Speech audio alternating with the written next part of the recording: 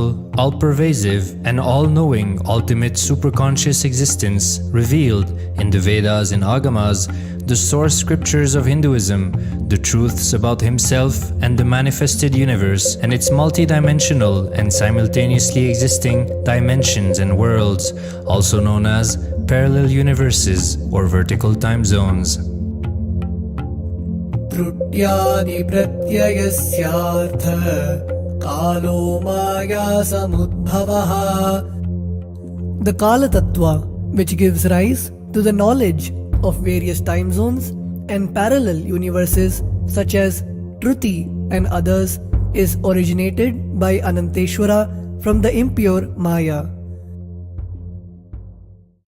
Bhagwan Paramashiva mentions that as we experience the various higher states of consciousness, we simultaneously experience the various time zones associated with them.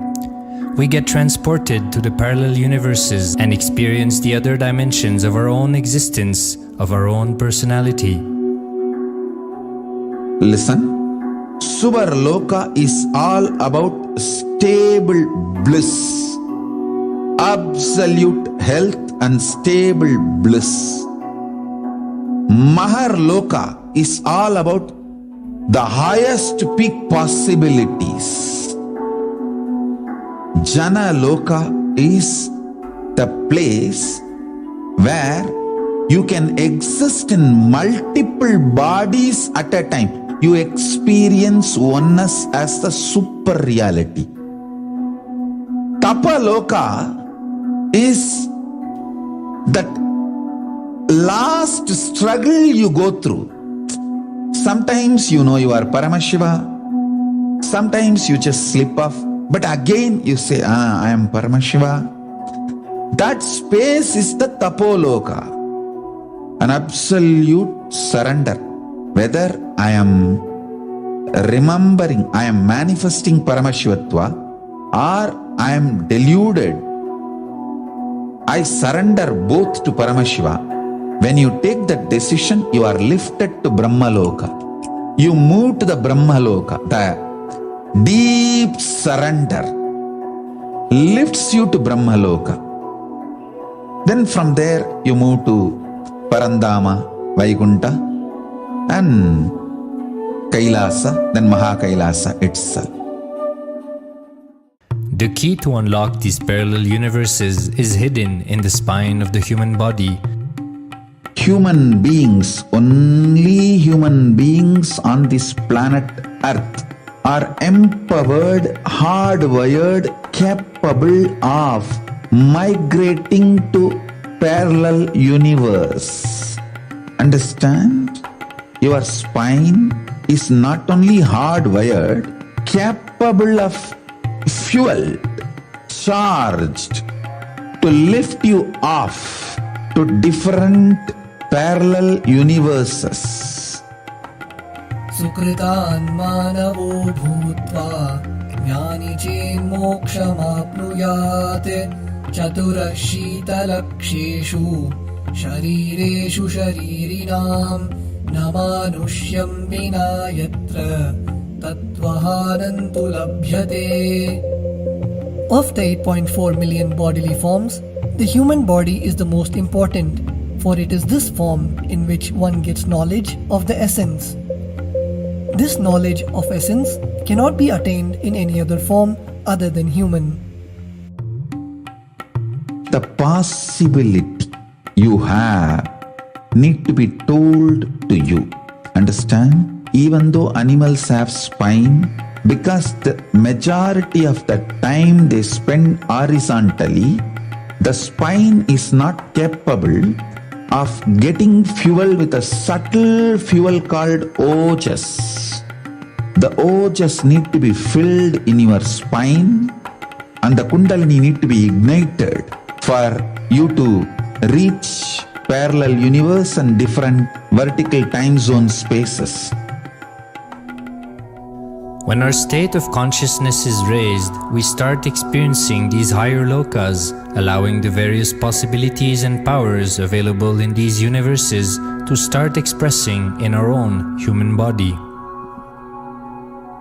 Recently, Scientists have discovered that the human body, particularly in the brain, naturally produces light in the form of biophotons, and that when our state of consciousness is lifted, the brain moves from producing a normal 20 photons of light per centimeter square per second to more than 100,000 photons of light per second.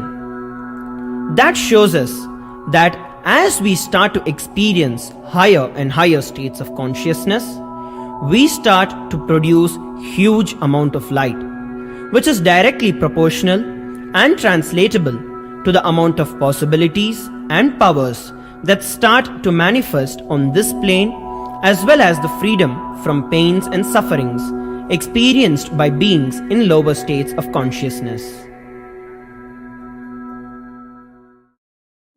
These higher lokas gives you various possibilities, powers. For example, visualize you going to a different country where the electronic gadgets are easily, freely available. So naturally, everything you can gain through the electronic gadgets will be available to you freely. Same way, Kamadhenu, Karpagavriksha, Parijata, all these are like different gadgets, possibilities available in different lokas. Please understand, a permanent, irreversible power manifestation from the upper lokas is possible. Once these possibilities and powers start to express in the human body on the Bhuloka, our present plane, we reach a point of no return, where the cognitive shift which happens in us about who we are and what is the reality hidden behind this perceivable world frees us from the deluded ideas we have about ourselves and the life in the cosmos.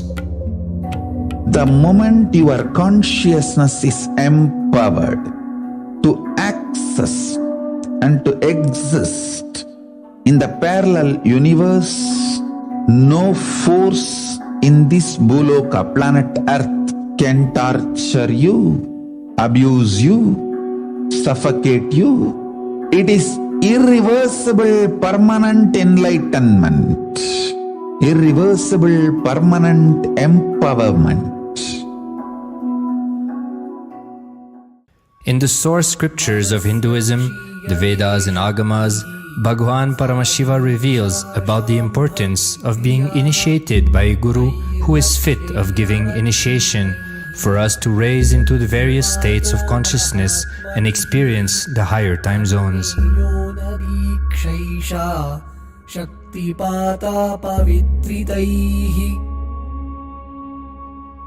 The potency of Anavamala, which veils the innate and essential nature of the soul, is set into the decaying phase by this specific activity. Such specific activity is characteristically called deeksha. The intimate communion between the blessed one and the blessing one is very rare and difficult to occur.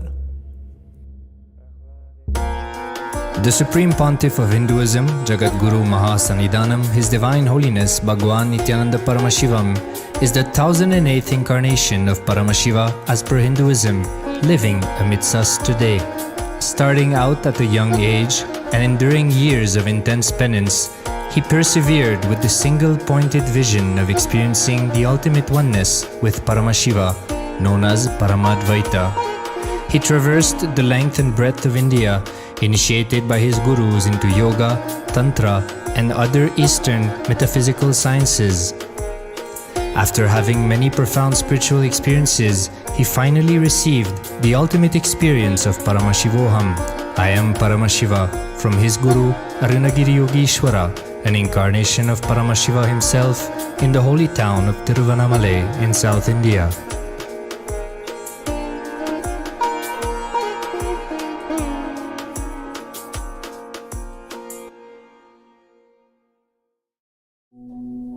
The brain is the body's most complex organ, containing more than 100 billion neurons.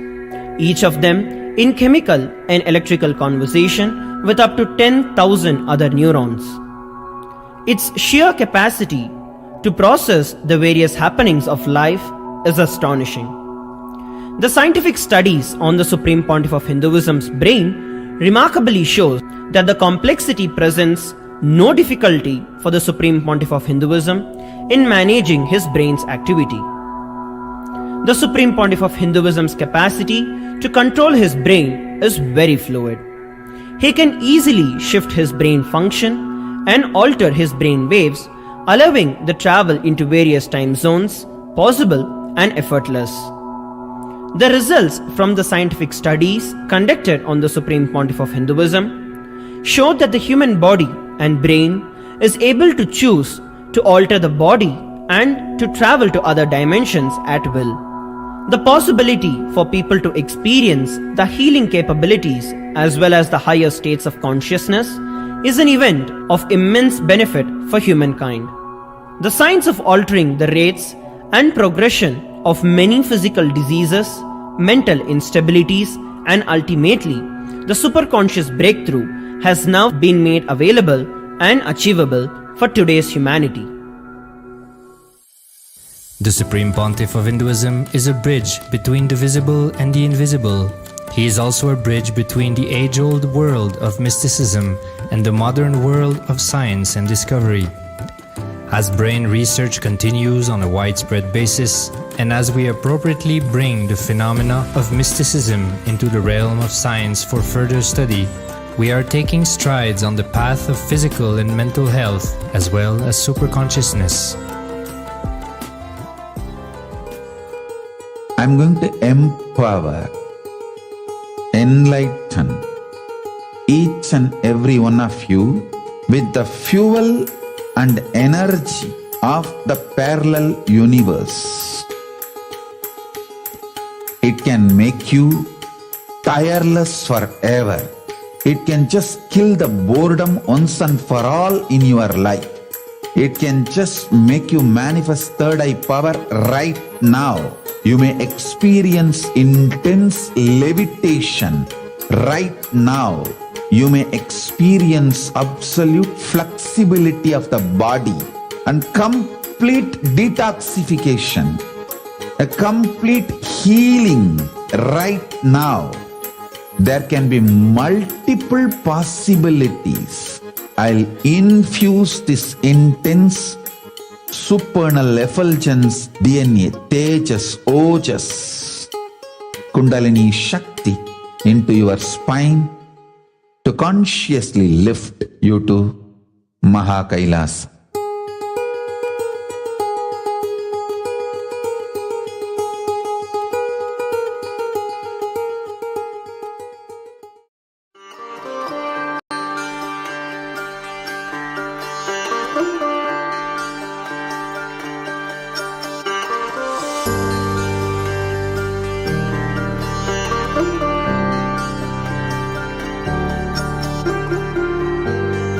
Kailasa, the good God country. Hinduism has something great to offer. Hindu God, Paramashiva, is good. We love him not just because he gives us what we want, but because he is good, and he has so much to offer to the world that makes the best nation. Hindu God has life positive, all-inclusive, good, spiritual, social, political, and moral principles.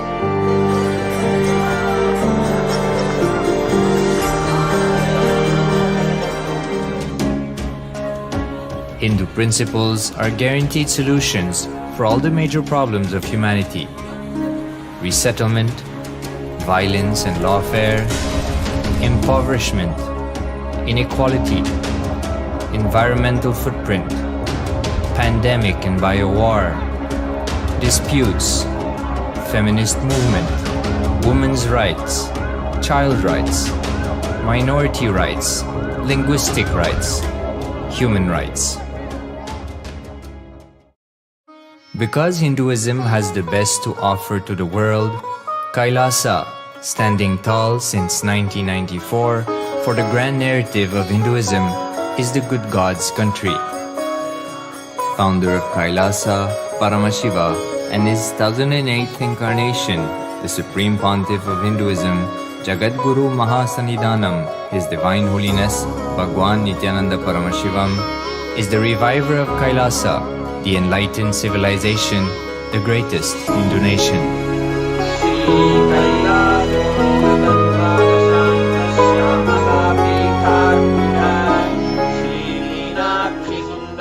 His Divine Holiness was birthed by his predecessors of enlightened masters, great rishis, munis, siddhas,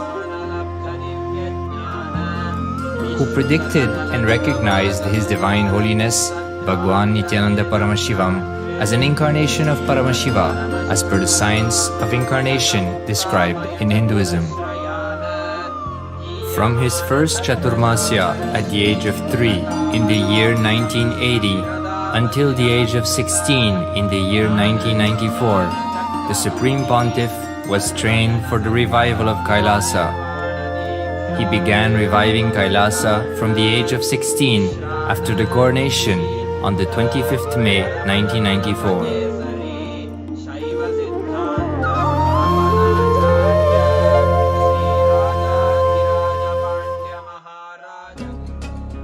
Kailasa that we see today is 26 years of sincere hard work of the reviver and Hindu diaspora all over the world.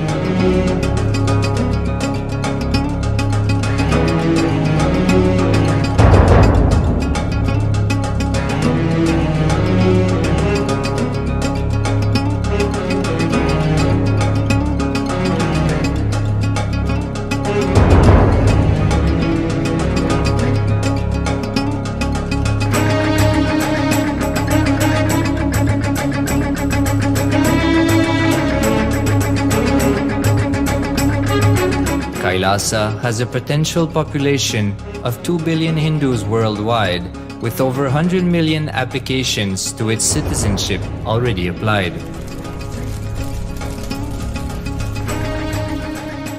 Hinduism has stood over 10,000 years as an enlightened civilization, has been a global beacon of spiritual and timeless wisdom, technology, culture.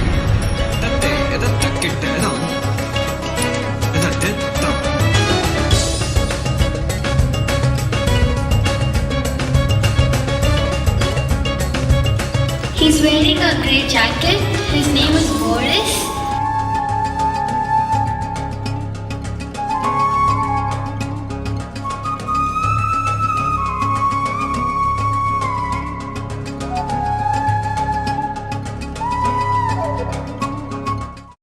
परमसुखदं केवलं ज्ञानमूर्तिं द्वन्द्वातीतं गगनसदृशं तत्त्वमस्याधिलक्ष्यम् एकं नित्यं विमलमचलं सर्वदी साक्षिभूतं भावातीतं त्रिगुणरहितं सद्गुरुं तं Namami.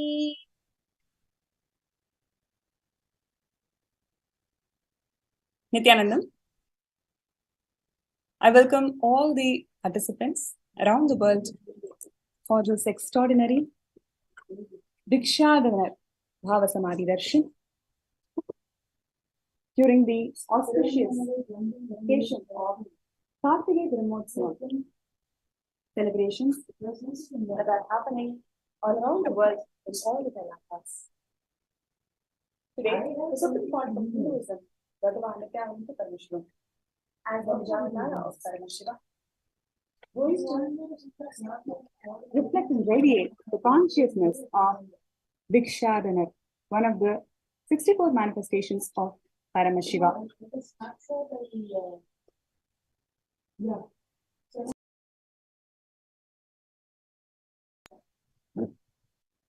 Is one of the 64 manifestations of Paramashiva, and today we are going to experience his compassion, his giving nature, how just by giving more than what he receives, how he simply elevates our frequencies to living enlightenment.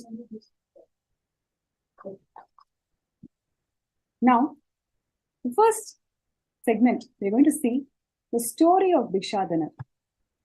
How the Bhikshadanar Murthy liberates all the living beings by his sheer compassion, by receiving the Bhiksha, by receiving and offering his begging bowl. What we give is too little compared to what he gives. He gives himself, his very living enlightenment to all of us by his sheer compassion of showing the begging bowl.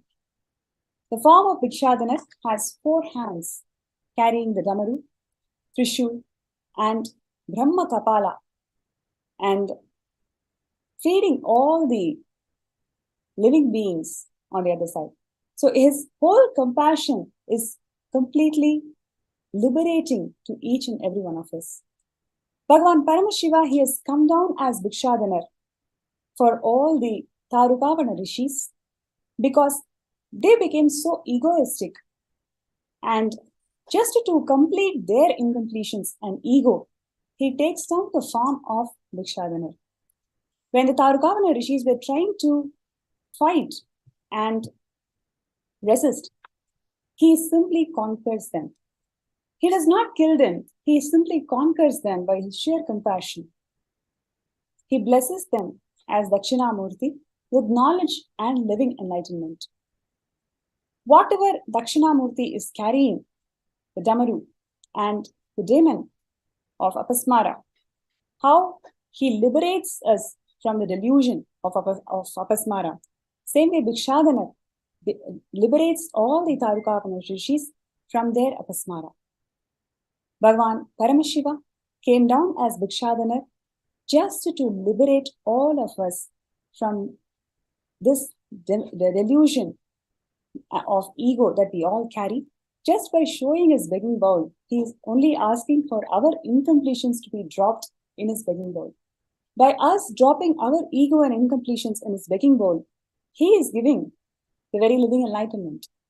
Today, all of us are going to be experiencing that seed of living enlightenment by the Nijavatara, the Supreme Pontiff of Hinduism, Bhagavan Nithyananda Paramashivam, who is going to show, who is going to radiate this super consciousness of Bhikshadanar Murthy. And do not miss this opportunity where all of us are going to be experiencing this beautiful space of Bhikshadanar Murthy. And just like how Paramashiva happened as Bhikshadanar Murthy to liberate the Tarukavana rishis, yugas later, he has once again happened as the Nijavatara, the Supreme Pontiff of Hinduism.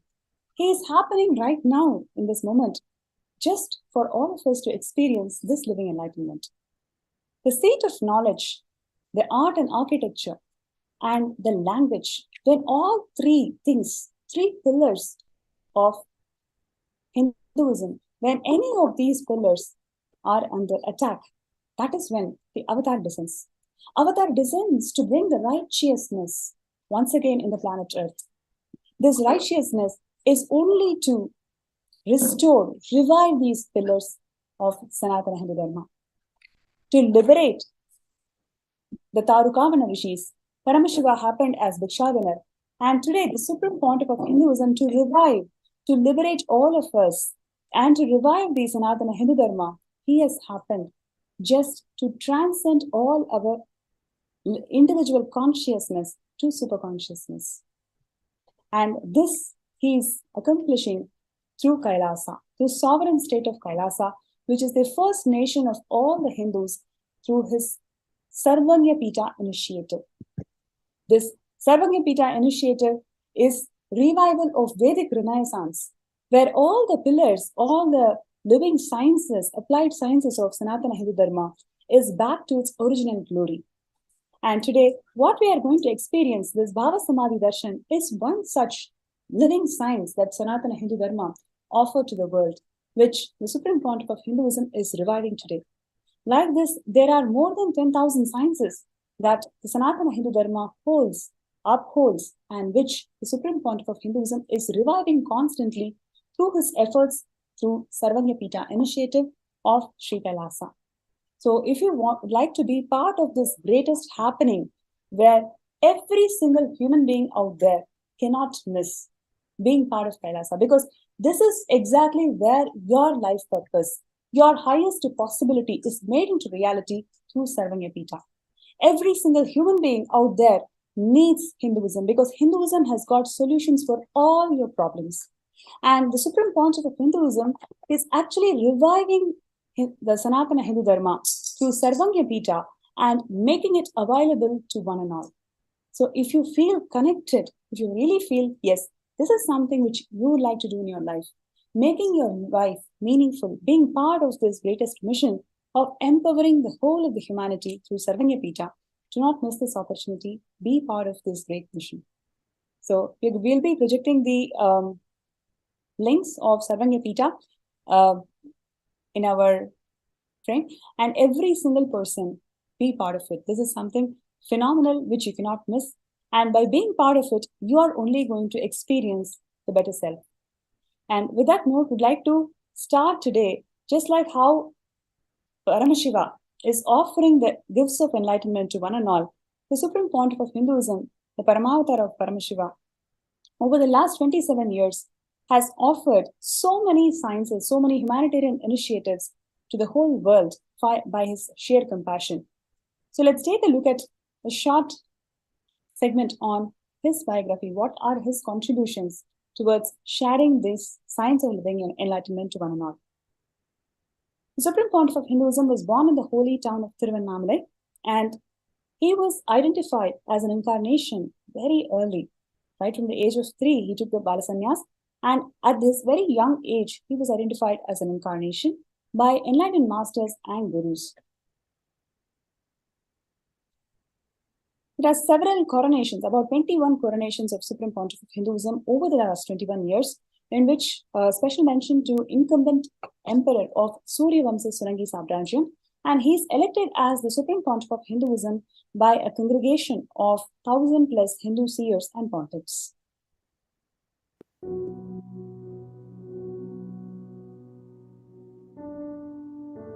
என் பேர் வாடிக்கை வாசல் பேர். நான் கட்டிக்கோல் தெருல 40 வருஷமா இருக்கிறோம். என்னோட தொழில் ஜோதிடம். ஜோதிடன்றது எங்கள் அப்பா காலத்துலேருந்து நாங்கள் பார்த்துட்டு இருக்கோம். 2 தலைமுறையா நாங்கள் திருவண்ணாமலை கட்டிக்கோல் தெருல இருக்கிறோங்க. அதுவும் இல்லாமல் நம்ம சுத்தப்பட்ட வணிகர்கள் எல்லாருமே நம்ம கிட்ட பார்ப்பாங்க அந்த காலத்தில். அதே போல் அந்த வகையில் எங்கள் தெருவில் வசிக்கக்கூடிய ராஜ்போயிலாருன்னு வண்டி வச்சுருக்காங்க. எங்கள் வீட்டில் இருந்து ஒரு 5 வீடு தண்ணி. அவர் யாருன்னா நித்யானந்தத்தோட அம்மா வழி அப்பா, அதாவது தாத்தா. பேர் டி ராஜ்போயிலார். அவங்க ஃபேமிலிக்கு எல்லாருக்குமே நாங்கள் தான் ஜாதகம் கடிக்கிறது சொல்கிறதெல்லாம் செஞ்சுட்டு இருந்தது. அந்த வகையில் வரும்போது அதில் தாங்க நமக்கு பழக்கம் ஆனாங்க. அந்த தெரு வழியிலும் எல்லாமே எழுதினாலும் அந்த வகையில் வரும்போது எங்கள் அப்பா கணிச்சார்னா அது அவ்வளோ சொல்லக்கூடிய வாக்கு உண்மை மனிதமாகும். அந்த வகையில் வரும்போது அவங்க நித்யானந்தத்தோட அம்மா லோகநாயகி அம்மா ஜாதகம் பிறக்கும் போது கணிக்கிறது வந்திருந்தாங்க எங்கள் அப்பா கிட்ட. அது எனக்கு தெரியும். அப்போ நான் சின்ன வயசு அதோட இதெல்லாம் எனக்கு அவ்வளோ இது இல்லை. அந்த வகையில் வரும்போது பார்த்தீங்கன்னா ஜாதகம்லாம் கணிச்சிட்டு போனாங்க. அதோட இது அதாவது ஒரு வேலை முடிச்சுட்டு வரும்போது அவர் டெய்லி கோயிலுக்கு போகிறார் அவர் தாத்தா ராஜபோயில. அப்போ பார்த்தீங்கன்னா நித்யானந்த சுவாமிகள் அவர் கையை பிடிச்சின்னு நேராக கோயிலுக்கு போயிட்டு எல்லா திருவிழா சரி எல்லாத்துலேயுமே சரி அவர் கூடவே வருவாருங்க. அவர் அதில் அவருக்கு நாட்டம் ஜாஸ்தி. அவர் ஆன்மீகன்றதை பார்த்தீங்கன்னா அவர் தாத்தா வழியில் வந்த ஜீடால அவருக்கு அந்த ஒரு இது வந்தது. அதே போல் ஜாதகம் கிடைச்சதுல கூட பார்த்தீங்கன்னா எங்கள் அப்பா ஒரு காலத்தில் சொல்லியிருந்தாங்க. அவருடைய ஜாதகம் பார்த்தீங்கன்னா அவர் சன்னியாசி ராஜ ரிஷியோட அமைப்பு இருக்குது பின்னாடி. அதே போல் நீங்கள் அவர்கிட்ட சொல்லாதீங்க, சொன்னீங்கன்னா சீக்கிரம் ஆகிடுவார், இல்லைன்னா காலதாமதம் ஆகும் அவருடைய இது சன்னியாசி வாழ்க்கை.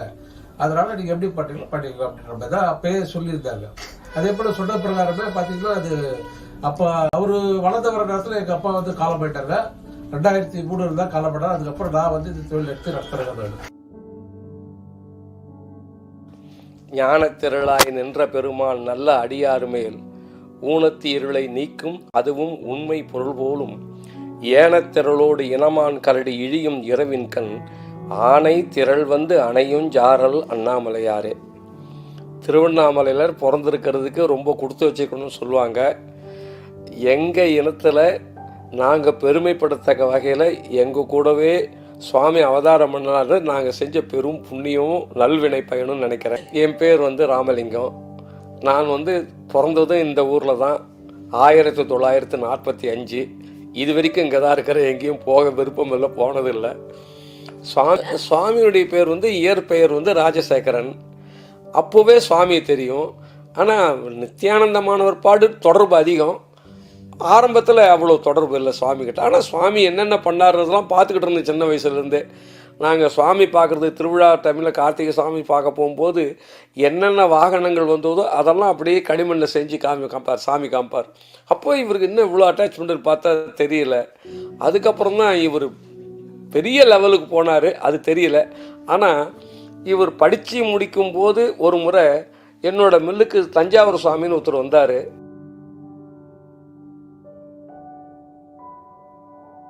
அவர்கிட்ட இவருடைய ஜாதகத்தையும் இவங்க அண்ணனோ தம்பியோ ஒரு கணேசன், இவங்க பெரிய ஆதியில் பெரிய பார்ப்பில்ல, அவர் கொண்டு வந்தார். சாமி என்னுடைய ஜாதகத்தை பாருங்கன்னாரு. அவன் ஜாதகத்தை பார்த்து சாமி சொன்ன பிற்பாடு, இது சித்தப்பா பையனோட ஜாதகம், இதை பார்த்து சொல்லுங்கள் சாமின்னாரு. தஞ்சாவூர் சுவாமி அந்த ஜாதக நோட்டில் கை வச்சுட்டு அதை திறக்கவே இல்லை. இதை ஆண்டி ஜாதகம் பார்க்கக்கூடாதுன்னாரு. எனக்கு மனசு ஒரு மாதிரியாக இருந்தது. என்ன சுவாமி, அந்த தம்பி அங்கே நிற்கிறாரு, நீங்கள் இப்படி சொல்கிறீங்களே அப்படின்னு கேட்டேன். அது எங்கே நின்னா என்ன, அவன் ஆண்டி உலகம் போட போகிற ஆள், இதை பார்க்கக்கூடாது, எங்கேயும் காட்டாதேடா, எடுத்து போய் வைடா அப்படின்னு சொல்லிட்டாரு. இதுதான் முதல் நிகழ்வு.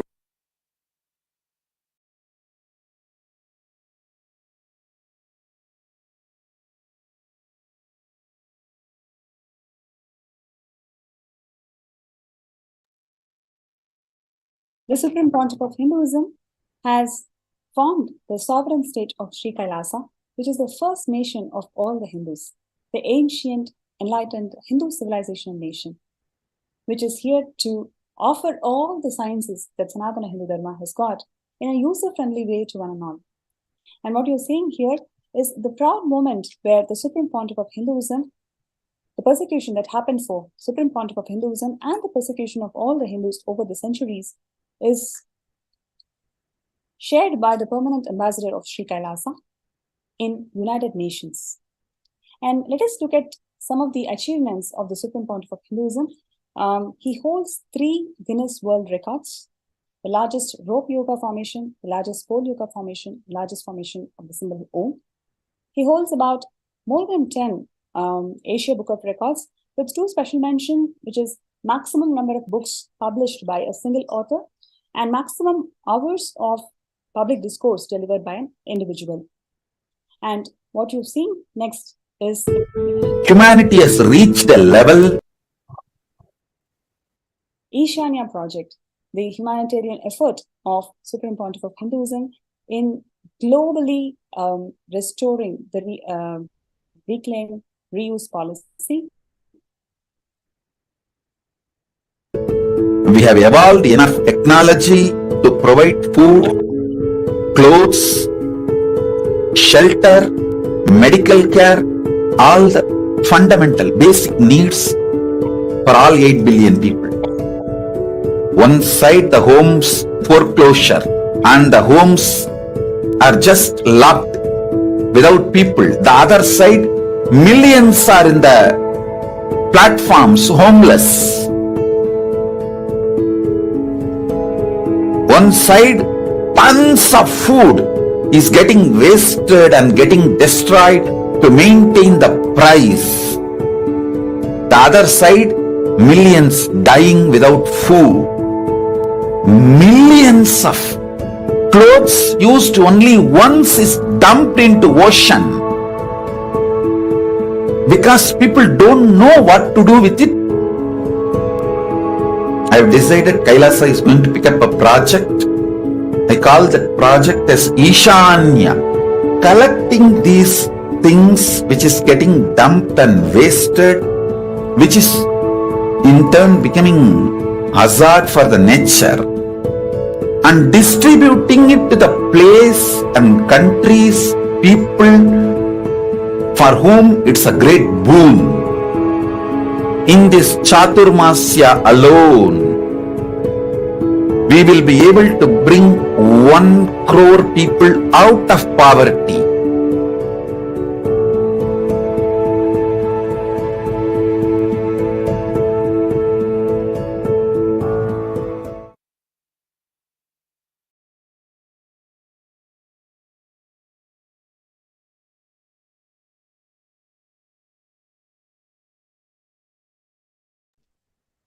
The proud moment where the persecution of all the Hindus over the millennia and the persecution that the Supreme Pontiff of Hinduism faced over a decade is brought to the notice of the International Forum in United Nations by the Permanent Ambassador of Sri Kailasa.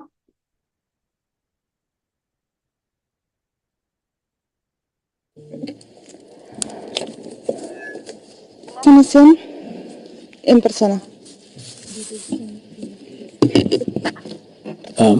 Madam Chairperson, esteemed delegates and colleagues, I represent Kailasa Nation led by Supreme Pontiff of Hinduism, Sri Nithyananda Paramashivam, which speaks on behalf of 2 billion Hindus around the world who do not have a voice representing them in these international forums. I want to specifically bring to light the attack on minority Hindu traditions.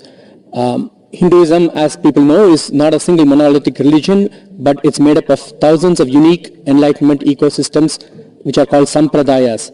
In recent times, many Hindu gurus, Hindu minority traditions and temples have come under attack by majority ideologies, and a large number of traditions have virtually disappeared. There has been no recognition of the attacks by international human rights groups, as in these cases it is difficult for outsiders to distinguish the attackers from the attacked. For the past 10 years, the Kailasa Nation and SPH Sri Nithyananda Paramashivam have been attacked and silenced in India as a religious minority, as a linguistic minority, and because extremist elements are opposed to Kailasa's stance when it comes to the rights of women, including marginalized Dalit women and the rights of members of the LGBTQ and transgender communities. In 2019, Kailasa approached the OHCHR presenting the case of persecution, and when this document reached the Indian media, a very well-funded defamation campaign was started by news sources which were supportive of the Union government, alleging treason and sedition on part of the Kailasa Nation. A number of false cases were subsequently registered against Kailasa leaders, and one of our university campuses for women in the state of Gujarat was razed to the ground in a matter of days by mobs along with the local government. Kailasa has since submitted a number of reports on the persecution to various forums available within the UN, but not much action has been taken. In June 2021, Kailasa made a submission on the attacks of ASMT women in the session by the UN Committee on Elimination of Discrimination Against Women on the Rights of Indigenous Women, and further submitted reports out to femicide and on gender justice. Later in September, Kailasa's report on media disinformation in India, which is a big problem, was accepted by the Special Rapporteur for the right to freedom of opinion and expression.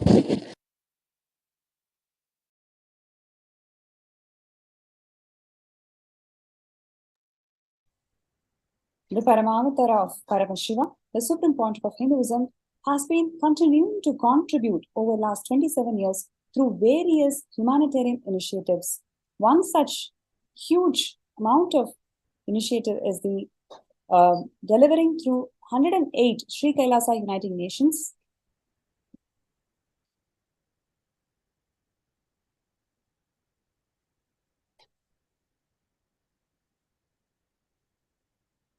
Kailasa's Sri Uniting Nations, upholding and reaffirming the noble ideals of freedom, prosperity, harmony for achieving 17 Sustainable Development Goals of United Nations.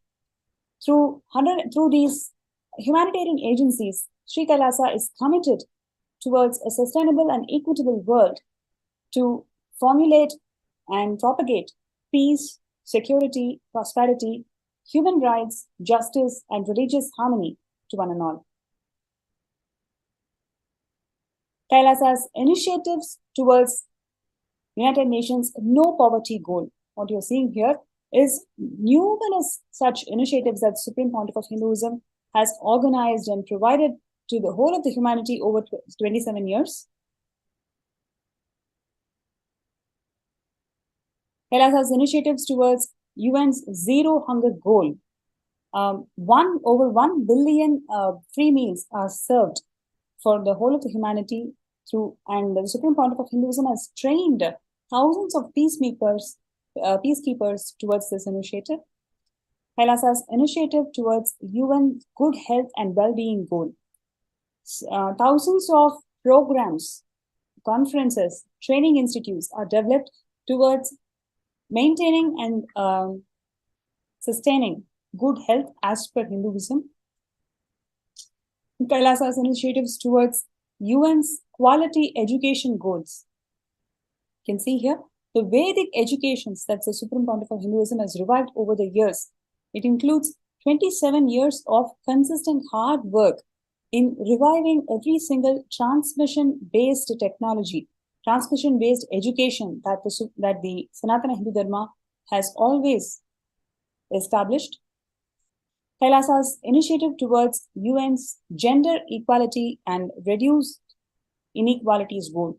You can see here, over the last 27 years, the Supreme Pontiff of Hinduism has empowered the LGBTQ communities, empowered the feminine consciousness through several initiatives, including opening women-specific universities, Ankita and Ashraya program, foundation women's-specific foundation literacy institutes and programs. In several ways, all these communities that needed to be established in gender equality, the Supreme Pontiff of Hinduism has always empowered these communities. Kailasa's initiative towards UN's climate change goal.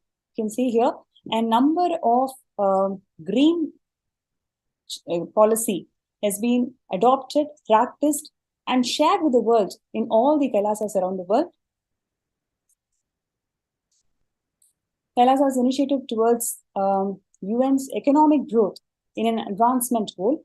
You can see here every single penny that's been spent in all the Kailasas around the world is as per Hindu economic policy as listed out in Vedas and Agamas.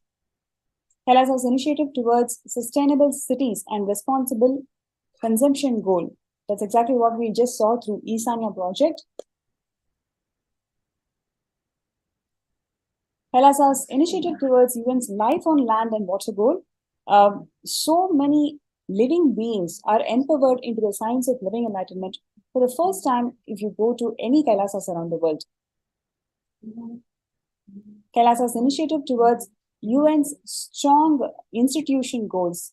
Kailasa has got more than thousands of non-for-profit organizations empowering the humanity around the world through humanitarian projects and initiatives. This comes to the end of all the contributions, several contributions that Supreme Pontiff of Hinduism, just like Paramashiva came down to planet Earth as Bhikshadanar, empowering the humanity into the science of living enlightenment. That's exactly what the Supreme Pontiff of Hinduism is doing today, empowering the entire community, entire planet Earth into the science of living enlightenment through various humanitarian initiatives.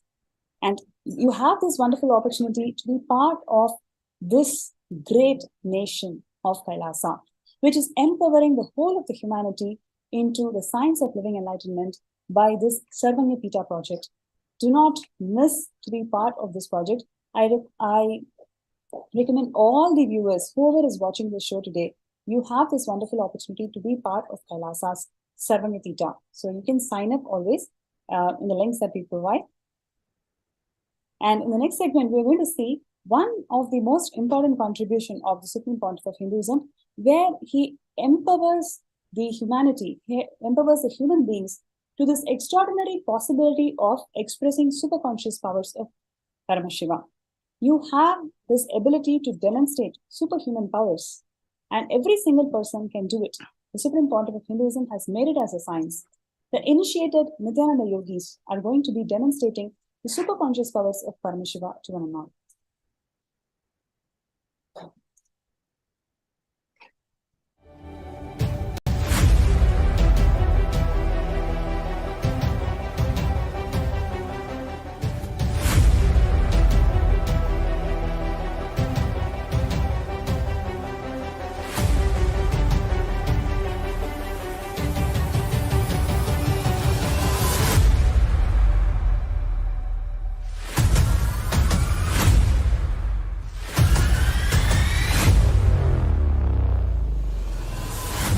whatever I shared till now, condensing the whole thing and reviving it as experience, starting from completion, unclutching, power manifestation, the states of consciousness, and the planes, multiple planes, everything.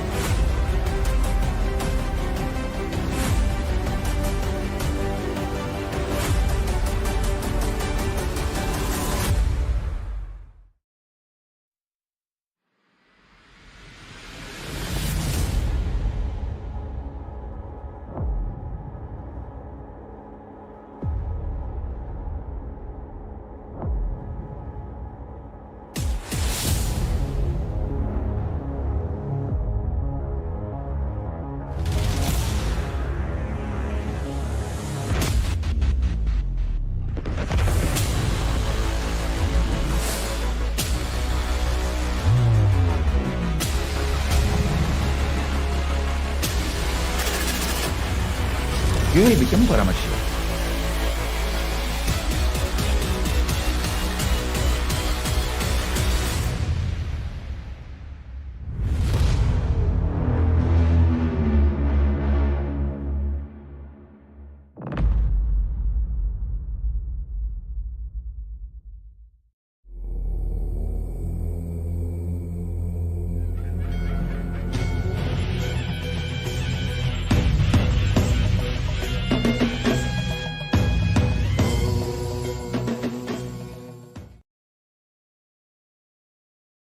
The Indian mass media cult and cinema industry, whether Bollywood or Dollywood or Bollywood or Sandalwood or all, the whole cinema industry in India, heavily funded by anti-Hindu elements, and they have successfully done the continuous hate speech at least for last 50 years.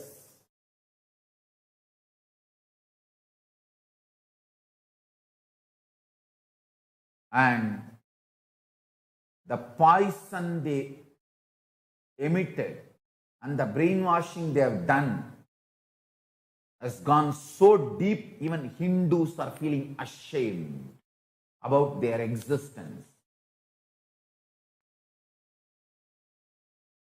When I grew up seeing people wearing the Hindu mask,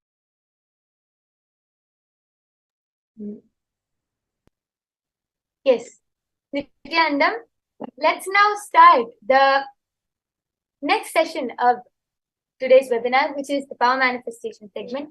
We, the Balitans of the Nithyananda Gurukul, are honored and excited to have all the participants of today's webinar live here today with us. My name is Maniti Yogapranananda, and along with me, I have Maniti Virijananda.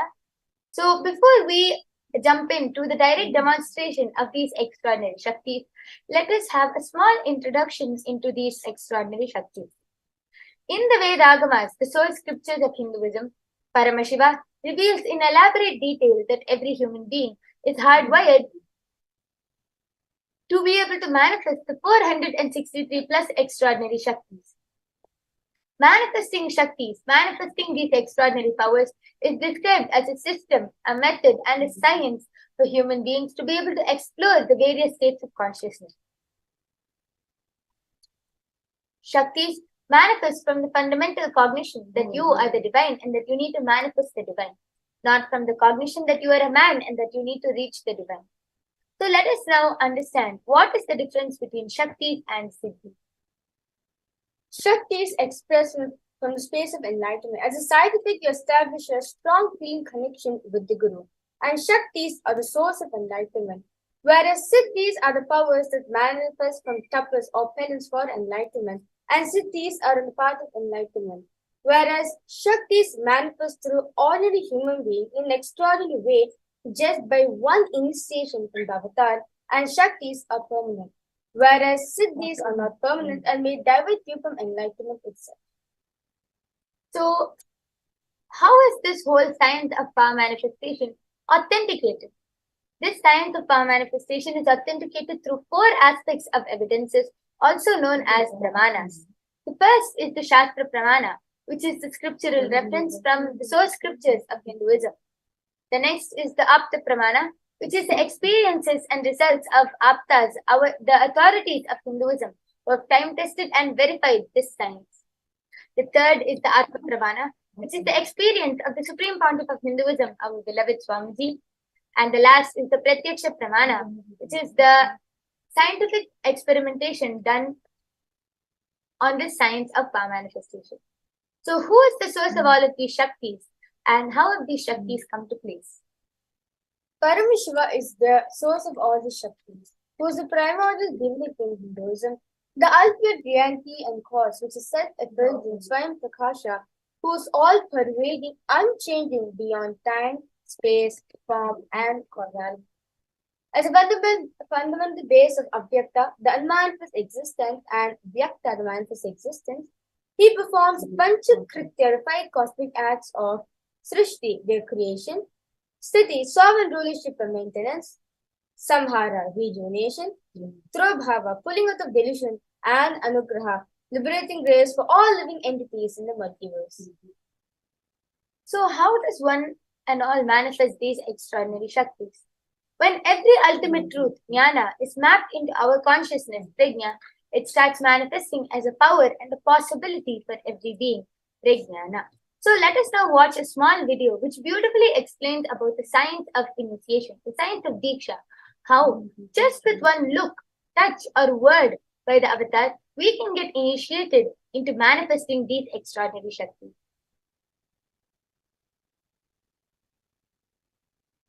Deeksha is the direct transfer of spiritual energy by an enlightened being through look, word, or touch. The traditional Vedic book Navaratneshwara states, Sarvasamapi Dikshanam Muktihi Phalamakhanditam Avirodhat Bhavantyeva Prasangyastu Bhuktayah.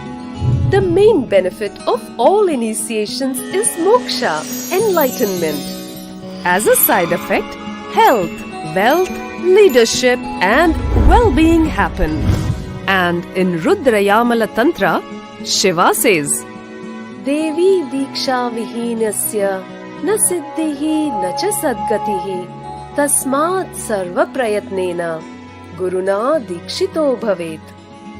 The one who is not initiated does not attain liberation nor a better future.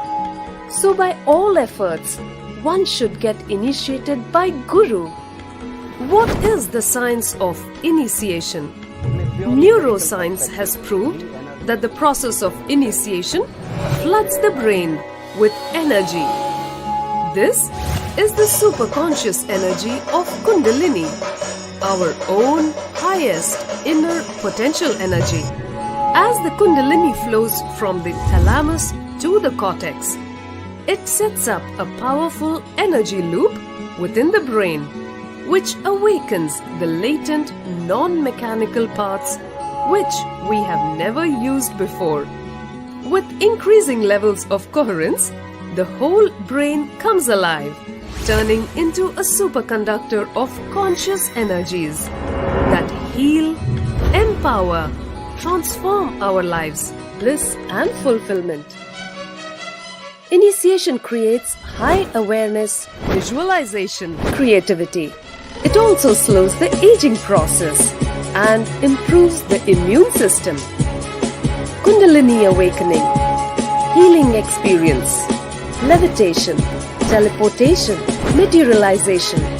Experience the power of initiation through a range of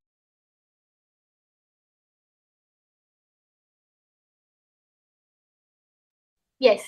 So with this beautiful understanding about the science of Deeksha, let us now enter into a very unique and exciting demonstration of the power of third eye. Let us first listen to the Shastra Pramana for the power of third eye, which comes from the Vijnana Bhairava Tantra, Sutra 34. Kapalantarmanonyasa Tishtanmilitalochanaha Kramena manasodardhyat Lakshaye lakshyamuttamam. The translation goes, by fixing the mind on the inner space within the crown center and sitting stably without any movement, having the eyes closed in succession, by that stability of the mind and inner space, through the power of third eye, one directly sees the ultimate goal, Lakshya, and by having the vision beyond the sight that reveals any object or place, attaining the space of oneness with the source, Paramashiva. The next is the Apta Pramana, the Vedic rishis, Vedic scientists, their experiences on this power. So, this Apta Pramana for the power of third eye is taken from the Srimad Bhagavad Gita, chapter 11, verse 8, where Bhagavan Shri Krishna beautifully says to Arjuna, Natumam shakyase drashtum anenaiva swachakshusha divyam dadami te chakshuhu pashyame yogamaishwaram. The translation goes, but you cannot see my cosmic form with these physical eyes of yours. Therefore, I grant you Divan third eye vision, behold my cosmic form. So, in the Bhagavad Gita, Bhagavan Shri Krishna initiates Arjuna into the power of third eye. He beholds Shri Krishna's Vishwarupa Darshan, which is the vision of Shri Krishna's own cosmic form. In the 11th chapter of Bhagavad Gita, which contains a detailed description of Bhagavan Shri Krishna's cosmic form, is completely narrated by Arjuna as he sees Shri Krishna through his third eye. The next is the Atma Pramana, which is the experience of the Supreme Pontiff of Hinduism. In Swamiji's own words, the first experience is that I was able to see everything around me, above me, the whole 360-degree vision, the 10 directions, below me, everything. I realized not only I was able to see, I was able to feel and experience all of that as me. And the next is the Pratiksha Pramana, the scientific experimentation done on this power. So you can see we have a diagram which is being projected, which shows the studies, measures, and compare the metabolism activity of the brain in conscious and meditative states using the photon emission tomography, the PET. So when doing daily activities, high activity is measured in the brain where the third eye is located. And when in deep state of Samadhi, only the third eye region is active and almost 90% of the brain is at peace. So with this beautiful understanding we get from the pramanas of the power of the third eye, let us get into the demonstration. Yes, so without further delay, let us jump into the demonstration.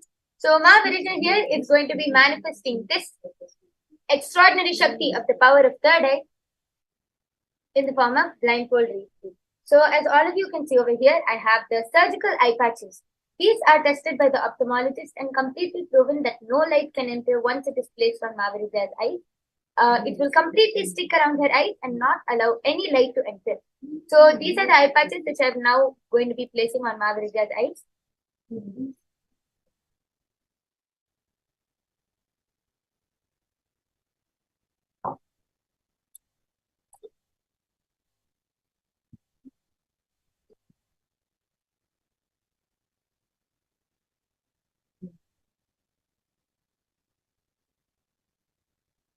Yes.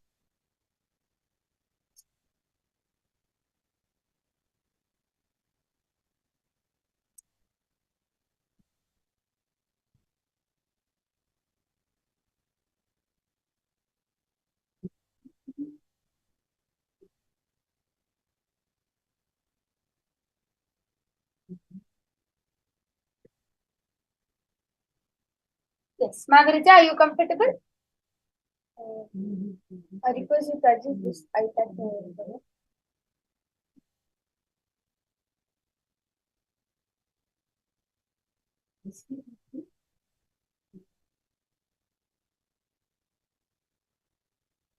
Yes. Now are you comfortable? Yes.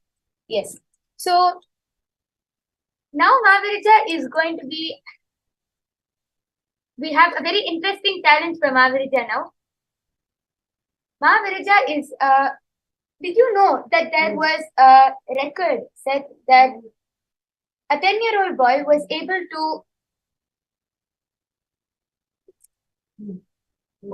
to identify the countries along with their flags in a span of 2 minutes and 3 seconds. As all of you can see projected on the screen over here, The record for being the fastest to recite the names of all the countries was set by Muhammad Rafi S. And he recited all the names of 195 countries in just 1 minute, 23 seconds and 43 milliseconds. So, Ma Virija, we have an interesting challenge for you today.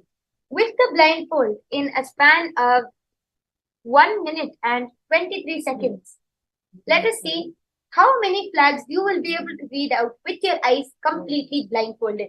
So what Ma Virija is going to be doing today, she is going to be identifying random flags through her third eye in a span of 1 minute and 23 seconds. So I request the flag generator to be projected. Yes. So as all of you can see, this is a random flag generator, and I request the flags to be shuffled around. So random flags will be popping up on the screen, and Ma Virija will be reading them in a span of 1 minute and 23 seconds. And let's see how many flags Ma Virija is able to read through her third eye with her eyes completely blindfolded. Yes, as all of you can see, this completely random flags. Now, I request the timer also to be projected onto the screen. Yes. Meanwhile, Ma Virija, are you ready for this challenge? Yes. Yes. So first, connect to Swamiji by chanting the Mahavakya, which is the Om Nithyananda Paramashivoham. The Mahavakya is the direct passcode to be able to connect into the space of oneness with Paramashiva and to be able to allow Paramashiva to manifest through you. So now Ma Virija is going to chant the Mahavakya and connect to Paramashiva in the space of oneness. Yes.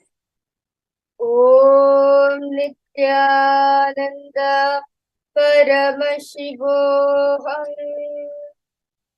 Om Nithyananda Paramashivoham. Om Nithyananda Paramashivoham.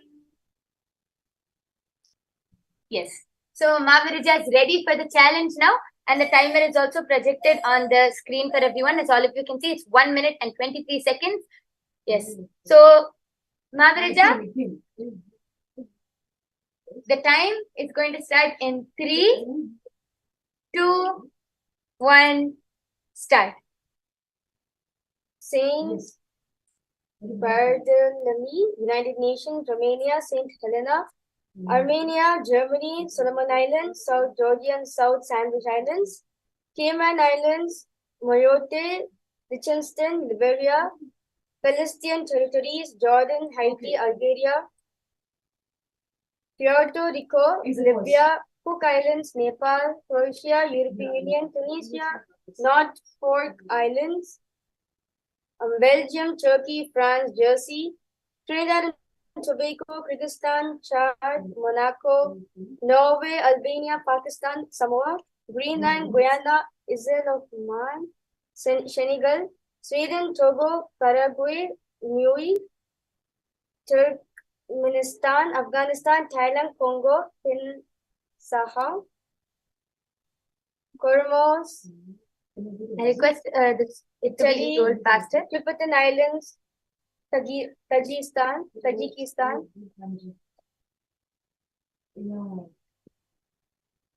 Peru, Mongolia, Bulgaria, Martinique, Serbia, Colombia, Guinea-Bissau, Antarctica, Aruba, Vietnam, Niger, Bangladesh. Yes, Ma Virija, you can stop. Marshall. Yes. So the timer is up. So let's go ahead and start counting. How many flags was Ma Virija able to read in a matter of 1 minute and 23 seconds? Yes. I request it to be scrolled all the way to the top. Yes. 4, 8, 12, 16, 20, 24, 28, 32,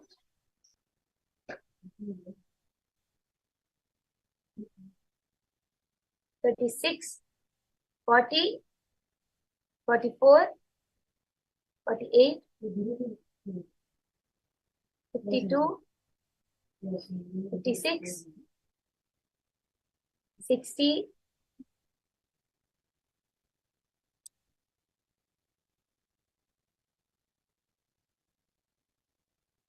64,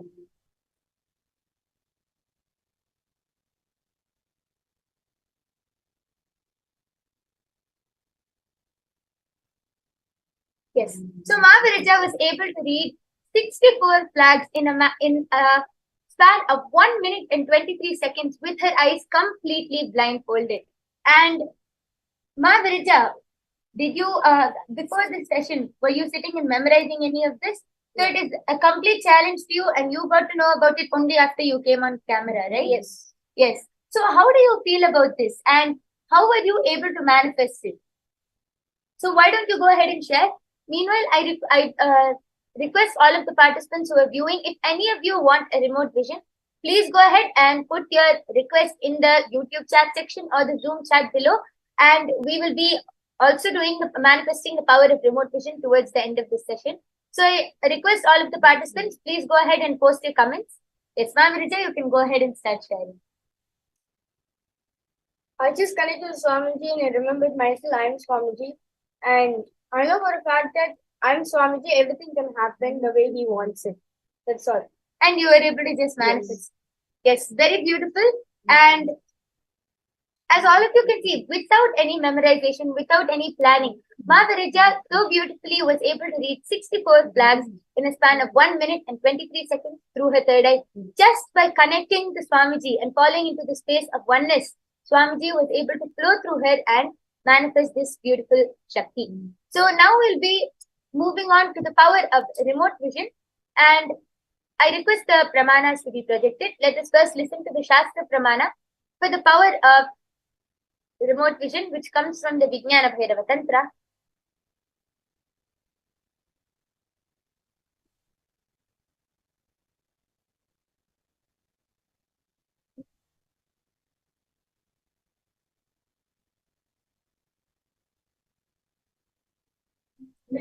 Yes. So the Shastra Pramana comes from the Vijnana Bhairava Tantra, Sutra 92. Vyomaakaram swamatmanam ध्यायेदिग्भिरनावृतं निराश्रया चितिशक्तिः स्वरूपं दर्शयेत् तदा. The translation goes, Bhagavan Paramashiva says, concentrate and cognize with restful awareness on oneself in the form of a vast etheric space or sky, Vyomaakaram, which is limitless in any direction whatsoever. Thus, the Chitish Shakti, the power of consciousness, freed from all support, reveals and manifests herself as the form of one's essential nature of the self. The next is the Apta Pramana for the power of remote vision, which goes back to the time of the Mahabharata war. In the Hindu Purana, the Mahabharata, the whole war, the sacred scripture of the Srimad Bhagavad Gita, is narrated to the blind king Dhritarashtra by his trusted charioteer Sanjaya. Sanjaya is initiated into the power of Dura-drishti, remote vision, and Dura-shruti, remote hearing, by sage Vedavyasa, and it is through Sanjaya's narration that the humanity has received the sacred scripture, the Srimad Bhagavad Gita. The next is the Atma Pramana, which is the experience of the Supreme Pontiff of Hinduism. Narayana Swami Tata was one of the gurus of the Supreme Pontiff of Hinduism and was well known in Tiruvannamalai to be able to scan remote distances at ease. One day, a senior police officer came to Narayana Swami Tata seeking help to find a thief whom they were searching for the last 1 week. Narayana Swami Tata simply turned towards the Supreme Pontiff of Hinduism and asked him to scan the whereabouts of the thief in a mirror with the black face, the Jnananjana of light. The Supreme Pontiff of Hinduism not only was able to scan and reveal the whereabouts of the thief, he was even able to show the same to the police officer, after which the thief was caught red-handed in the same place and location as revealed by the Supreme Pontiff of Hinduism.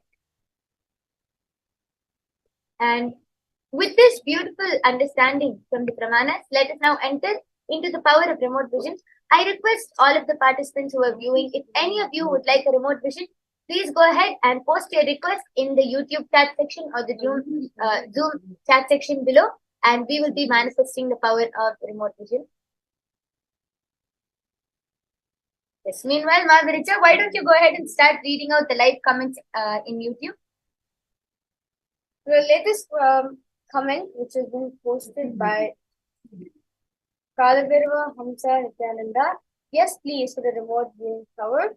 And Ma Sarinka Vidyakaran, Ma Nityalaya Darshan has requested, please, can I have a remote viewing? And namaste, smiling emoji, namaste. That's beautiful. So, Kalabhairava Hamsa Nithyananda. Yes, we'll be doing the the remote vision for you now. I'll be starting this power by chanting the Mahavakya Om Nithyananda Paramashivoham, which is the direct passcode to connect to Paramashiva. Meanwhile, Margarita, you can go ahead and continue reading out the live comments which is projected on the screen. Margaret Lasidi has posted Nithyananda for a program. I request the comment section to be scrolled up.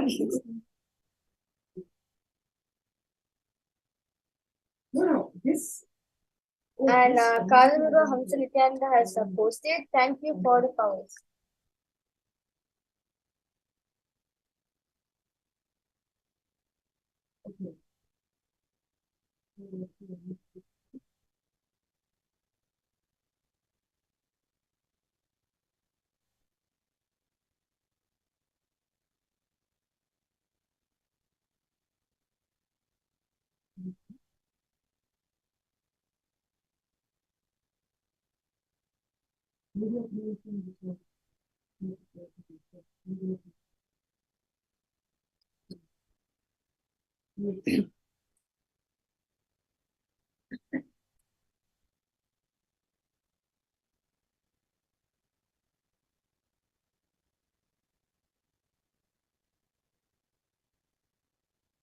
Yes. So first I'll start describing the kitchen area. So I request the kitchen section to be projected.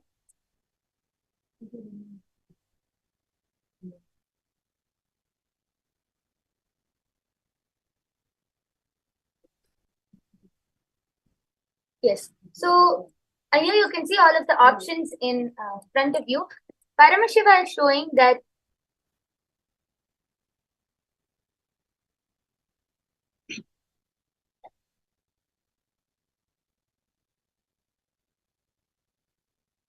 so Paramashiva is showing that your kitchen is more like a pure elegant kitchen, as you can see, which is projected over here. Except it's a little more smaller and close. And the color of your kitchen, I'm able to see it's like a peachish yellowish shade. I request that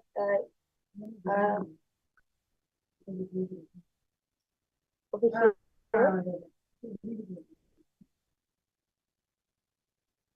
I request this section to be clicked on.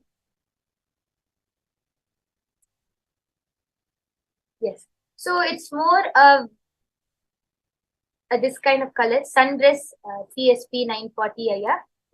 The shade, the wall of your kitchen is more of that kind of color, and the outline I'm able to see is a very bright. I request the white, the shades of white to be shown, to be projected. Yes. So yes. So the outline, the outline of your the doors and the whole kitchen is of this shade, and I'm able to see your kitchen counter is like a very light shade of gray marble, like this one.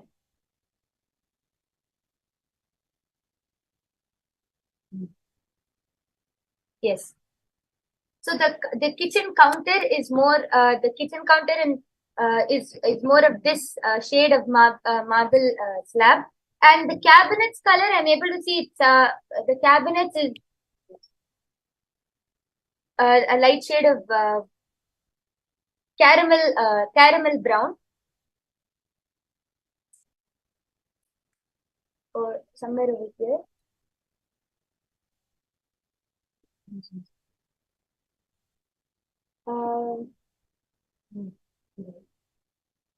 Yeah, maybe a little lighter than this, Aya.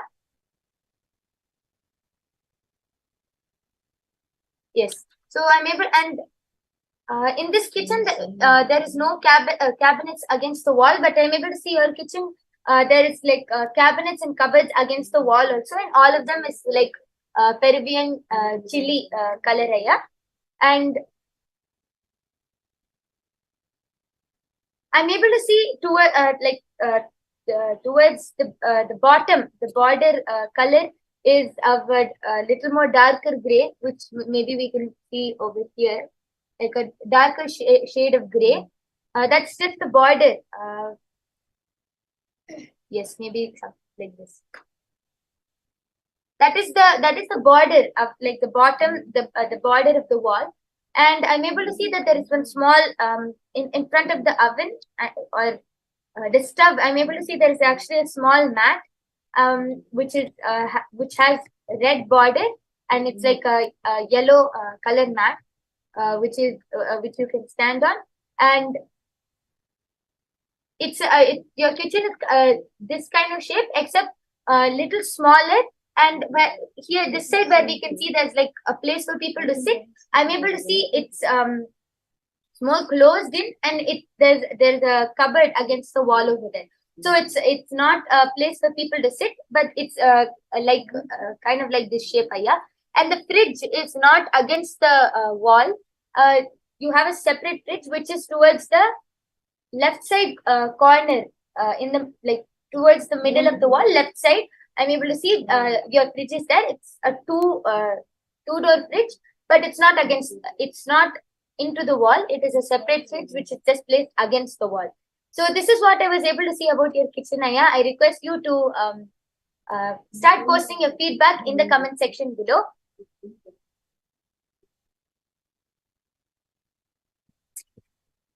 Yes, and the second place I'll be scanning of your house is your bedroom. So I request the bedrooms to be projected.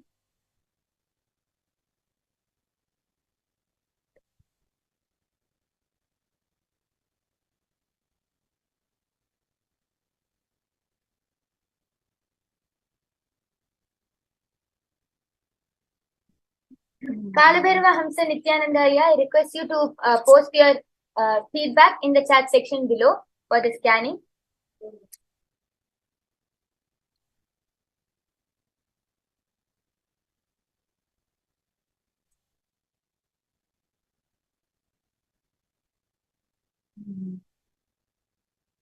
Meanwhile, I request the bedroom. Yes.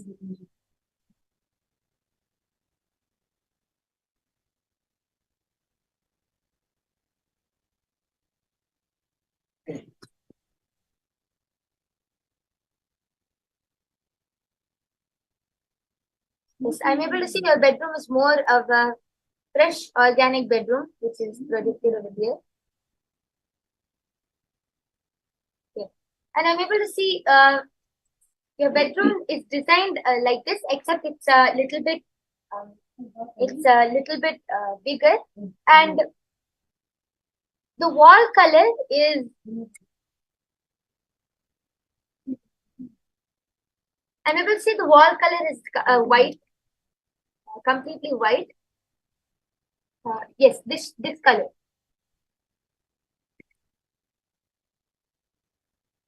Yes, so the bedroom wall color is teal color. Then I'm able to see the whole bedroom is one shade only. Then the ceiling also it's a little darker than this, and the borders, I request the cream colors to be shown for the ceiling.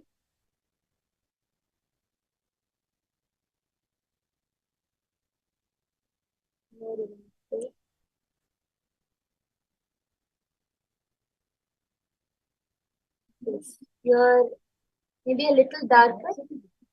Am I in the brown?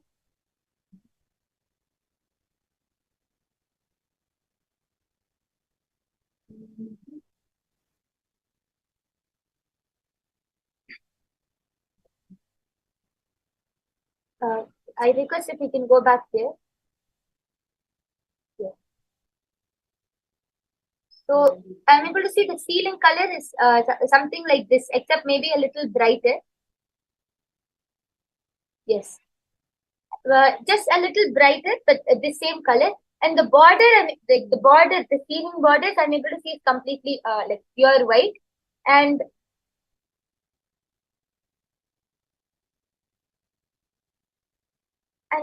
this in this room which is projected, the ceiling is slanted, but I'm able to see a ceiling is complete. It's flat in the bedroom, and the balcony is not completely glass. I'm able to see it's just a normal room with wall on all sides and a door.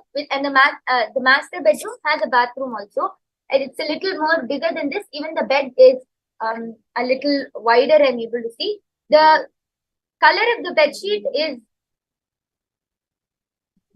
I'm able to see right now it has different designs. So it's a light, not yellow shade, maybe a light brown kind of shade, and the stripes.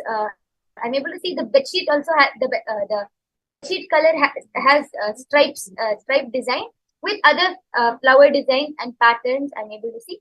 So those stripe colors are of a dark chocolate brown. And next to your bed, I'm able to see there's a small table. The table is actually a little, it's in a shape of an octagon, except, yeah, it's in a shape of an octagon, except it's like more straight. It has a glass top, and I'm able to see a small, not a vase with flowers, but I'm able to see a small pot kind of thing on top of the table. And other than that, it has in the drawers. I'm able to see the drawer color is a dark brown, not chocolate, little darker than that. And I'm able to see papers and books inside. So I request if you could give your feedback for both of these areas which Paramashiva revealed today as we are watching the live chat. Yes, Mavarita, you can start reading out the comments. So, Kailasa Nithyananda has posted yes, and he has posted green, and he posted yes. He was agreeing to what my Yogaprana was scanning. And also, Kailasa Nithyananda has posted brown bed frame. Yes. Yellow bed sheet. Yes. Thank you so much, Aya, for your feedback. And we thank all of the viewers who are watching this session live right now. As all of you can see, this is the extraordinary demonstration, a few of the powers of Paramashiva, which all of you will also be able to manifest just with the initiation by the Supreme Pontiff of Hinduism. So now I'm going to be removing the eye patch from Avirija.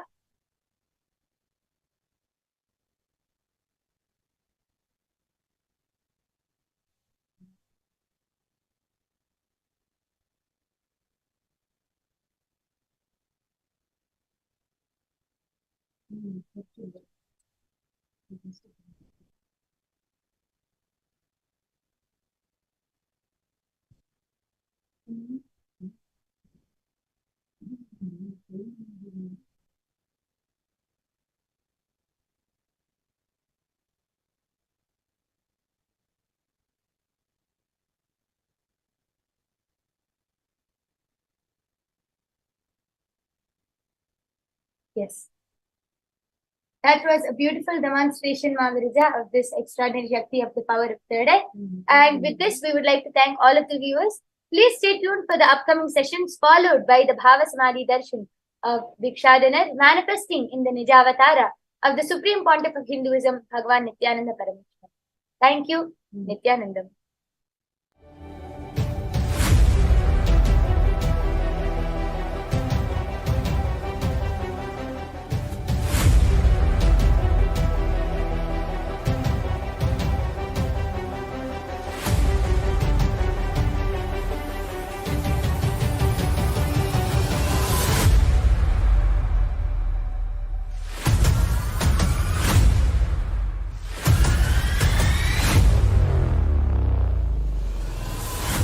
whatever I shared till now, condensing the whole thing and reviving it as experience, starting from completion, unclutching, power manifestation, the states of consciousness, and the planes, multiple planes, everything.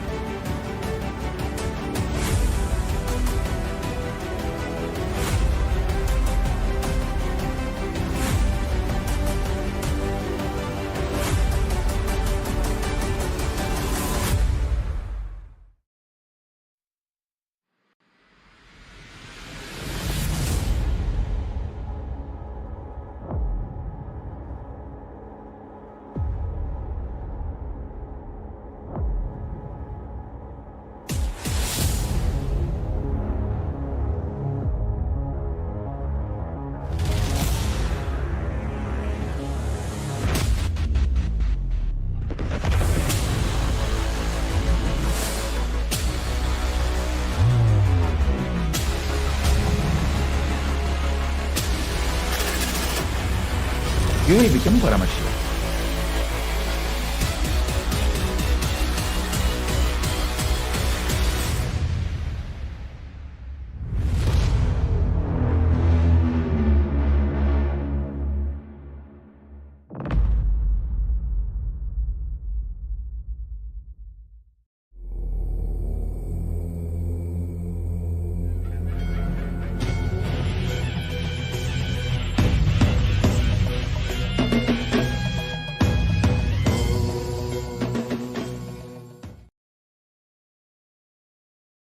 The Indian mass media cult and cinema industry, whether Bollywood or Dollywood or Bollywood or Sandalwood or all, the whole cinema industry in India, heavily funded by anti-Hindu elements, and they have successfully done the continuous hate speech at least for last 50 years.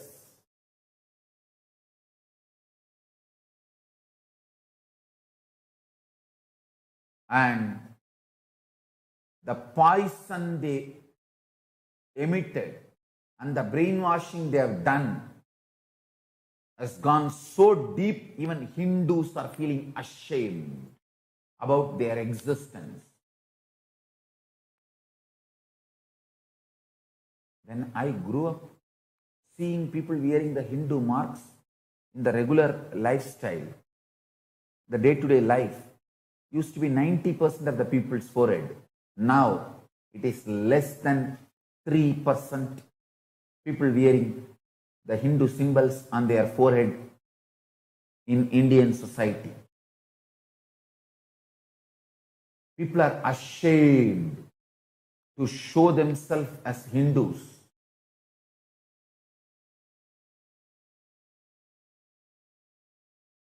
Sadhus are terrorized. They have to constantly live in fear. Hindus, wake up. Wake up.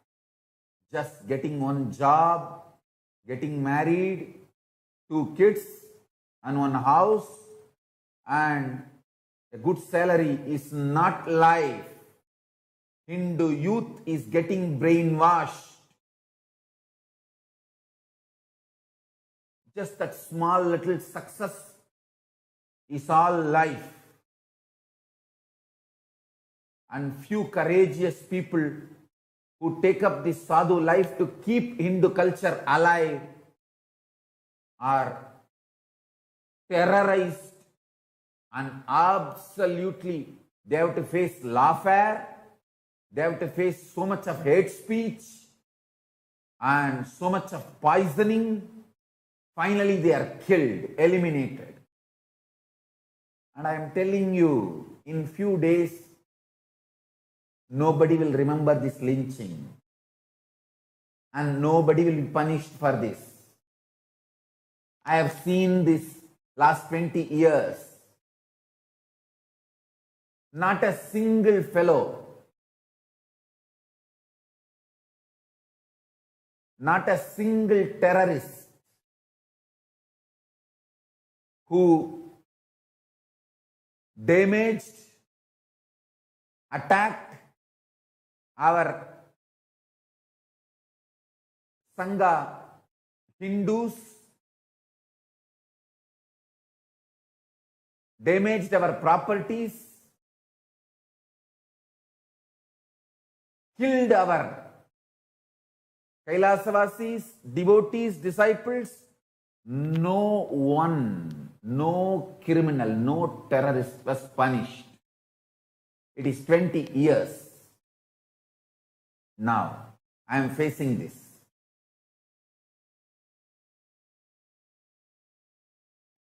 Police supports those terrorist gang and those criminals.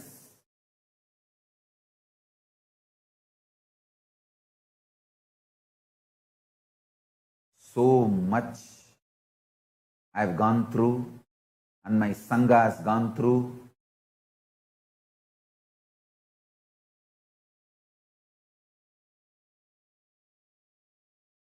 We have done tyaga of everything, and today again, two sadhus and one of their assistant driver, they belong to my sampradaya. They belong to Akada Parishat, the 13 Akadas which we belong to. All Hindus, please wake up. Let us get.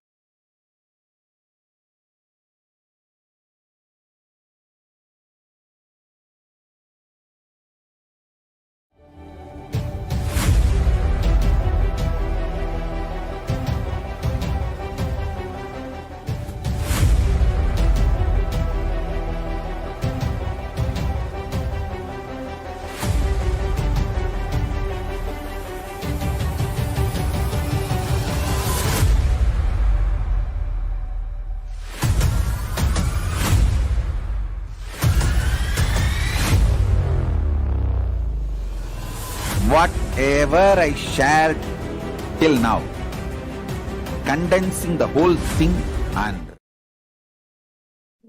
Yes.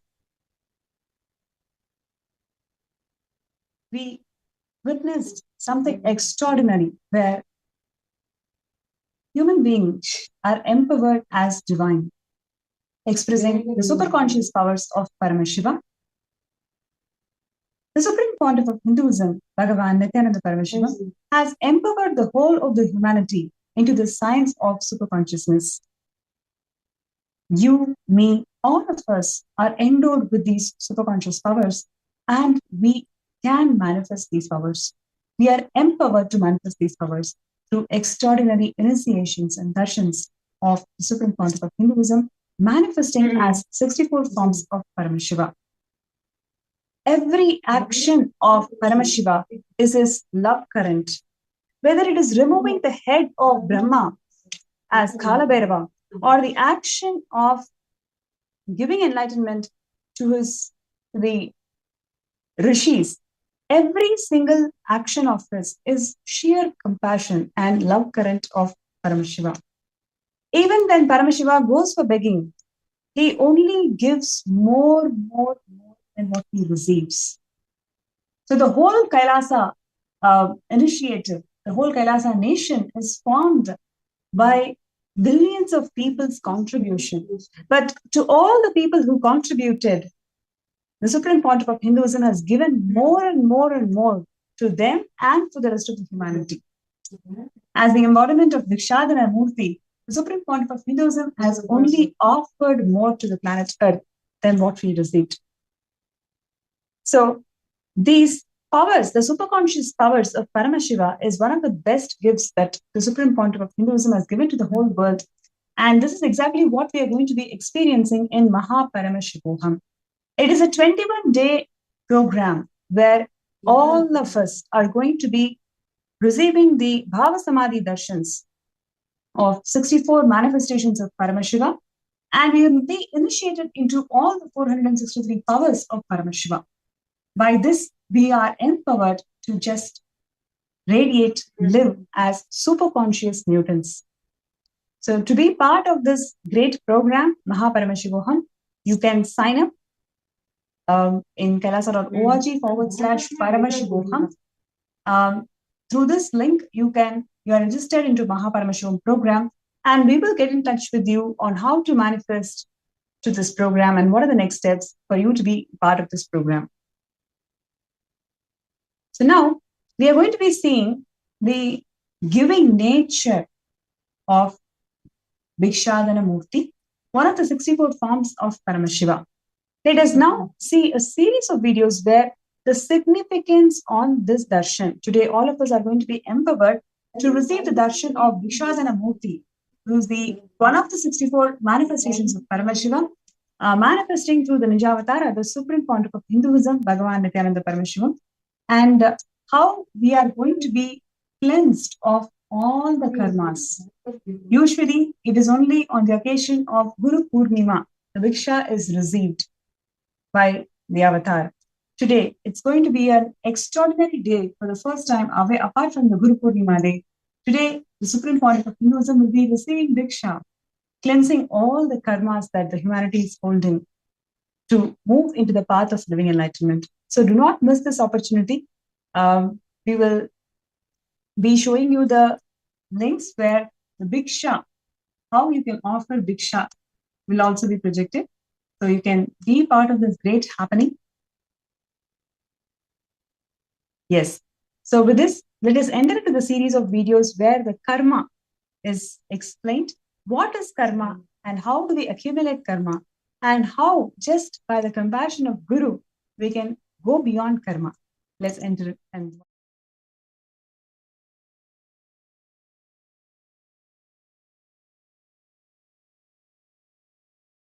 listen.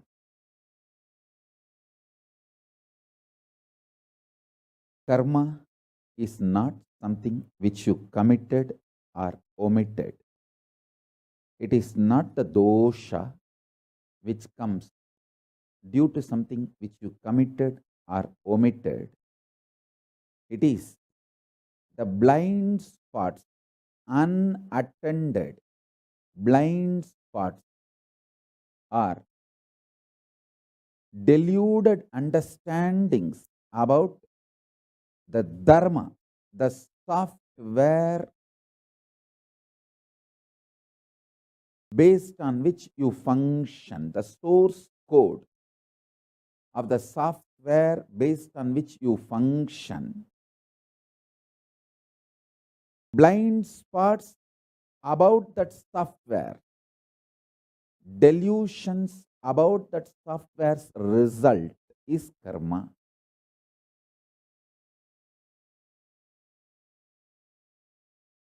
Listen.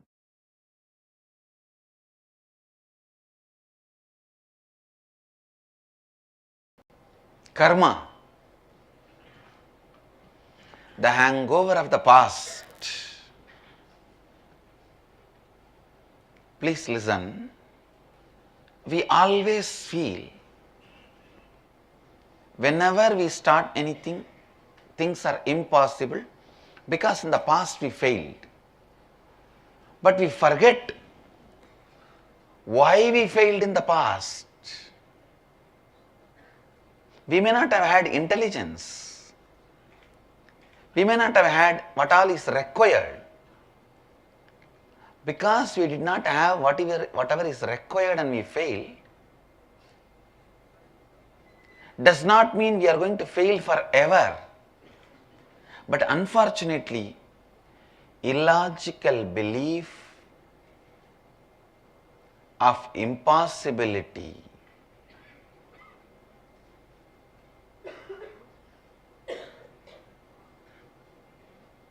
in your inner space is karma. Illogical belief of impossibility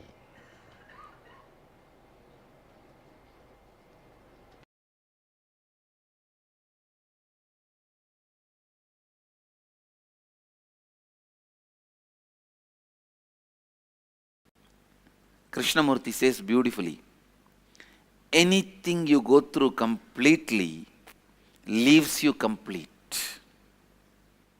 All you need to do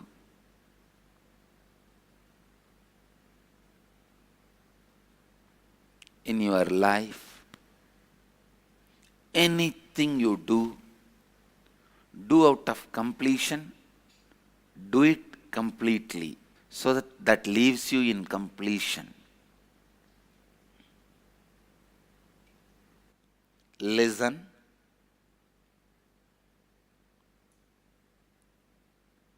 The incompletions you create in this life is prarabdha karma. And the root pattern which goes on creating incompletions is agamya karma. Bio-memory which supports multiple root patterns is sanjita karma. Understand? Agamya karma means accumulated karmas. Prarabdha karma means brought karmas. Sanjita karma means gathered from the beginning of the time through all the births. Now I am redefining those principles. The incompletions you accumulate every day is prarabdha karma. Root pattern which goes on creating incompletions is agamya karma. Bio-memory which supports these root patterns is sanchita karma.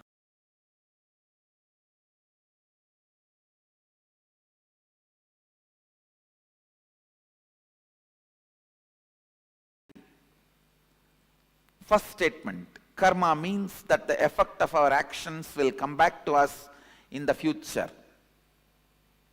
Myth. Karma means the effect of your thought currents will come back to you in the future till you complete. That's the reality. Karma means that the effect of our actions will come back to us in the future is a myth. There is no CCTV recording going on in the cosmos where your actions will be bringing suffering to you in the future. No. But your thought currents will be bringing the results in the future. There is audio recording going on in the cosmos, not video recording.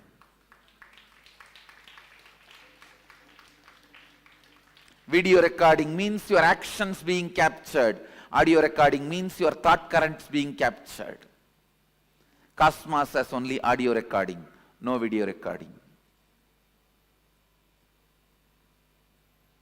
Understand, cosmos has no CCTV camera. It's only video muted camera, audio recording.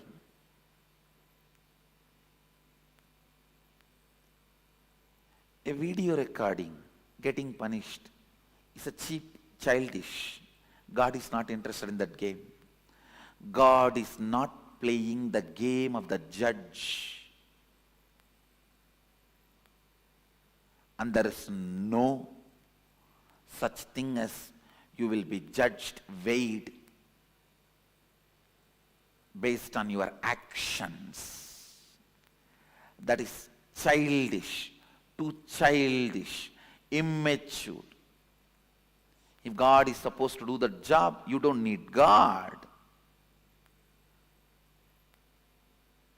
You have enough a man who can just analyze the CCTV footage of your life and pass the judgment, whatever is required.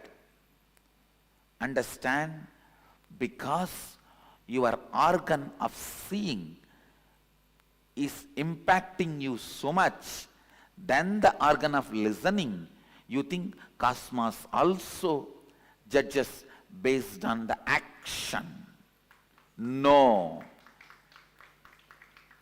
Only the thought current comes back as karma, not the action current. Next statement here. You can cancel out bad karma with good karma by doing good things. It's a myth. It's a myth. Please listen. You can cancel out any karma by cancelling that whole thought pattern, whole thought current.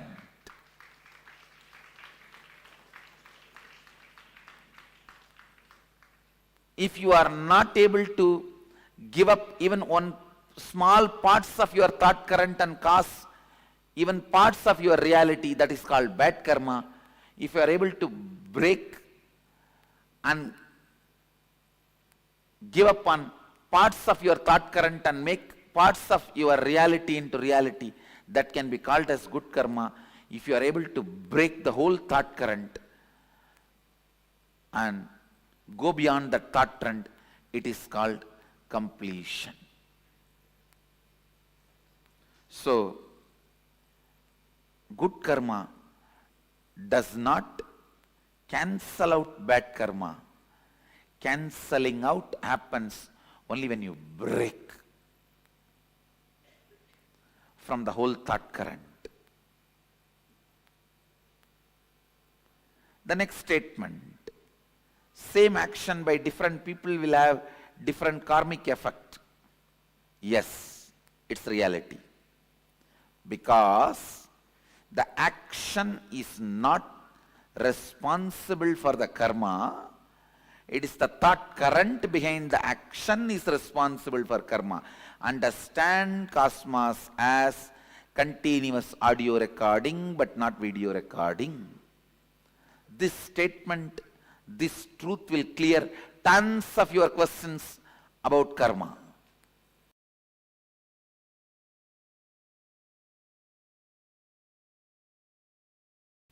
Next statement. Karma cannot be changed.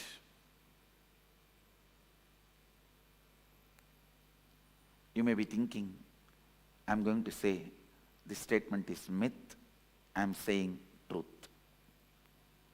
Karma cannot be changed, it can only be discarded. It cannot be changed, it can only be discarded. Understand the thought current of fight, thought pattern of fight. If you pick up, you can never see peace. It cannot be changed. You cannot alter the effect, side effect, the associate thought currents, the friend, neighbor of this thought current. They come with Anga, Avarana, Parsha Devatas. If Mahadeva comes, Nandi will come. Devi will come. Ganesha will come. Karthigai will come. With Ganesha his rat will come. With Karthigai his peacock will come. With Devi his our lion will come.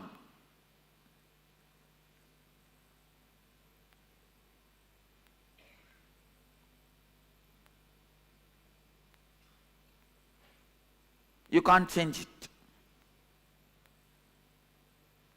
When you bring the thought current of fight, all the things associated will come, you can't change it. Effect, side effect, after effect, everything will come, you can't change it.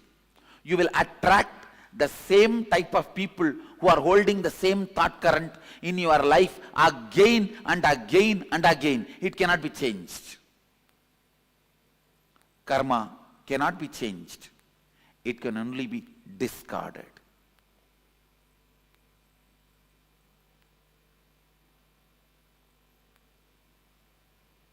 The good news I have for you is karma cannot be changed. The great news I have for you is karma can be discarded.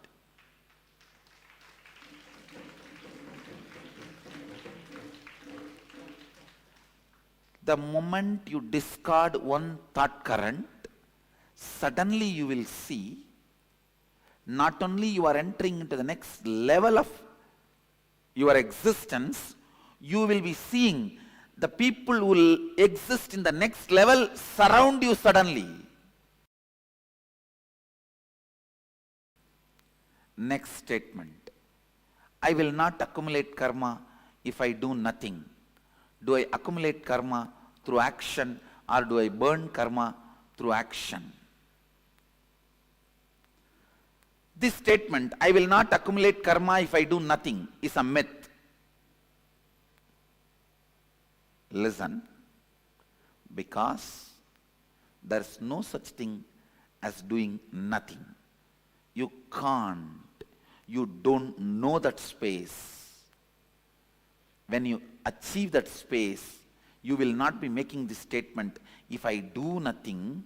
You will make the statement, if I be nothing.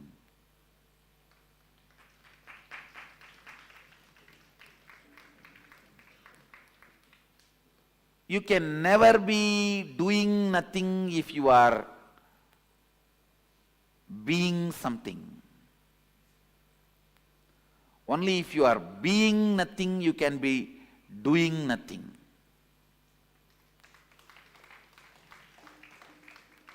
So there is no such thing as doing nothing.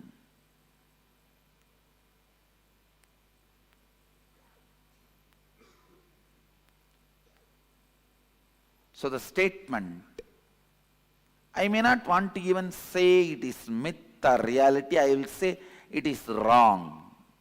The statement is wrong. If you make the statement, I will not accumulate karma if I be nothing, it is reality. If you make the statement, I will not accumulate karma if I do nothing, is mistake statement.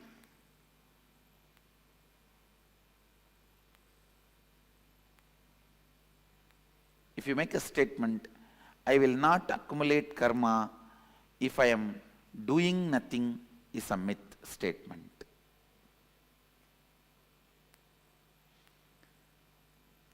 Next line, do I accumulate karma through action or do I burn karma through action? Understand? If your context is moving towards completion, you burn karma through action. If your context is not towards completion, you accumulate karma through action.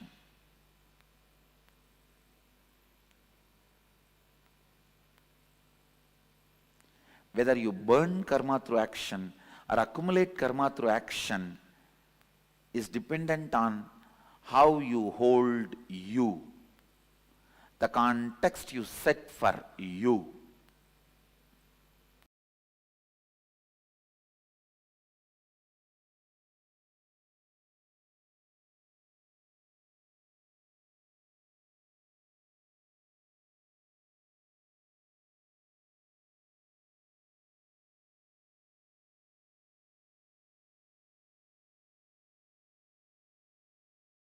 The karma pattern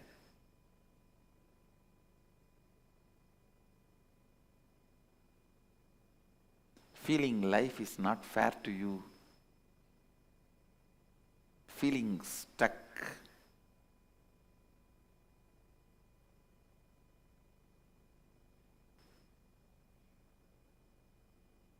remember one thing, unless otherwise you liberate yourself. Listen, unless otherwise you liberate yourself from this karma pattern, thought current, completion is not possible.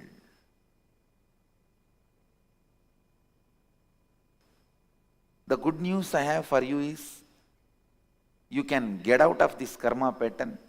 You can break this karma pattern now.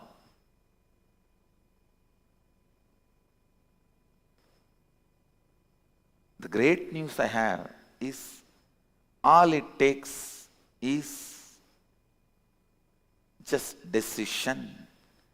Because your karma pattern itself is decision by you,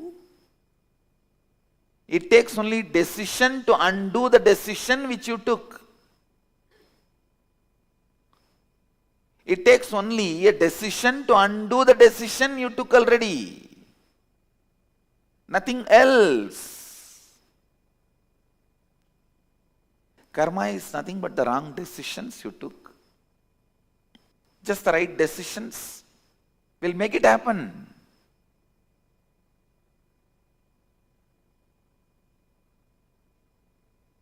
I have seen a person who can break from karma pattern. He always gets new people, situation, understanding, new right things to celebrate life, to fulfill himself. And same way, people who can't break internally, only escape from external situation like a running away, disappearing, they never get out of karma. It comes back to them. Wherever they go, before they go, the karma is sitting there. In Tamil there is a proverb, Adishtam raila vanda tarudaran tandila vandirudunu. Means, if your fortune is coming by train, your misfortune is coming by telegram. Now, if you don't break from inside and just try to break outside, wherever you go, your karma pattern is already sitting there with Purna Kumbha to receive you. Come, I am waiting for you only. Where are you escaping? Feeling stuck and breaking from it is the essence of this verse. Vidya means recognizing where you are stuck and breaking from it. Vidya means recognizing where you are stuck and breaking from it.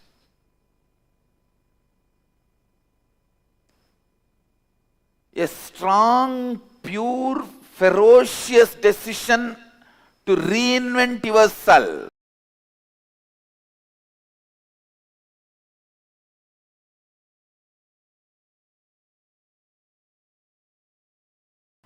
Deciding for life consciously in every step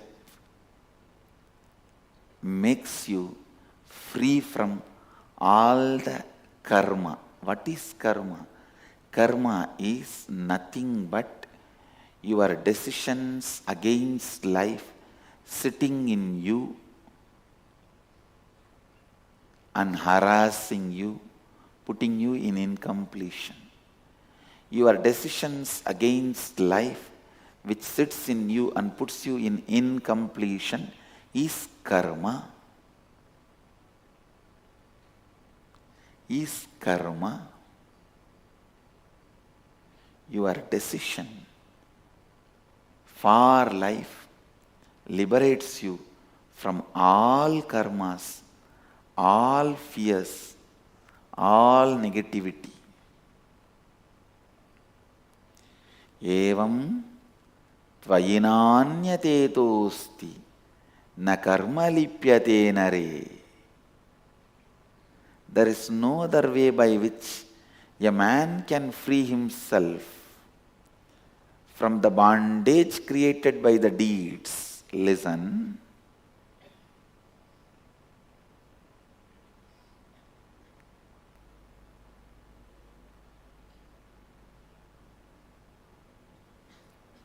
How much ever you hear all these things, you need to sit and internalize. That is why again and again I insist, come here, experience inner awakening.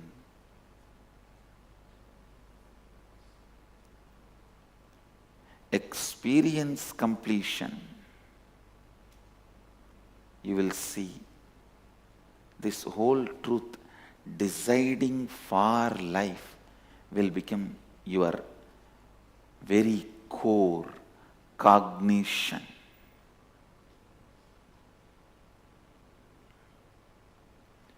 Kuruvan nevega karumani jijivishechadagun samaha evam tvayinanyate tosti na karma lipyate nare. Understand? There is no other way by which a man can free himself from the bondage created by the deeds. This is the only way you can free yourself from all your past karma. Now decide for life, work for life, I tell you. People ask me, Swamiji, in the past I have done a lot of violence. I have eaten all the animals. I have killed so many animals. I have harassed so many people. How can I get rid of the karma? The only way, Upanishad says, decide for life. Enriching is the greatest decision for life you will take. When you enrich somebody with wealth, your karma, your decision against wealth, your karma related wealth will go away. You will be free. When you enrich somebody with food, your karma, your decision against food, that will go away. You will be free from it. When you enrich somebody with a spiritual knowledge and enlightenment, all your past karma, decisions against life, bondage created by all the past deeds, all the karma will go away. You will be free from all the karmas. You will become a Jivan Mukta. You will live Advaita.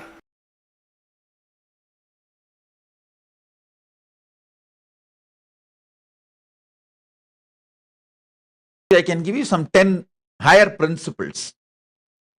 You are Paramashiva. Even when you don't remember it, you are Paramashiva.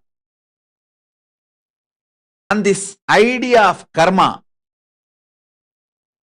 what you do comes back to you. What you do comes back to you. If you don't remember yourself as Paramashiva, if you remember yourself as Paramashiva, what you did when you are not remembering you as a Paramashiva will not come back to you. Listen. This is what karma mukti. I am not defining karma to bind you. I am defining karma to liberate you. Please understand. All my definitions, still now, I have defined at least 10,000 key powerful truths of Hinduism, like God, Vedanta, Veda, knowledge, Vidya, Vairagya, renunciation, Shanta, Mangala, at least 10,000. Every definition is focused on liberating you, giving you solution. The definition itself with the focus of liberating you. So I am defining karma. Listen. Ordinary definition all of you know about karma is what you do comes back to you. But I tell you, what you do comes back to you only if you remain in that same mood or consciousness. Anytime there is a sketch used, like a card, one person will be sitting and he drops the card and it goes round and comes and falls on him. Just can you Google and get that sketch and show? You all may be understanding what I am saying. If you just push one card and it goes round and comes back and last card falls on you. You understand karma in this way only. I tell you, all your actions will come back to you only if you remain in that same consciousness. If you raise your consciousness, it will not come back to you. You can say, hey, now I am Paramashiva. You can't come back to me. When this was committed, I was ordinary person, ordinary man. Now I am Paramashiva, so you can't come back to me. That is why the initiation into the higher truth, when you start reasoning out and seasoning out with the higher truths, you are called Dvija, reborn, newborn. Understand the second truth about life, karma. No karma affects you if you raise your consciousness. The action done in certain consciousness, inner space, only that inner space suffers the reaction. If that inner space is evolved, the reactions don't come to you. The reactions don't come to you. Reason out this great truth. Season out with this great truth.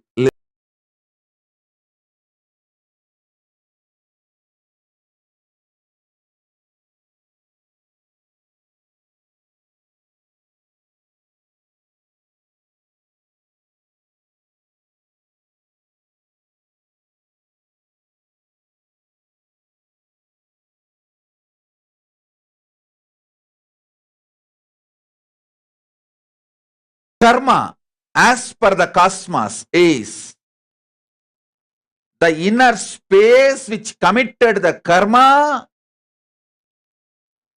gets the karma back.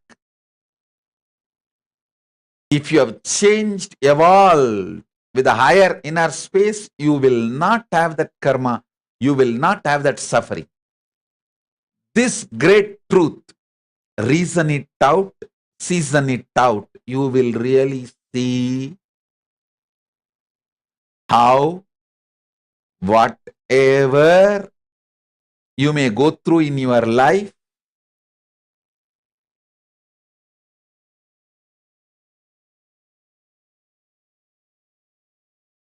the cosmic constitution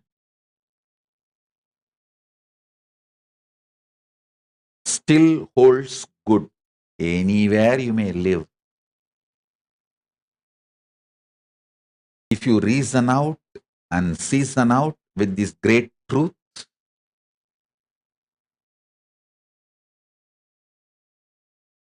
you can understand. If you reason out and season out with this truth, you can see clearly.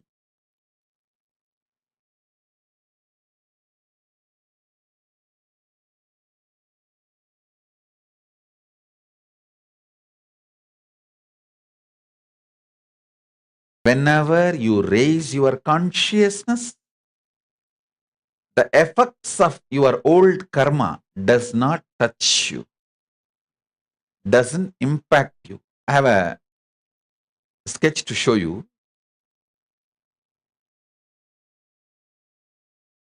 Just see it. This is the way you understand karma normally. But actually, after pushing the first board, if you walk out, if you get out, it will not fall on you. That's all. If you continue to sit there, then it will fall on you. Project both. All of you understand what I am saying. Usually this is the picture shown to you to explain karma. What goes comes around. If you are stupidly sitting and shitting in that same place with the same inner space, if you have a simple intelligence, shift your cognition. Start reasoning out and seasoning out and hanging out and chilling out with the higher truths. You will not get the karma back to you. You will not get the results of the action done by you. So understand this. This is the usual picture given to all of you to understand about the karma. If you sit after pushing the first board or the first brick, if you continue to sit and shit in the same place, the last brick will fall on you. But if you shift your inner space, the last brick will not fall on you. What goes comes around. But if you are not sitting in that round, it will not come back to you. It will not come back to you.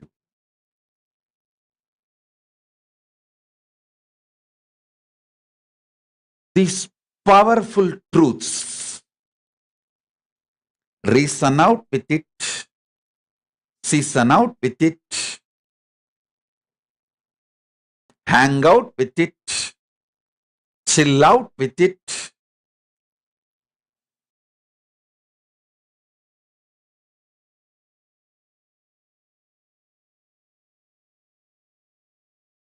You will manifest Paramashivatva. First thing, understand. The initiation into Paramashivatva. When you start reasoning out and seasoning out, the first thing will happen is all your karmas will stop touching you, harassing you. See, when you start the pranayama, the first change will happen in your body is your body will become colorful. Like eyes will become more dark. The white part of the eyes will become more white. The lips will become more rosy. The nails will become more shining. All the body parts will become more colorful. The natural color will get intensified. Same way,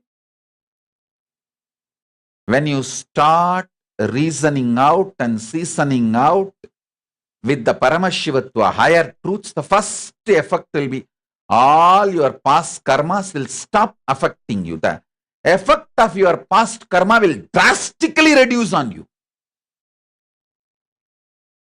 Suddenly your health will become wonderful. Your inner space, your wealth, your relationships, everything. The past karmas will lose its power over you. Listen.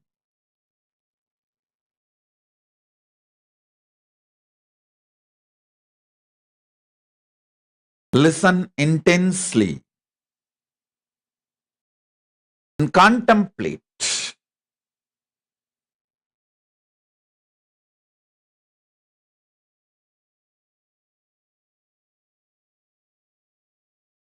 I'll continue to give the satsang in just few minutes. It is just whole system is getting into Samadhi. I'll settle and then start again. Just give me few minutes break. Stay tuned.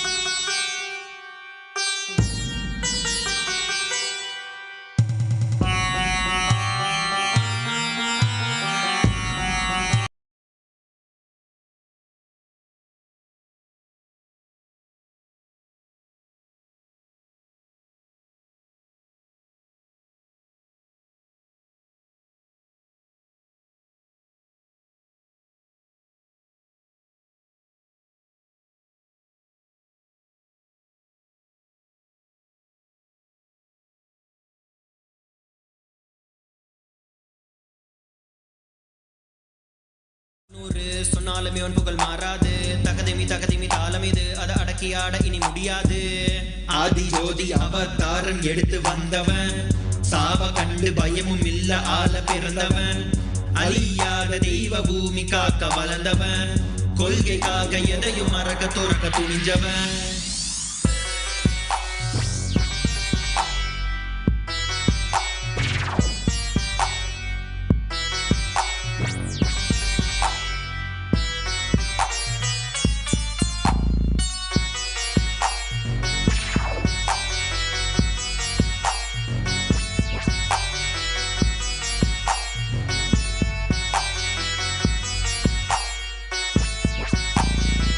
சைவினமே பெற்ற புல்ல செந்தமிழும் நாவில் துள்ள பாதையில தடைகள் பால தகதிர்ந்து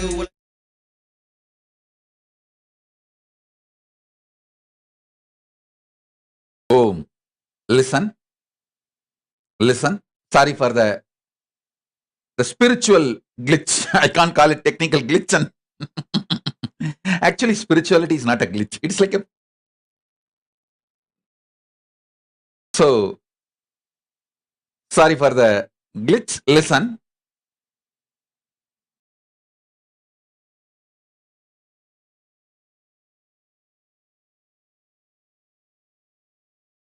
Today I was explaining first about what is reasoning out, seasoning out, hanging out, chilling out with Paramashivatva truths.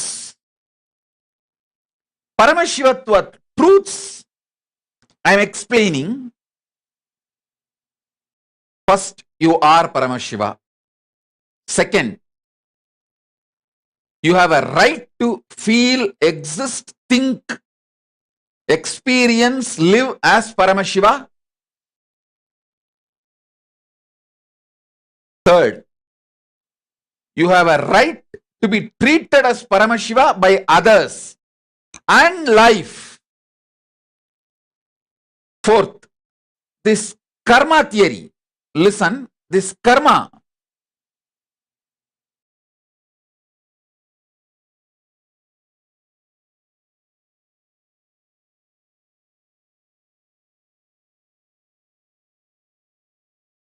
The results of your karma will come back to you only if you continue to stay in the same inner space with which you performed that karma. If you raise your inner space, the effects of the karma you performed while you were in the lower space does not come to you. It's a truth. Reason out, season out, hang out, chill out with this truth, you will understand. That is why Manuvadi Dharmashastras, from Manu, all Dharmashastras does not punish when someone becomes a sannyasi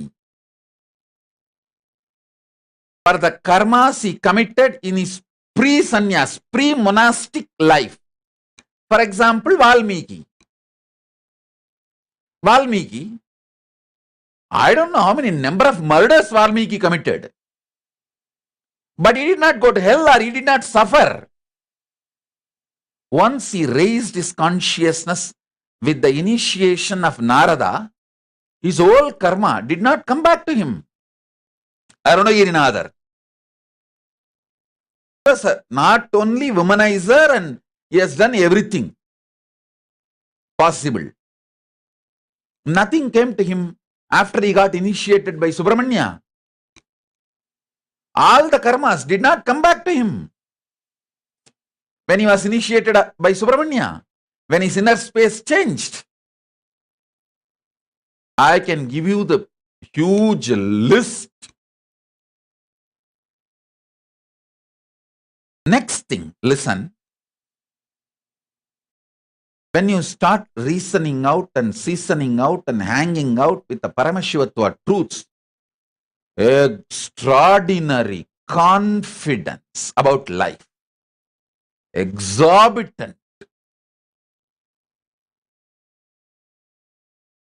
positivity, love for life will manifest. From that love for life only, you become non-violent. You understand the value of life.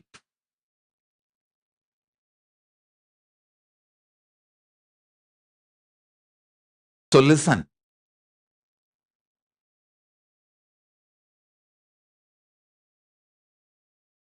Understanding the value of life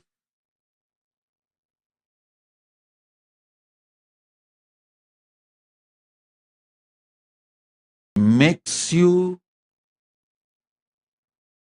fulfilled, successful in anything you do.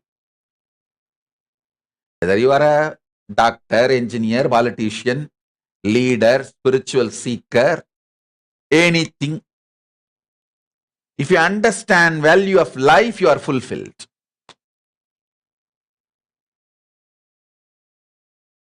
Listen.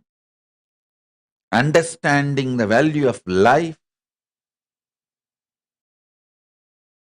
makes you conscious about your existence.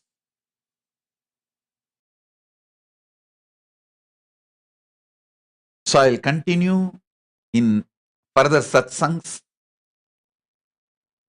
Now, the homework for today, watch this satsang again, at least 2 times, and sit and pen down, reason out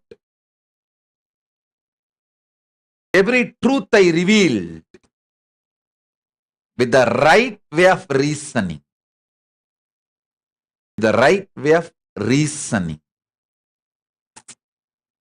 Understand?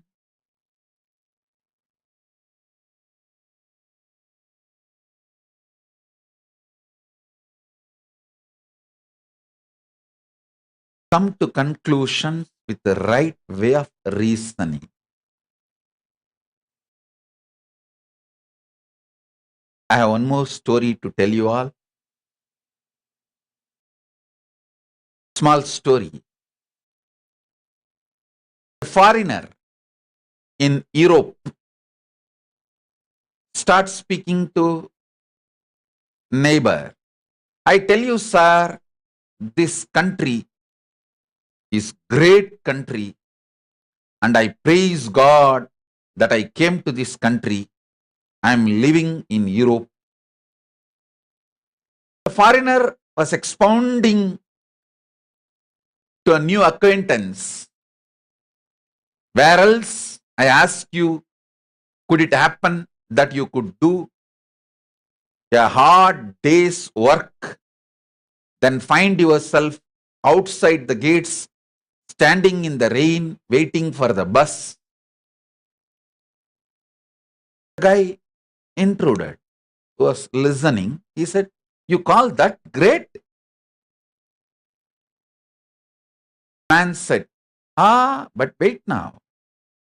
A big black limousine pulls up and the boss opens the back door and says, 'It's a hell of a night to be out in the rain. Why don't you come in here and warm up?' And when you are inside, he says, 'That coat is awfully wet. Let me buy you a new one.' All right. And after he has bought you a coat, he asks where you live and says, 'That's a long drive on a night like this. Why not come to my house?'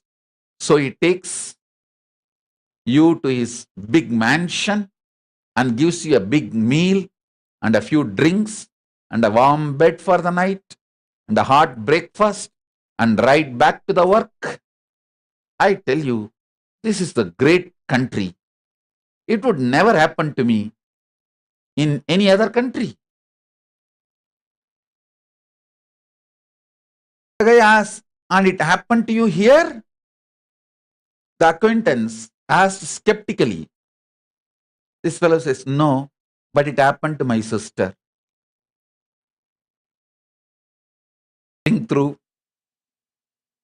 Even if you miss the joke, don't miss the laughter. And if you miss the joke now, listen to the satsang again. Maybe in the late night or tomorrow morning.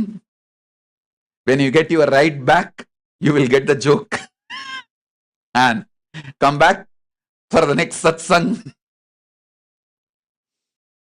I'll give you more powerful cognitions and truths.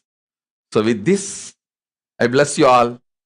Let's all radiate with integrity, authenticity, responsibility, enriching, causing, living Shuddhatvaita Saivam. The state, space, powers, being, superconsciousness.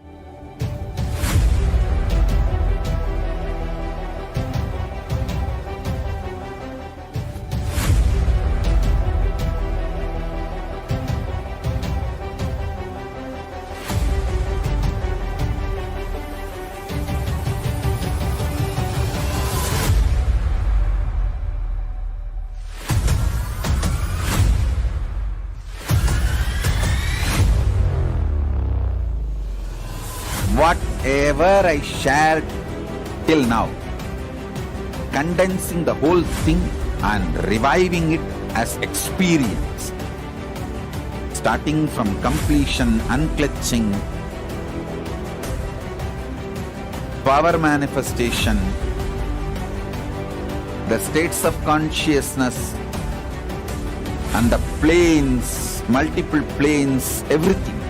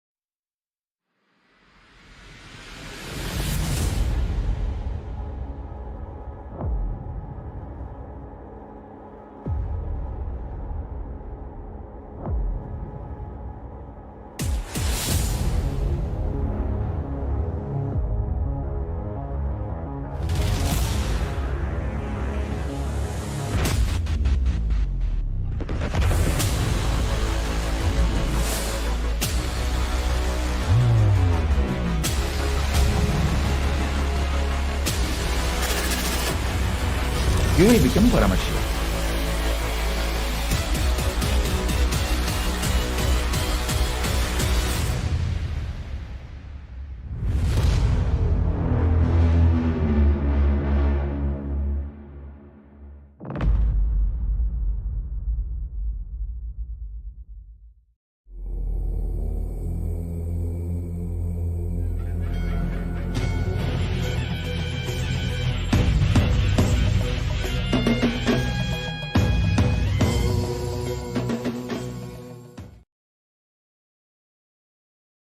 The Indian mass media cult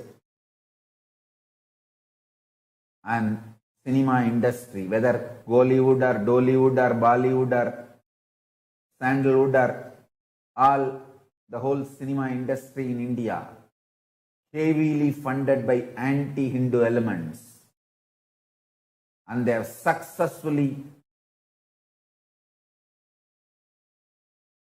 done the continuous hate speech at least for last 50 years.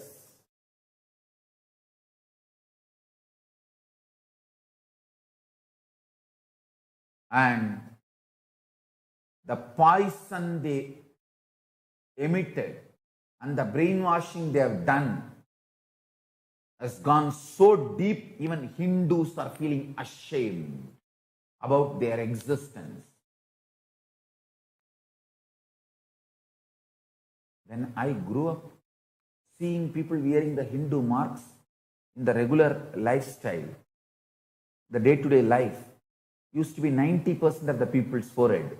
Now, it is less than 3% people wearing the Hindu symbols on their forehead in Indian society. People are ashamed to show themselves as Hindus.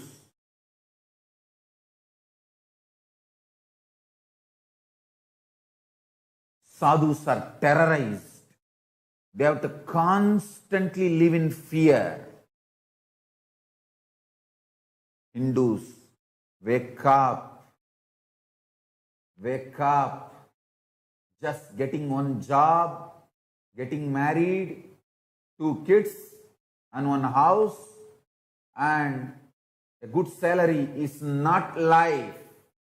Hindu youth.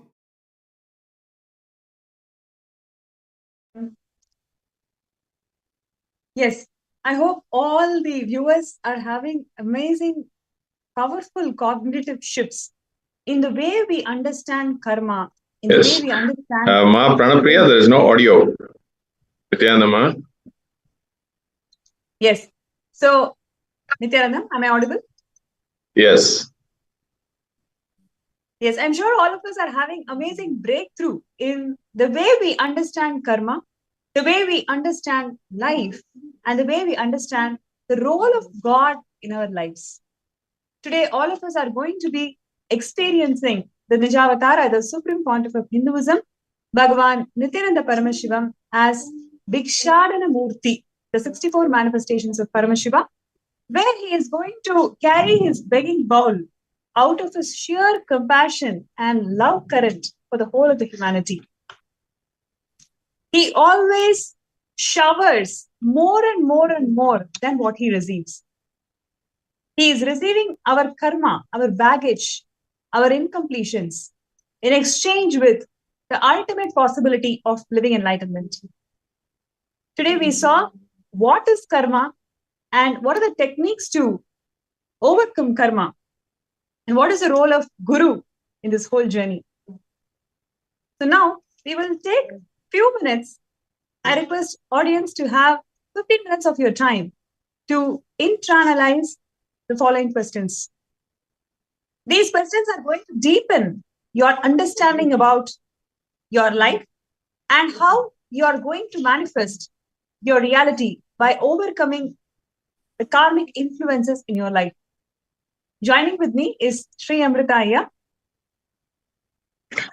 Yes, Nithyanandam. Yes, I'm sure all of you is really watched, the amazing revelation of karma, and really giving new understanding, new dimension. What Swamiji has shared today through a series of videos that we saw. Please understand, karma cannot be changed, but can be discarded. Such a powerful understanding for each one of us, which will lead us into an exercise of, as long as the karma will only come back to you if you are in the same space, but when you raise yourself, the karma does not come back to you. The reasoning and seasoning happened, you are newborn. So with that, we'll lead you into this exercise. So in the first step, we want you to pen down all the three realities that you want to manifest in life. Pen down three realities that you really want to manifest in your life, being, part of being founding fathers of Kailasa, living around Swamiji, attending Paramashivoham, you want to start your own business, whatever realities that you want to manifest. So please pen down. Let's take a few minutes to pen down the realities.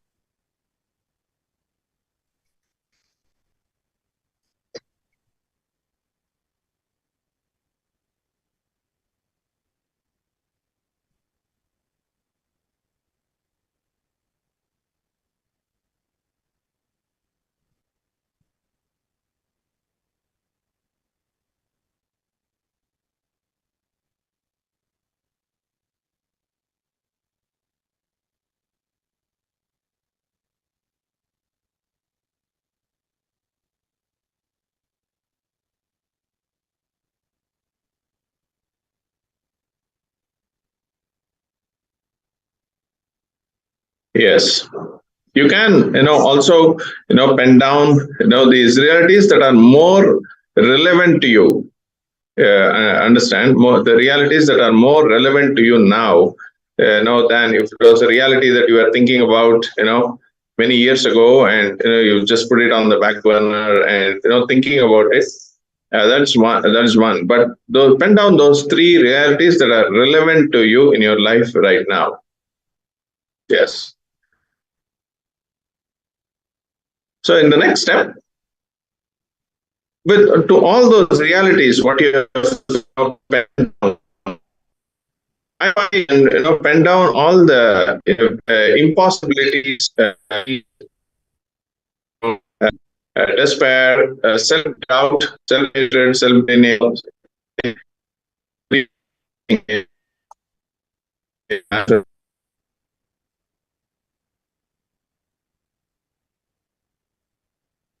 For example, you wanted to manifest job, but you're not understanding the current job market. You feel that it is so extremely difficult for you to manifest job at that point in time. You wanted to manifest house, second home, but you're so unsure. Even if you buy the second home, your family will be happy with what you've done for them. You cannot satisfy anybody in life. So like this, we may have subtle thought currents. And many of you are working towards manifesting Sarvanya Pita or Paramashivoham. You've been sincerely working, but all the time, whenever you want to work towards it, there is this thought current. Yes, I will do what I can, but I'm not sure if I can make it happen. So you may have subtle thought currents which continue to be with you whenever you want to manifest these realities. So pen down all the impossibilities, difficulties, despair, all your self-doubt, self-hatred, self-denial, whatever you are facing in manifesting these realities. Pen them down, everything. Just make a master list of all these impossibilities, difficulties, and SDHDs that you carry towards this manifestation. Yes. See, while you're penning down, you will see those obsessive, compulsive, reactionary patterns. I mean, something that's always there. It's upcoming. It comes to you repeatedly. Repeatedly, but unknowingly, you're just following those impossibilities. Become so. You just get along with these impossibilities and difficulties. They become insensitive, at some point. So please pen down those as well. So if you are, for example, if you are penning, if you are manifesting for Sarvagapita, Yajman, Karta, want to be a part of Kailasa. So at some point, you have an intent, you have an intention. You really want to do, but you're bogged down by the past. Any of your past failures, any impossibilities that's coming to you, or even you heard from somebody, you saw some things, or this is the first time I'm getting into something new. So your self doubt. Now this is the last.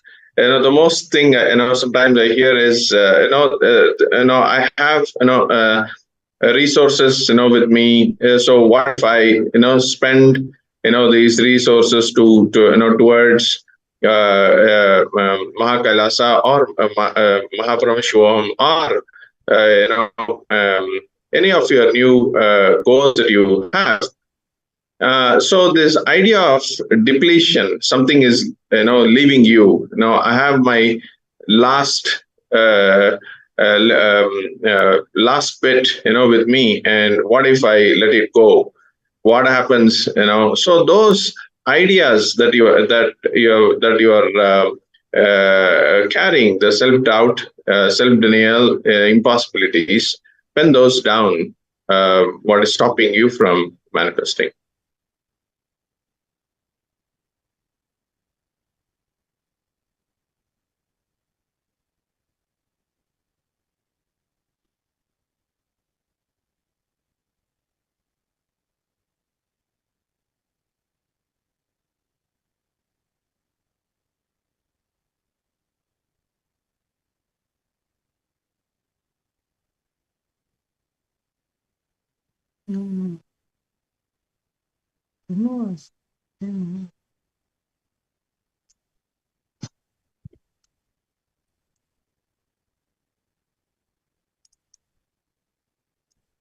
Yes, hopefully all of you have went down the step 2.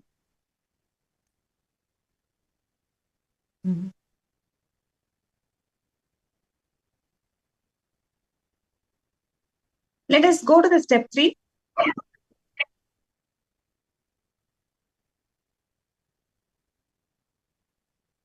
In all the impossibilities, SDHTs, despair, everything that you've written down, just take a look at it. How many of these thought currents are repeating in your life? The things that you want to manifest can change. Let's say at the age of 10, you wanted a bicycle. At the age of 20, you wanted a car. At the age of 30, you wanted to buy a home. At the age of 40, you wanted to start a business. Things change what you want. But are you seeing the thought currents that are associated with the things that you want to manifest in your life? It is always the same. It is recurring again and again and again. I don't know if I'm enough. I don't feel that life is fair. I'm not getting what I deserve. I'm not enough. I'm not confident. Whatever may be the thought currents, whatever may be the impossibilities that you've written, just take a few minutes to look through your life. Do you see that these thought currents, these impossibilities are simply carrying on in your life? The situations are different. Things that you want to manifest is different. People who are associated could be different. But this audio recording, this thought current which you are carrying, this limiting thought current, the bondage that you are carrying, do you see that it is happening inside you for a long time?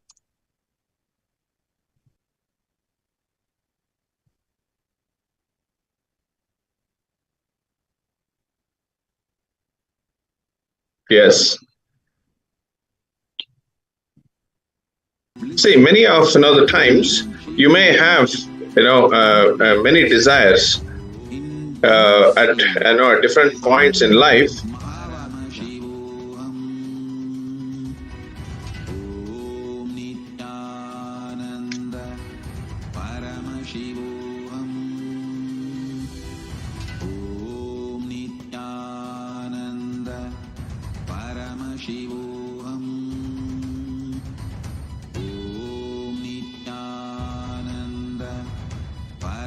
Paramashivoham. Om Nithyananda Paramashivoham. Om Nithyananda Paramashivoham. Om Nithyananda Paramashivoham. Om Nithyananda Paramashivoham. Om Nithyananda Paramashivoham. Om Nithyananda Paramashivoham. Om Nithyananda Paramashivoham. Om Nithyananda Paramashivoham. Om Nithyananda Paramashivoham. Om Nithyananda Paramashivoham. Om Nithyananda Paramashivoham. Om Nithyananda.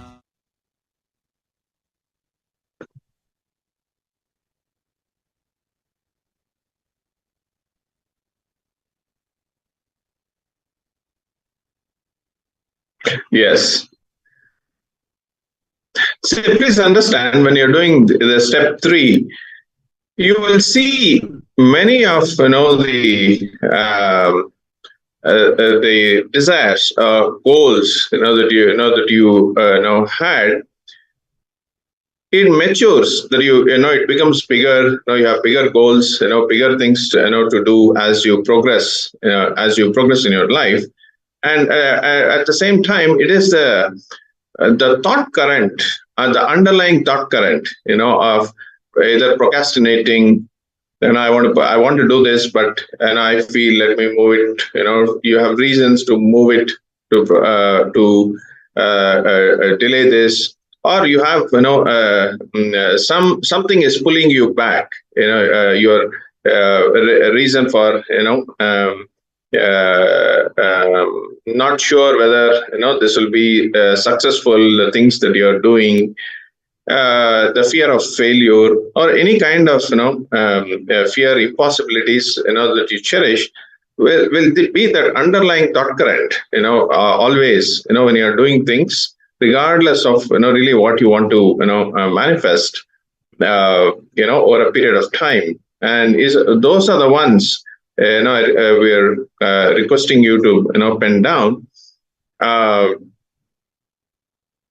So you will clearly see that these thought currents that are repeating in your life over and over and over again are it's a karmic pattern, the karma, that is like how Swami shared earlier. Karma will only come back to you when you are in the same space, right in your childhood. If you see some impossibility, now after 30 years, 40 years, 50 years, you're in the same space of the impossibility that you are carrying, regardless of the new possibilities coming to you. Life is giving you new possibilities, every moment. And when we are in the same space, again, the karma will come back to you, and only when you raise yourself, going beyond beyond reasoning and this seasoning out your thought currents, then the karma will not come back to you. So really, it's important for us to understand, if you're holding on to this impossibility, self-doubt, HDHD, and your belief system will only put you in the same space how you were, in the past. So I just wanted to reiterate that. So bring clarity when you are doing this step 3. Please go ahead.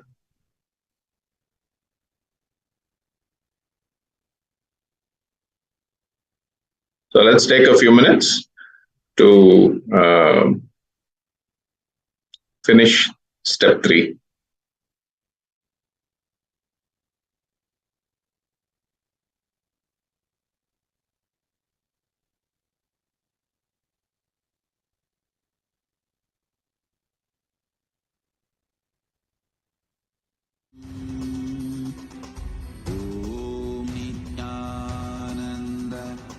Paramashivoham.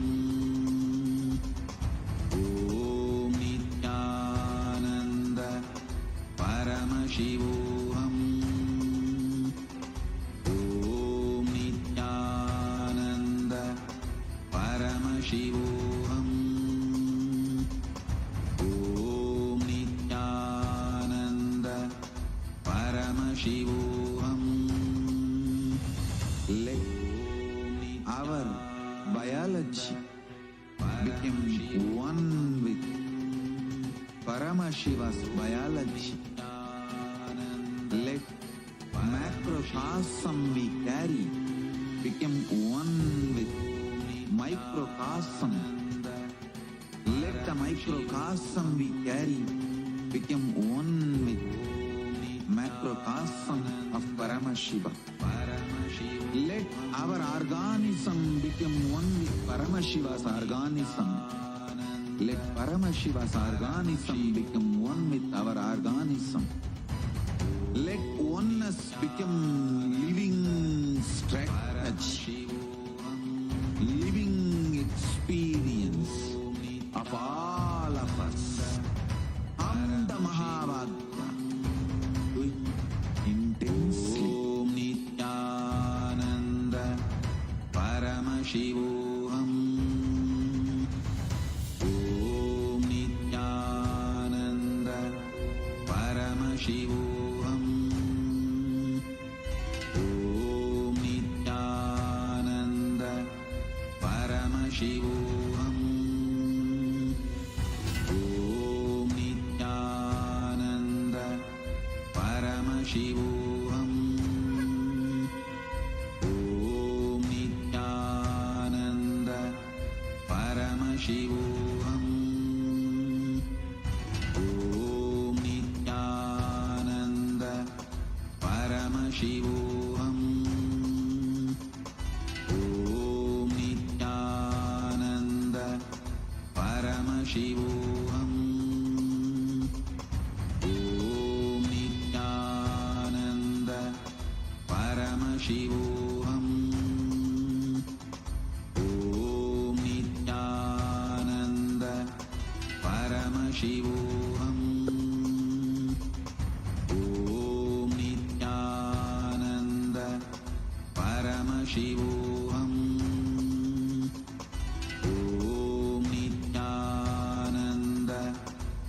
Paramashivoham. Om Nithyananda Paramashivoham. Om Nithyananda Paramashivoham. Om Nithyananda Paramashivoham.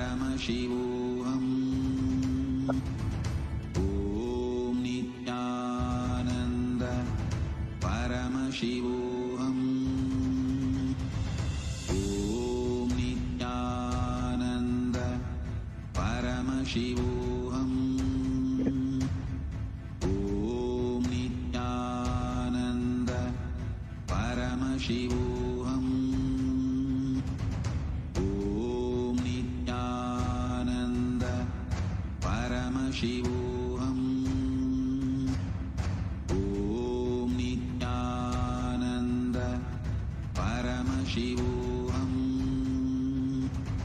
Om Nithyananda Paramashivoham.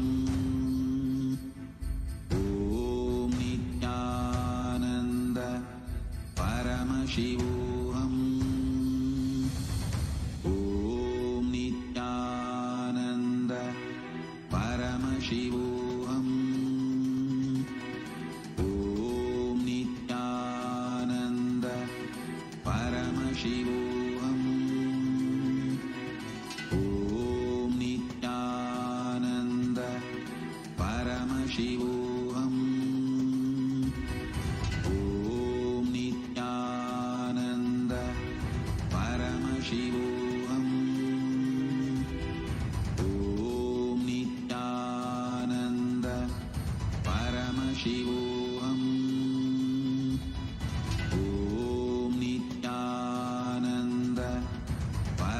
Paramashivoham. Om Nithyananda Paramashivoham. Om Nithyananda Paramashivoham. Om Nithyananda Paramashivoham. Om Nithyananda Paramashivoham. Om Nithyananda Paramashivoham. Om Nithyananda Paramashivoham. Om Nithyananda Paramashivoham. Om Nithyananda Paramashivoham. Om Nithyananda Paramashivoham. Om Nithyananda Paramashivoham. Om Nithyananda Paramashivoham. Om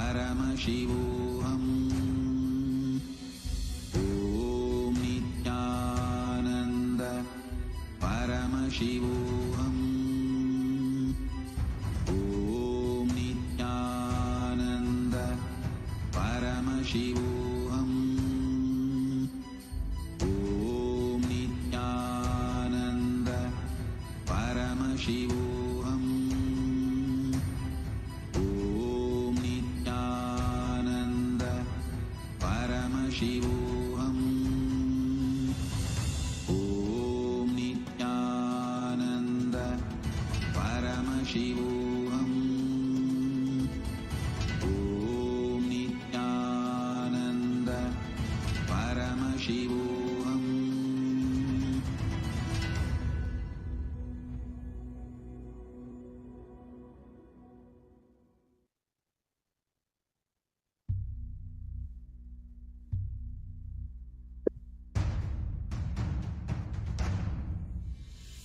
Sit as Paramashiva. Inhale and exhale deeply with 25 heads and 75 eyes and 50 hands. Visualize, meditate, connect with him. He is a living, alive being. Drop your form into his form and dissolve. Remember, you are a Sarupya Mukta, means your form is dissolved into his form. All my disciples, now I am initiating Salokya Mukti, Samipya Mukti, Sarupya Mukti, Sayujya Mukti. Om Nithyananda Paramashivoham. Om Nithyananda Paramashivoham. Om Nithyananda Paramashivoham. Om Nithyananda Paramashivoham. Om Nithyananda Paramashivoham. Om Nithyananda Paramashivoham. Om Nithyananda Paramashivoham. Om Nithyananda Paramashivoham.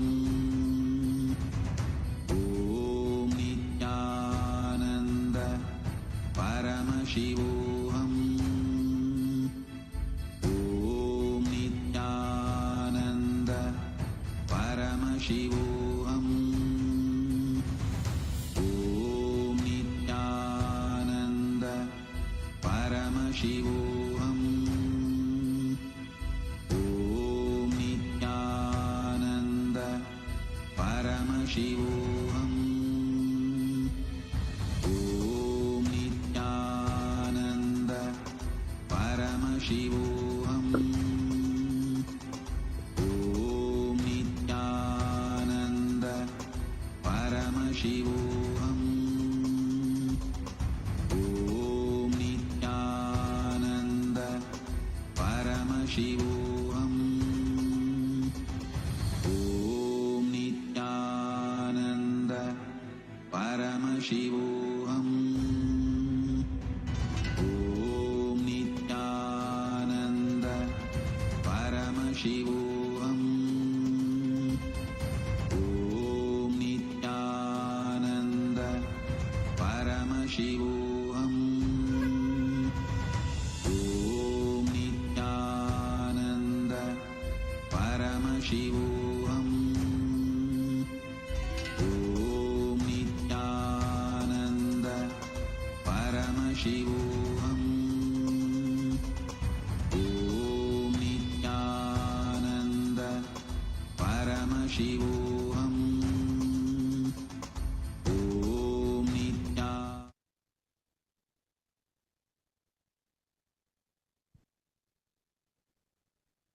Yes, yeah,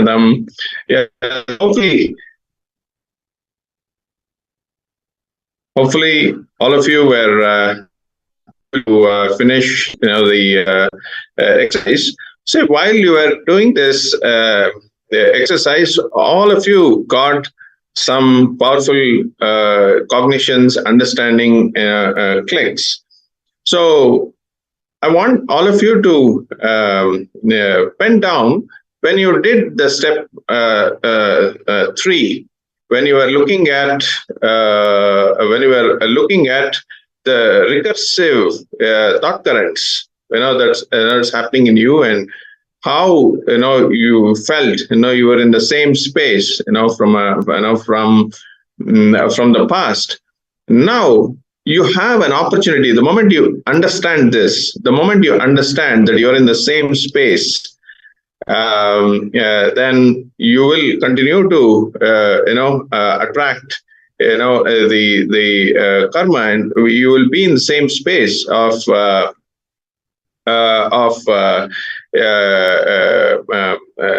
not discarding it. You understand? So you're empowering the karma more powerful in your life. So now I kindly request all of you to pen down that very important understanding cognition that you got from this exercise. That powerful cognition that you're making a decision now to reinvent yourself, means upgrading yourself, to be able to raising yourself to be able to make this difference, for you today, while during the Bhikshadana Murthy Bhava Samadhi Darshan, you will have this opportunity when you sit as reinventing yourself, being in that space of raising yourself and reinventing yourself. You will have a breakthrough. All of you will have a breakthrough.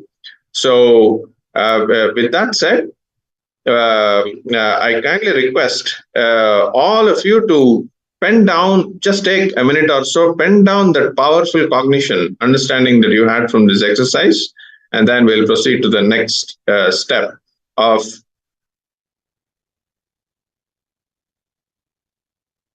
yes. So we will. So all of you who had powerful cognition, you can post your comments in the YouTube now, so we can respond to you.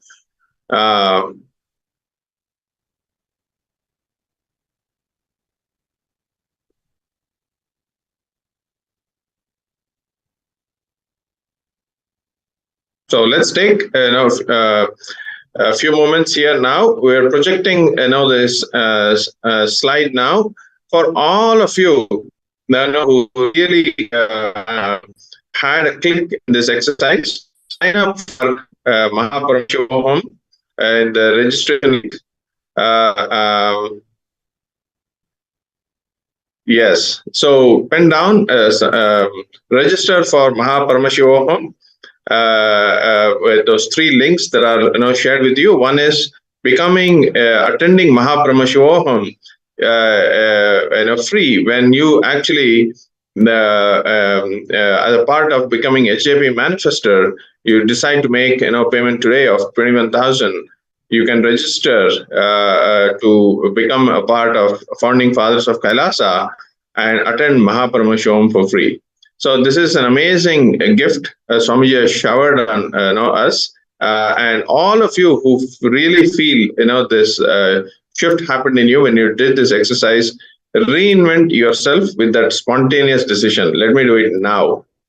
So I'm seeing some comments in YouTube. Eva Anderson. Yes. So what was your understanding from this exercise?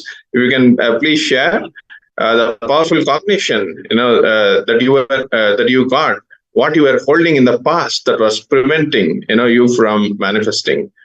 I also see Devi Karni. Yes, you can also please post what click did you get, from this exercise. When you did it, and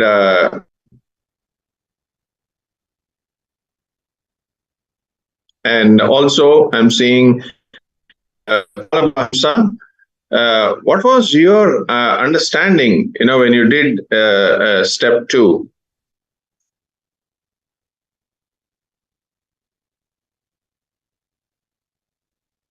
Yes. So when you did step 2, when you are penning down, the impossibilities, self-doubt, what was your understanding? Yes. So please pen down. What was the click that you got when you pen down the impossibilities?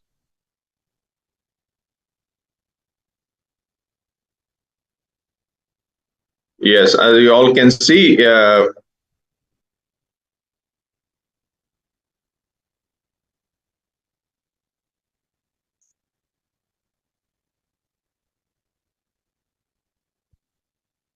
Yes, as you can all see, the links for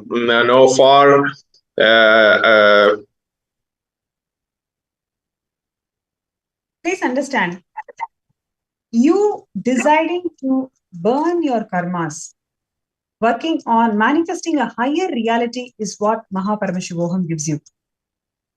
Just where Avatar Swamiji simply burns away all your bondages, all your incompletions, all your impossibilities, and empowers you to a new you, to a super conscious mutant of you. So that is exactly what you're going to be experiencing in Paramashivoham, where you are going to be manifesting 463 powers of Paramashiva through 64 manifestations of him. So do not miss this opportunity. Every single person, today being the auspicious day where you're going to be receiving the darshan of Bhikshadanar Murthy, literally burning away all the karmas. That's exactly what you will be experiencing in Paramashivoham. So do not miss this opportunity. Please project. Please sign up. Yes, I see a comment from Devika Rani. Yes, I can discard, make a powerless. I can discard, make a powerless space, fear, redundant. I am powerful. I can manifest my reality. So please understand. So when you did this exercise, when you as Swamiji shared, your karma can be discarded when you are in the powerful space. Understand? When you are in the powerful space, you raise yourself to a higher frequency. So the space where you made the decision, in the past, is no longer the same. So you can be in that powerful space now when you did this exercise, by making the decision, by seeing this is the pattern that I'm stuck in. I'm in the same space that I was before. Now when you see it and make that powerful decision, you can manifest your reality now. So you can make a decision now to attend Paramashivoham. by signing up. If you've already signed up, just that intensity of the decision and is enough for you to manifest resources, everything for you to be able to attend the program. Yes. Yeah. Madhuri Karani is saying that I'm so blessed to be here listening to these truths. Thank you. Seema, it's Swamiji's blessings that you are able to receive these truths. And it is Swamiji's blessings you'll be able to manifest the reality that you want. The highest reality that each and every one of us can manifest is being part of Sarvanyapita and being able to receive these amazing initiations and darshans from Bhagavan through Paramashivoham. Today, take a step, take a ferocious step where you will decide that, yes, I want to drop all my karmic baggages. When I say karmic baggages, it is not action related. Today, whole day, we actually saw how karma is directly related to thought currents that we are holding. Today, decide that I'm going to drop all my karmic baggages, all my limiting thought currents, all my fear and insecurity, where we feel so righteous about holding on to these fears. That's because it is a karma. Today, decide that I'm going to drop all of this and take a jump, ferocious jump towards Paramashivoham and Sarvanyapita.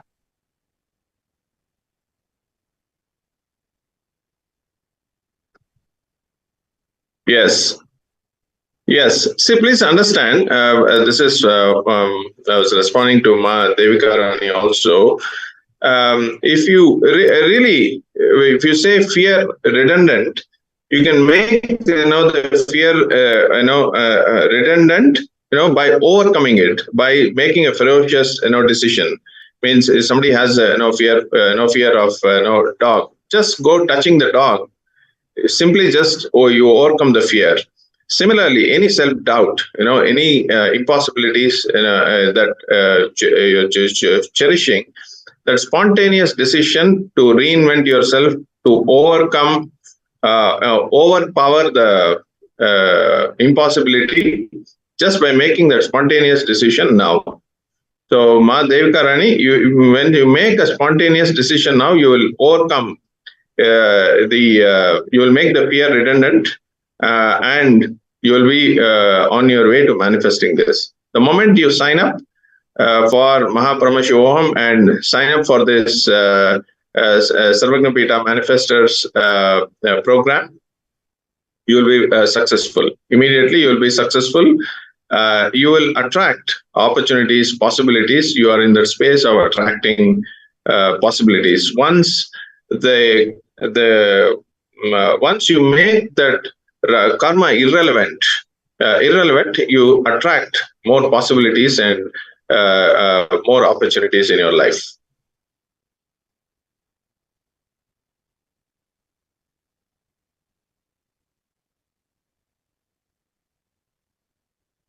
Yes.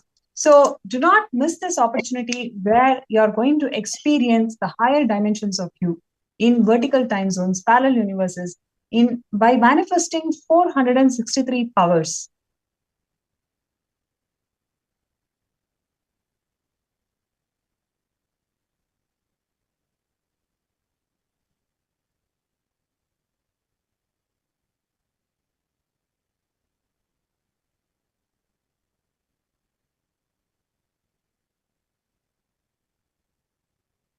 So how many of you are really excited to be part of Paramashivoham celebrations starting December 9th? You can post that in the chat.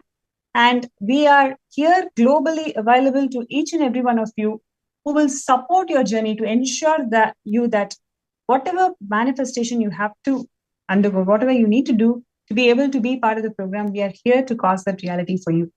So first step is to register yourself into Paramashivoham program.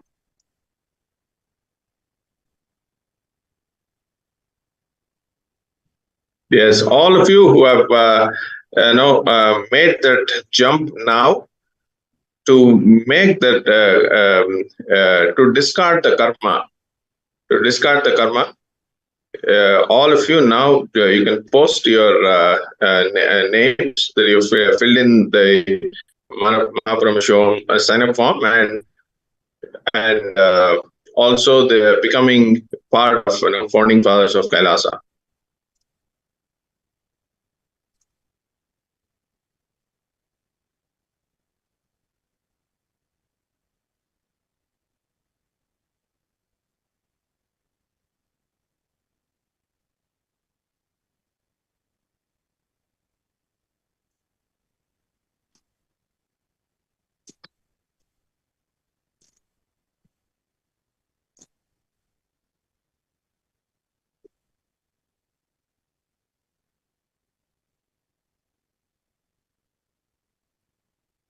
Yes. With this, we will also go into deeper manifestations, today being the day when the Supreme Pontiff of Hinduism is manifesting as the Bhikshadanar.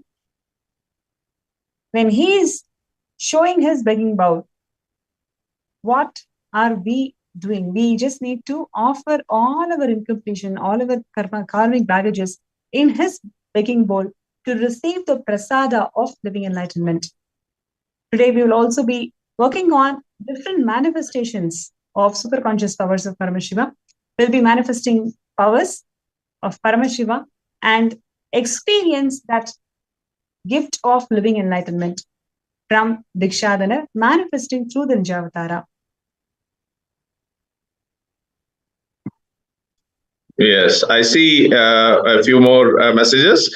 Devaraj Joseph, yes, Swamiji, please bless me, my brother Dasuka, to be healed from all ailments soon and be healthy.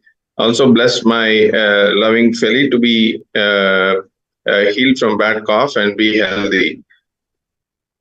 Yes. So please understand,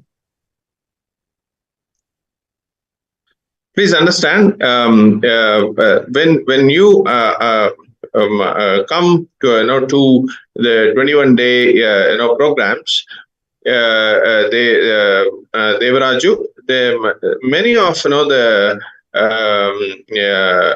ailments can be healed. So we have so many testimonials, Sakshi Brahmanas from participants who have attended, and they've been healed, from many ailments. So if you really, I can, if it's possible for your brother Dasuka to attend, it's a fantastic opportunity.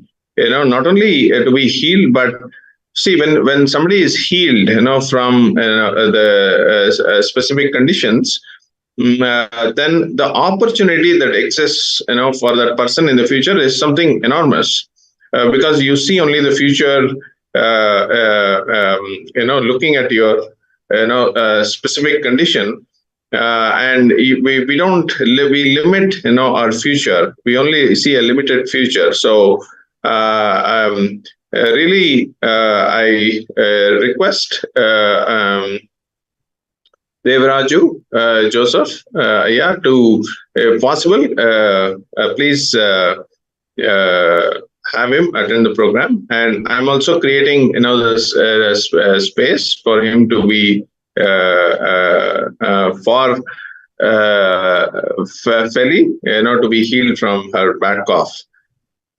Devaraju, so when I, with Swamiji's grace, when I scanned your brother, first thing that Swamiji showed is his deep self-hatred that he started developing right from the age of 14.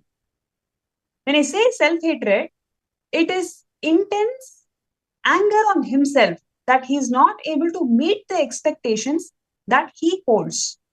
Actually, if you see, there is a beautiful, loving family around him, but he doesn't see that they love him. He only has his whole anger that he has developed within himself, that he is not able to meet his own expectations of him in his life. If you see all the different failures that has happened in your life, in his life, you will see it is just a result of his self-hatred that he has developed from right from age 14. So I request you to guide him in the step-by-step completion process, where you can complete this self-hatred. And you following step-by-step completion is one way. allowing Swamiji to heal this whole self-hatred that he has developed in his life. Literally, you will see everybody around him and his family, they will really want to connect with him in a personal level. They really want to speak their heart out. But because he has this whole anger on himself, there is so much of resistance. They don't know how to connect with him anymore. This whole karmic baggage that he is carrying today with Swamiji's grace, it will be simply healed. All he need to do is just connect with Swamiji, make an intention to be part of this Paramashivoham. Simply, this entire karmic baggage will be removed. He just need to connect and see a higher possibility that he holds for himself. So I hope what we shared helped you. And you can also show this video to your brother. Definitely it will click in him, because every time Swamiji shows something through third eye, it is a solution that every being really wanted to listen. And this is a possibility for all of us. What we are doing today and what the Nithyananda yogis were doing sometime before in the program, it is a possibility that each and every one of us can express. That is exactly what is going to happen in Paramashivoham program. So we are showing you the links where you can register. kailasa.org/Paramashivoham. So take few minutes to register yourself. You can register your brother for this program and help him to empower himself. Real way how you can empower your brother in the situation is, all he needs is Swamiji's initiation. By you empowering it and by you making it happen for him is the best gift that you can give to him. Yes, Devika Rani, yes.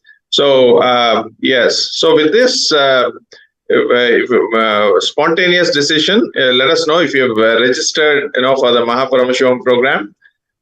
You can post your comments and make the decision today. Everybody, when you had a click that you no longer want to live with the same karma pattern, the same thought currents that you've lived, for several years from now, right through your childhood, you don't want your tomorrow to be the same. So you can change it. It's in your hands. And when you attend Paramashivoham, you can be newborn. At the end of the program, you will you'll be a new being, and filled with new opportunities and many other things that you wanted to do in an effortless way, manifesting everything what you want, and having cosmos as the co-creator.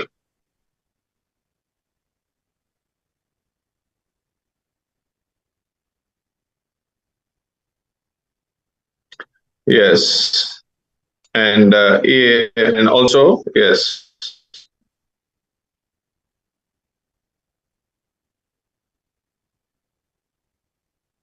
Yes, Eva Anderson, yes, I surrender my illusion.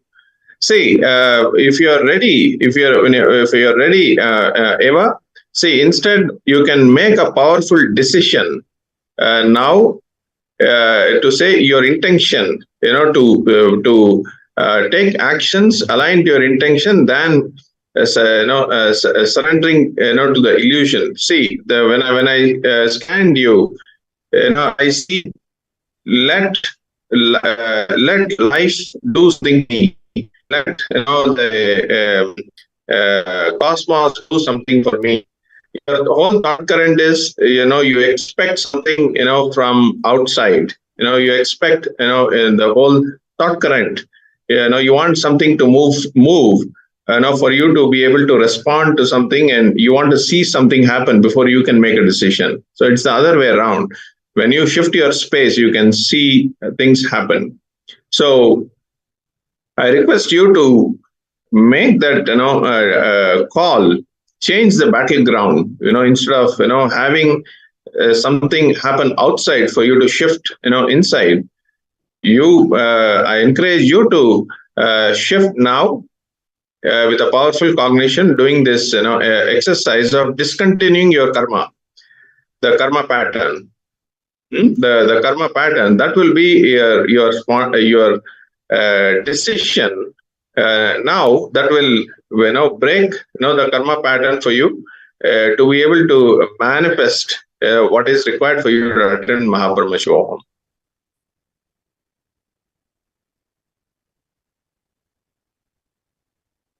Yes.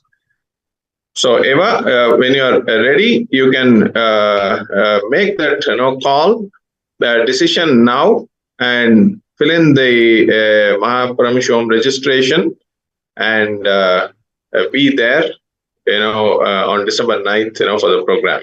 Don't miss it. And it is such an amazing opportunity, that Swamiji has, given to all of us. You can be not only enjoying, the Paramashivoham program, really experiencing greater truths, greater revelations, manifesting, the 463 powers, and your extension, in vertical time zones, and such a fantastic opportunity. And you can also now, also becoming founding fathers of Kailasa, on your way to become founding fathers of Kailasa when you start on your the HDP Manifestors program.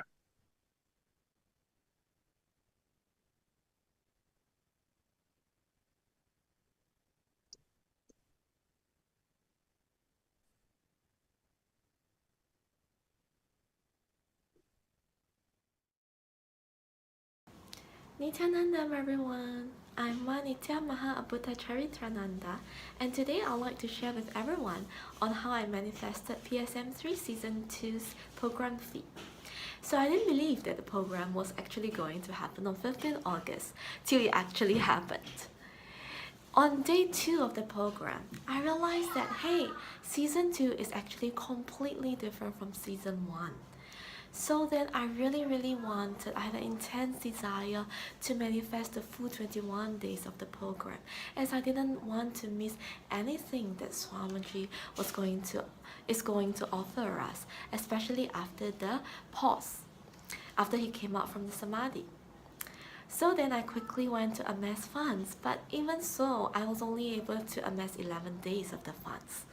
On day 2 of the program, I was very inspired by the story on how Swamiji did not eat nor drink anything except water till Ganesha accepted his prasada. So I decided to just do the same. I decided not to eat, not drink anything except water till I managed to manifest the program fee. So then slowly I managed to manifest a way, I managed to find a way on how to pay using credit cards. So I was able to pay once the statement arrived, basically. So I was very happy. I thought I manifested. Till when I tried to make payment, I realized that for this program, there was strictly to be no credit card loan, even if you are able to pay once the statement arrives. So I was actually very down at first, but quickly I recovered, and I really wanted to think of other ways to manifest. And it was very magical because all the things that happened on that day in my life seemed to point to the same direction. So in the morning, I had a lesson because I'm a tutor, and somehow my student started sharing about her incompletion with her mother. It's very unusual because she's never shared so in depth before. And from her, I saw that she was a reflection of me. Although over the years I completed with my parents by quite a significant amount, but there was just this bit that I clutched onto. I just refused to let go of it, and I was just holding a grudge against them. So I saw this point from my students, and then in some turn of events, I heard from some devotees about how they managed to manifest the previous program's fees via completion with their parents. So then when I thought about this method, I thought that it was impossible because my parents, they actually just recovered from COVID, and just last month, I borrowed some money from them. So I think that it's not possible for me to loan any money from them anymore. And so I was actually feeling quite down. So on that day of the program, after the Darshan and initiation from Swamiji, and I also did some completion with my parents on my own. And the next day, I suddenly felt that, hey, maybe we can try that. Maybe it's not so difficult to lend money from my parents after all. So I decided to try it. So after I made the decision to try it, I got the next shock of my life. I realized that I misinterpreted it. This season, we are not allowed to take any loan from anyone, including parents. So meaning that if I were to manifest, my parents had to be willing to sponsor me for the program. And that I immediately thought was impossible. It was mission impossible. But I really wanted to attend the program. So by some turn of events, it's just so magical. I really thank Swamiji for supporting me all the way. I know that it's him that's really supporting me. That's why all these things just played out in my life. It's really his lila. So a devotee that I know of, but actually before that we didn't really talk very in depth. So she suddenly had a video call with me. And she was telling me about how she managed to manifest through completion with her parents, and she went in depth about the whole event. And I realized that there was something that she said that struck me. Number one was, if you are consciously trying to avoid your parents as a way of manifestation, then it is a clear sign that something is wrong. I mean, your parents, they are the closest people in our lives, right? So, I mean, it's okay. If they want to sponsor, then that's great. If they don't want to sponsor, then it's okay. But if you're consciously avoiding asking them, then something is wrong. So to be honest, at that point, I didn't completely admit to myself that I had this incompletion with my parents. I keep trying to sugarcoat my problems. I feel that, nah, it's actually not so bad. Right, so that made me realize that, okay, this is really the way that I have to break through in order to manifest my program fee. And I felt that she gave me the confidence that I can do it. And also, on that day, before the call, I also saw that I still had my root pattern of feeling that I'm alone in this world. I felt that I'm not supported. So that's why I felt like I'm not supported by my husband, I'm not supported by my parents. So that's why I didn't want to loan money, because I didn't feel that they would support me. So upon finishing the call, my parents, my mother specifically, came to my house. And upon seeing her, I mean, I still didn't know how I was going to open my mouth and ask. But I was really driven by the desire to attend the program. So once I saw her, I started just crying and crying and crying, because I didn't know what to say. So then my mother asked me, what happened to you? Are you too tired? Because she know that I was doing the program. Then I said, no, I'm not tired. You look at me. I actually look okay, considering that I never sleep much for the past few days. But I don't have money. It was really, I felt so much desperation when I said that. I had no money, but I really, really wanted to attend the program. And upon hearing that, to my surprise, my mother just said that, we'll give you. I was like, wow. Because I felt like my mother, although they are generally quite supportive, but they also felt that it's a bit too extreme, because after all, I just attended season 1 a few months ago.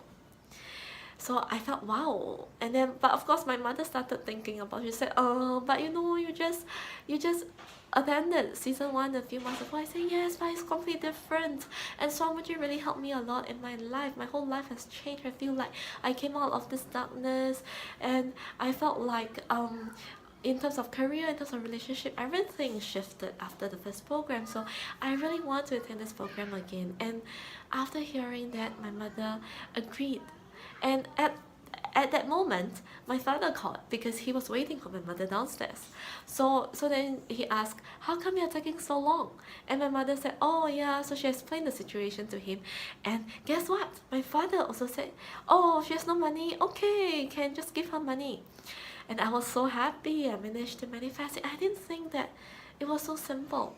I felt like all these fears, all my fears, is actually much bigger. I thought they appeared much bigger than they actually are. Actually, on the day when I realized that I had this incompletion, I was holding on to this grudge to my parents, I already started trying to uncludge, let go of it. And in the end, I managed to manifest and complete with my parents. And I felt, after that happened, that completion happened, I felt my heart was so much lighter. My entire being is very light, and I felt like my heart chakra feels like it's completely unblocked. And after that, I realized that my parents really love me and support me. So my root pattern of feeling unsupported really cannot be sustained anymore, because through this incident, I saw how much they love and support me regardless of their own opinion on it. And during that day, when we were doing yoga, I also realized that there's a huge difference. My yoga asanas are much more stronger and more steady than they were. I guess because of the completion. So thank you so much. I really thank Swamiji. I really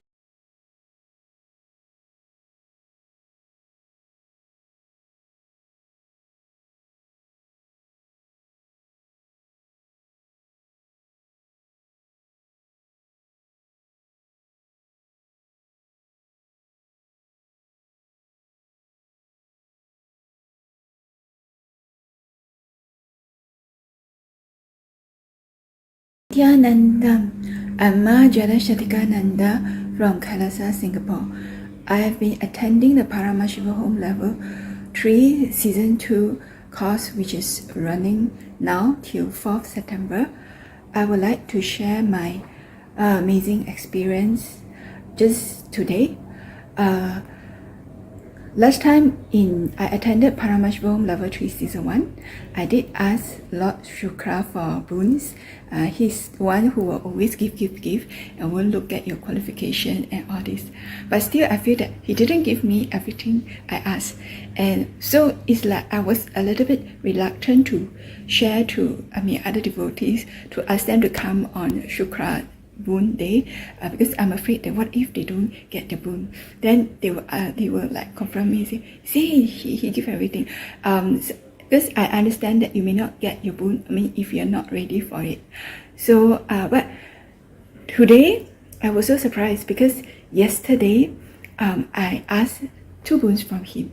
Okay, first is to, of course, to attend all 21 days of Paramashivoham Season 2, and the other one is to ask him to help me to do completions with myself, my family, or whoever I need to do, because I find that this completion is something I couldn't really do it, but I really need it.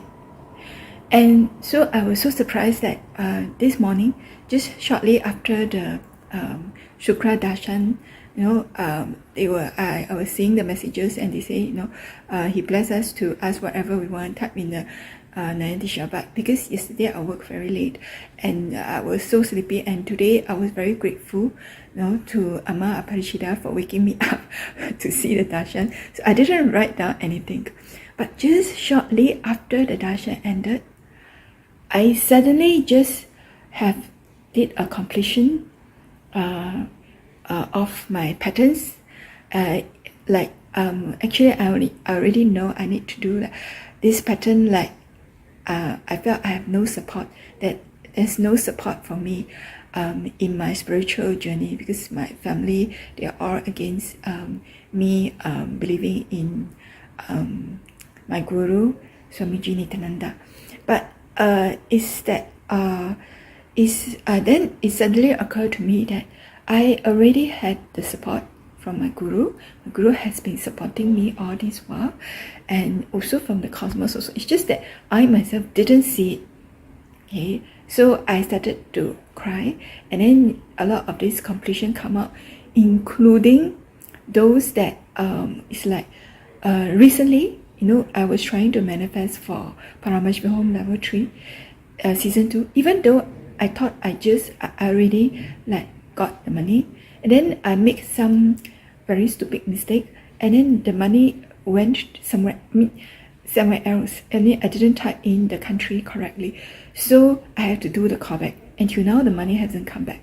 So I was thinking, oh no, I'm going to miss it this time, because if your money didn't reach, they will not let you attend. So, and then luckily the money came in like 2 installments. So the second installment, I was able to use it. But it's like, but okay, of course this mistake thing cost me a lot. Then I was very upset over it, that I even surrendered to my guru. They said, I made such a mess, I just surrender to you, please help me to resolve everything. Then immediately after that, I felt better and I go on with my life. But then just it occurred to me that this is a mistake, that I'm afraid to make a mistake. And then it just suddenly occurred to me that, I don't have to worry that I make a mistake, because my guru is there. He will always support me. I don't have to be afraid that I should make a mistake. In fact, we are all Paramashiva. That's what he has been teaching us and making us go there. If we are all Paramashiva, we will be able to correct any mistake we make. It's okay. Like I got this powerful connection, and also is something that a pattern for me from very long when I was young, because every time I get less than 90, or that means if I don't listen to my mom, it becomes a mistake to me. So I'm very afraid to make a mistake, because I get caned when I score less than 90 when I was in primary school all the way up. So I had this fear in me of making mistake. So it's like today I can see very clearly that that's my pattern, and Lord Shukra has already helped me to complete it. I'm very grateful for this. And just when I thought that, okay, finally see all these patterns, I was able to correct it. Then I had another round of completion, which like I cried for more than half an hour. I finally did the completion for my father, because and I realized also it's like my dad is a stroke patient. He can't walk, and he got stroke like many years ago, even before I met my guru. And actually I was very guilty of this thing. Initially, I really wanted my father to get well, and my friend, who has mother who got shot, who got this stroke also, she tell me the first 6 months is critical for the patient's recovery. So for the first few months, I went down to see my father every day to encourage him to do physiotherapy and all this, and he was actually recovering already. He was able almost to walk on his own already. But just when I thought that, he's going to recover, he had another fall, and that fall caused him to go back to his the stroke again, and he cannot walk this time around. That it was so painful for him to walk that he simply refused to do physiotherapy anymore. None of us could get him to do, and subsequently has been suffering for all these years. And I felt guilty, because that fall, the reason for that fall was because that time I put my sons with my mother, because I need to go out. So I asked him to babysit them for a while, and my mom was like feeding them for dinner, making sure that they eat fast and all this. So she wasn't watching my father when he's dinner. Of course, we have a maid, and then she was saying helper, and she was thinking that the helper is there, it's okay. But just when the helper went to put down, he finished his dinner and the dishes to wash, my dad fell back, and because of this, he went into stroke that he cannot walk again. Despite we still let him go to the weekly therapy, he just refused to do the therapy anymore because of pain. But this actually all along I knew I got this guilt, but somehow I forgot, and I never complete with it. But today I was made to complete my guilt with my father. And not only that, it made me also see that, why he never recovered was that time when he first had stroke. My intention for him to recover was so strong. I visited him every day, and sometimes more than once, just to make sure that he did as many therapy as he could in the hospital and all this.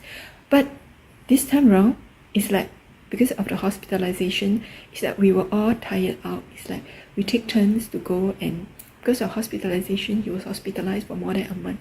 Every one of us, including my sisters, my mother, we were so tired, and somehow we also was like, just let it be. It's like, okay, don't want to do. No, there's only so much we can do. And that's why he is not recovering. Yeah, it's the intention again. Yeah. And also, not only that, I saw also my recent pattern, also another guilt with my mom.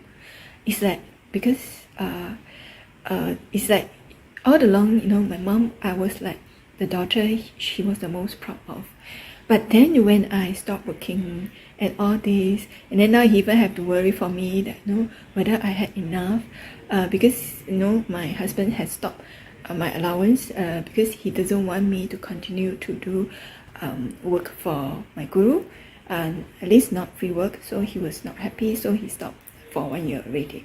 And my mom will worry for me that whether I got enough to eat and all this, and she will try to cover me that when I go home she will buy like as much grocery as she can for me, like the fruits, the vegetables, flowers and whatever thing. And it is that I actually feel guilty that it's like up to now I still need her to worry over me. So, and this was actually the pattern, but I just couldn't see it. Yeah, but today Shukra made me see it, so I was able to complete with this. And also some pattern with my husband also.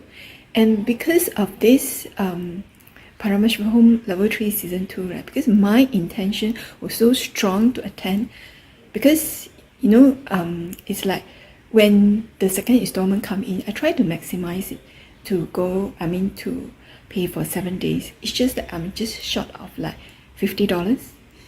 Then I was thinking, it's like, I already asked everyone I could, including my mom, but nobody, it's like, I couldn't ask anymore. But then I realized to me that I can actually ask my husband. But he's someone I will not even ask if I starve.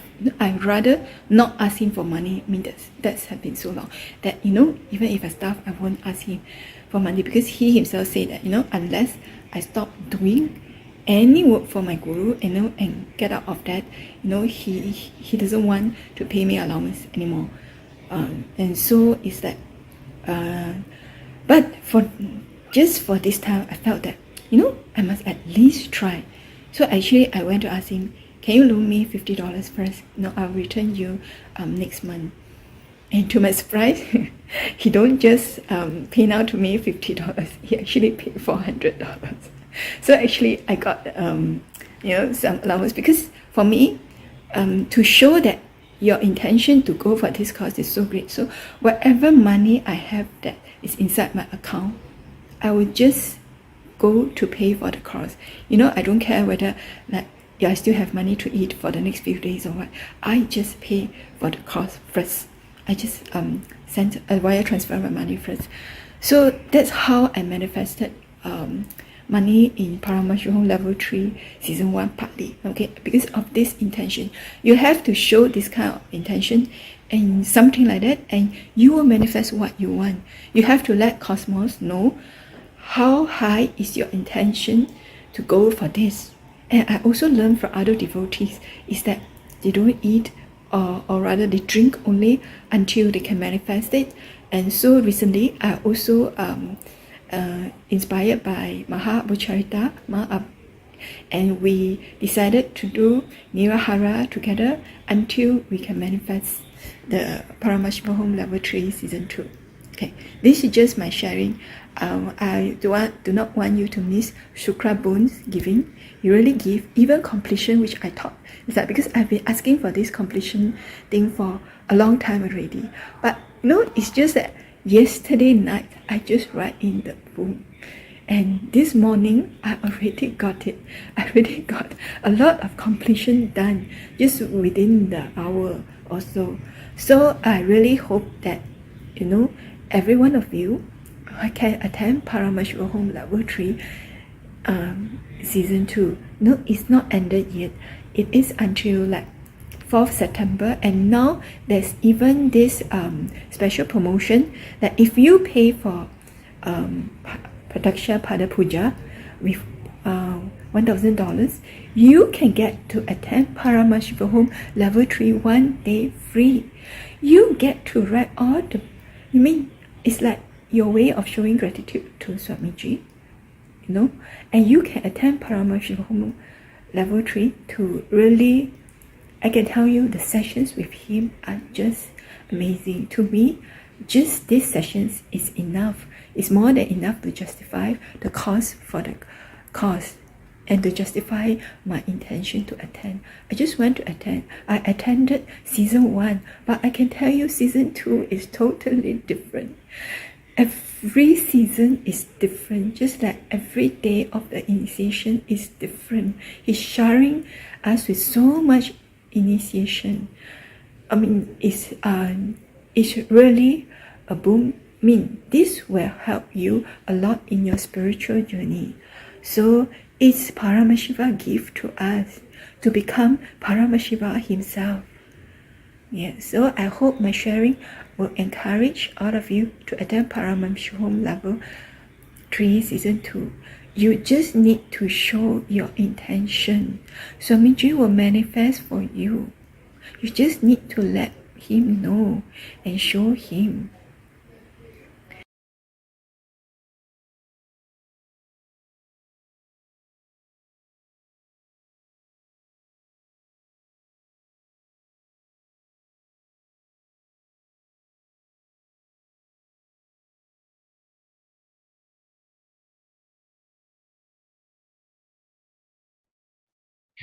Nithyananda, this is Manita Raghunanda, and in this video, I'm going to share with you a very mystical initiation we just received from His Divine Holiness Bhagavan Nithyananda Paramashivam, our beloved Guru, fondly known as Swamiji. So basically, some of you may be aware that I'm currently attending a program called Paramashivam Level 3, Season 2. And the last couple of days, I've been sharing the essence as well as my experiences on the Facebook. But for the third day, I decided that I will come forward to record a video because, as you know, text and words are poor substitute to the kind of excitement as well as the body languages and the kind of experiences that I want to share and convey through a video is much more powerful. So, as you may be aware that Swamiji gave a very, very special initiation on the third day. Basically, was an initiation to levitate into the vertical time zone. That means ability to travel to higher dimensions of the multiverse. And that was the initiation about. And the initiation that he gave was called the Navagandha Yoga Samadhi. Now, this is a process in Siddha tradition. In case you do not know who are the Siddhas are a group of very mystical, enlightened beings, or the perfected sages, saints, who had gained such mastery of the yogic practices or yogic sciences as a pathway to enlightenment of God, to the source, Paramashiva. So basically, before I describe this initiation, you should know about my fascination with Siddha tradition. See, I remember I first got entangled with the Siddha tradition, can be dated back all the way in 2000 or 2009. It was after a program I've attended with Swamiji. On the way back to Singapore, I actually visited a local bookstore in Bangalore. And I picked out a book. The book was like calling my name, and this was the book. This book called Babaji and the 18 Siddhas Kriya Yoga Tradition. Okay, so this is the book. So basically, as you know that I had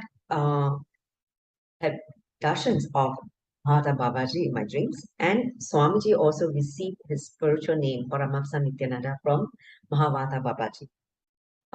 So when I saw his picture, I just cannot help but pick up the book. So I bought the book and I started reading, as you can imagine.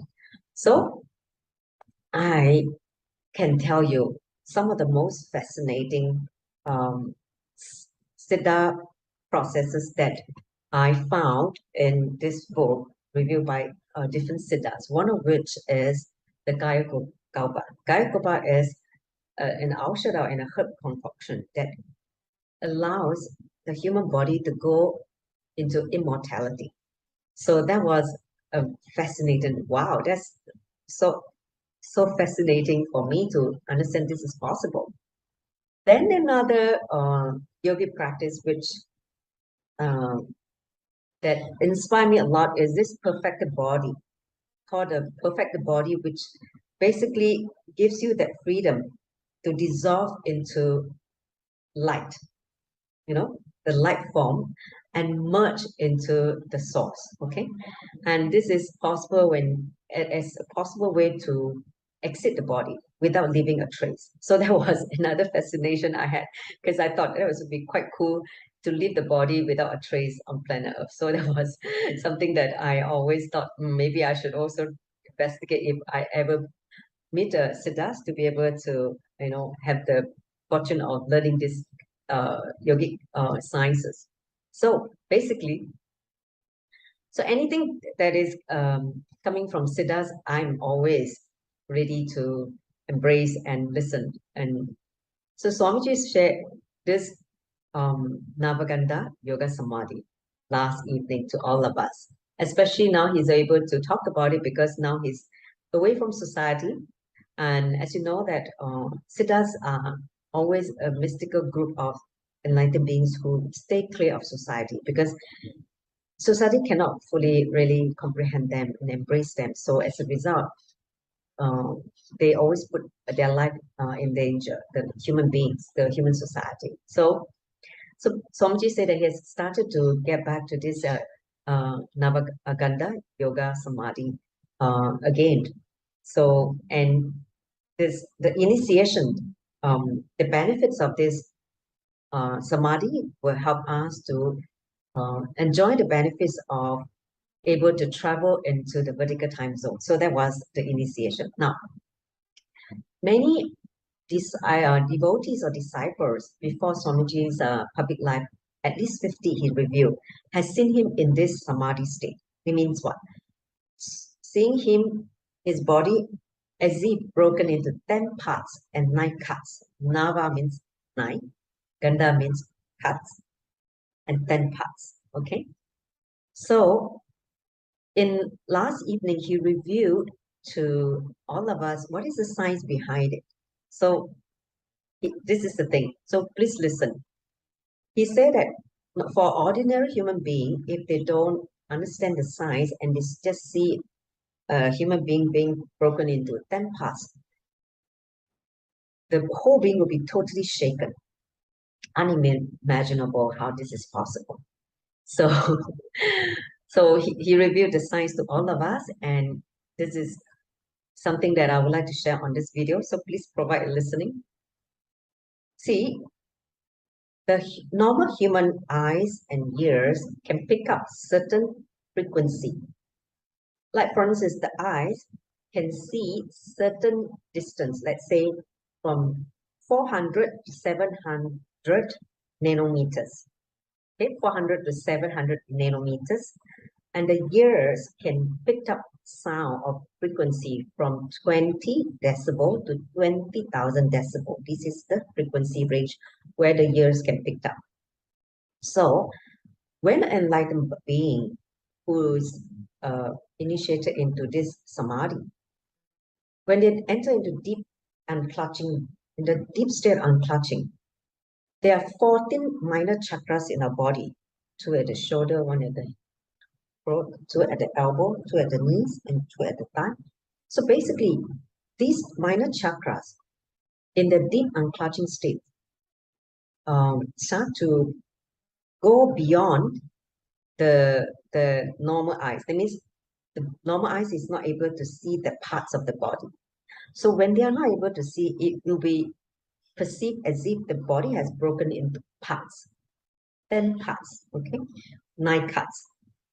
So that is the science behind it. It's not that, they have been cut. It's just that because of the deep Samadhi state, the body goes through certain mutation, and which is not visible to the normal human eyes. So that is the science behind it. And so we are like so fascinated, and what a blessing to have Swamiji revive some of these mystical processes by the Siddha tradition. And for us, we were initiated into this Navagandha Yoga Samadhi to enjoy the benefit, because he's literally in the initiation raising our frequency so that we can jump to the higher vertical time zone and start traveling to Kailasa. So that was the greatest blessing, all of us who attended the program, to receive this initiation. So to be honest, we went through a very deep process, a very deep healing process with him, comprising the Trinata Kumbhaka pranayama, and we sat with him and he did the bioenergy transmission to all of us. So all of you should not miss Paramashivoham Level 3 Season 2, because like what Swamiji said, that this program is all brand new, upgraded, totally unprecedented. So all the mystical yogic processes that he's introducing in this 21 days, nobody should miss it if you are a true seeker and you want to experience a breakthrough in your consciousness. So with that, I hope you catch on the excitement that I'm experiencing with this initiation, and also I'm truly looking forward to further processes to experience fully this whole Navagandha Yoga Samadhi in the traveling or the vertical time zone. So with that, I would like to conclude the video. Thank you for listening. Nithyanandam.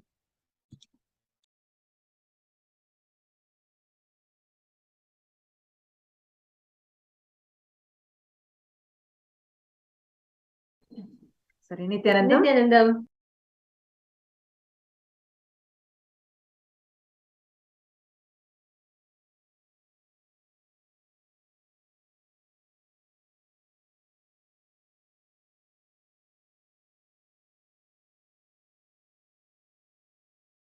Yes, sorry for the technical glitch. Hope all of you are able to see us and hear us now. Yes. So today we are going to be having a I have a very exciting announcement. Today we are going to be having 2 darshans. We are going to be having the darshan of Bhagavan Bhikshadanar as well as Bhagavan Ashwavahanar. And today I'm so excited, and we are also having many exciting things that are packed in today's program. Actually, today, as like every day, we are having this Nithyanandeshwara Brahmotsavam happening live in Tiruvannamalai, right? Based on which we are doing this entire celebration. And as each of us are sitting here witnessing and getting ready for this program, it is going to be very, very exciting, because today what we are all going to have, the darshan of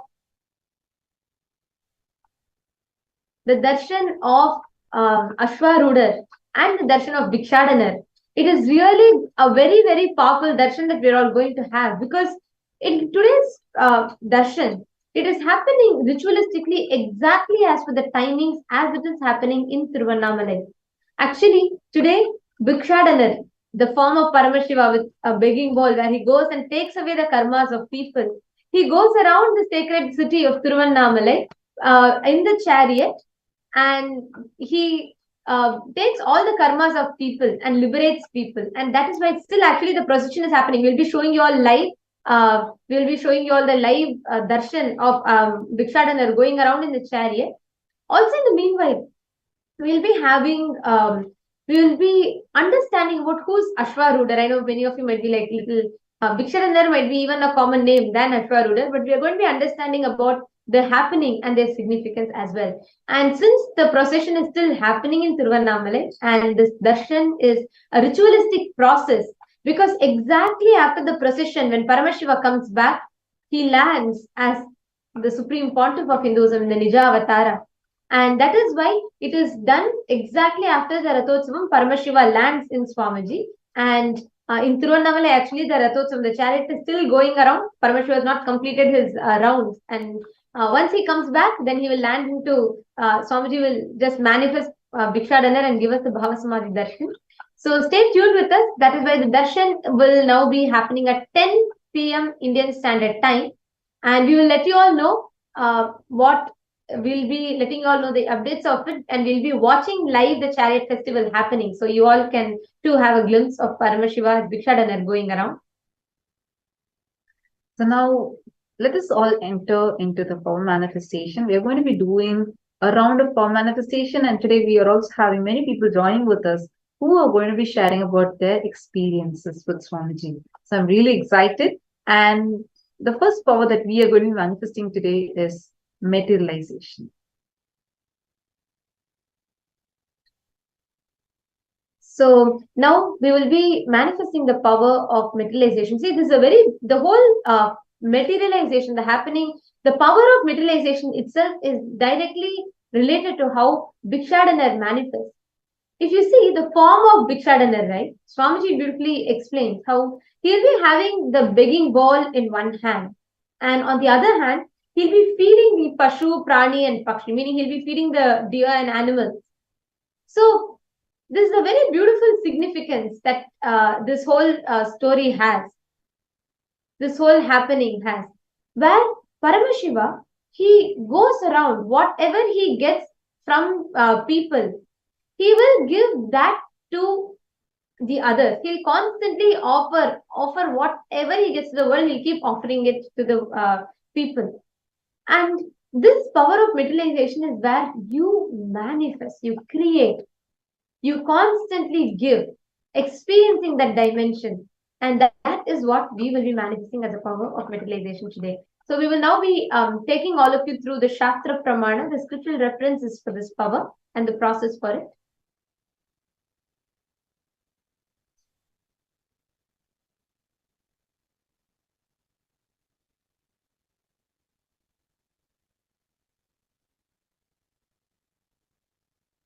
So let us now go through the Shastra Pramana for this power of materialization.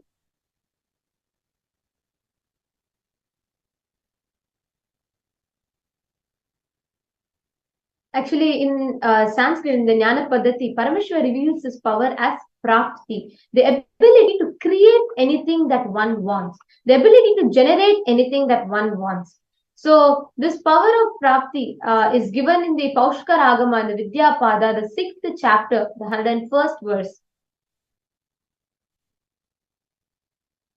Praptyadayo guna pancha yogina karanatmajaha manasabhishta samsiddhi praptirnama gunalayaha. The 5 powers beginning with prapti arise from the yogis through the internal organs antahkarana, such as mind and others. The power of attaining whatever is desired by the mind is called as prapti. It is declared to be the abode of all desirable powers, an abode which brings about all the desired qualities. So this power of prapti has a very beautiful apta pramana of a great siddha, one of the siddha purushas, called Neem Karoli Baba, who was born in 1890 to a Brahmin family, and his parents got him married at the age of 11. But he had no interest in worldly life, and then he ran away from home and reached Gujarat, taking the life of sannyas. So after 15 years, his father gets to know where he is and goes and begs him to come back home. After a lot of pleading and crying, Neem Karoli Baba agrees to come home. Then he continues his regular life and has 3 children. But after a few years, Again, he leaves home, never to come back. Then he starts traveling and doing lots of miracles for people, helping them. So finally, in the 70s, Steve Jobs was in a very bad situation and he was in so much loss and all sorts of problems had come. So at that time, one of his friends takes him and brings him to see Neem Karoli Baba. But Baba had attained Samadhi. So that he spends time in the ashram and then he goes back to US and then starts Apple. So Apple started from there and the company has skyrocketed. Also, when Mark Zuckerberg started Facebook, he was also in lots of problems and he used to ask Steve Jobs for some help. And Steve Jobs used to tell him to go to Baba's ashram and come. So even Mark Zuckerberg also goes, and after that he had been seeing amazing growth and success in his life. To see this power of Prapti is all about being able to generate, being able to manifest and create what one wants. Let us now see the Atma Pramana.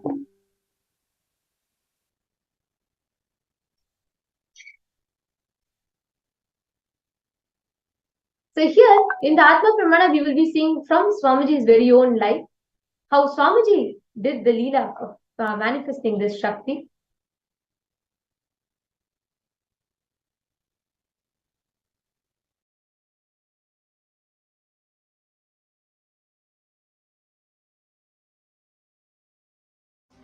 Paramashivoham Om Nithyananda Paramashivoham Om Nithyananda Paramashivoham Om Nithyananda Paramashivoham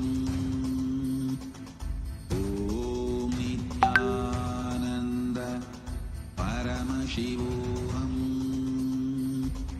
Om Nithyananda Paramashivoham Om Nithyananda Paramashivoham Om Nithyananda Paramashivoham Paramashivoham Om Nithyananda Paramashivoham Om Nithyananda Paramashivoham Om Nithyananda Paramashivoham Paramashivoham Om Nithyananda Paramashivoham Om Nithyananda Paramashivoham Om Nithyananda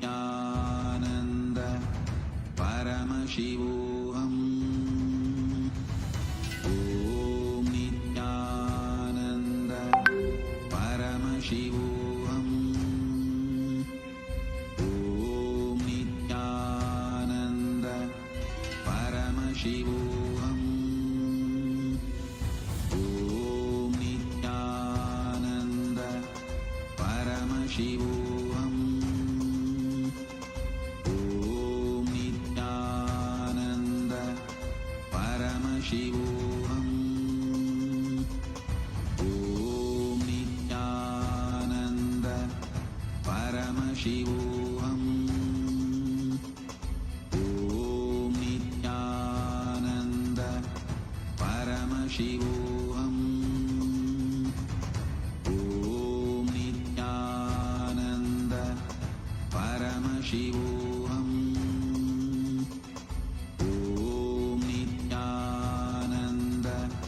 Paramashivoham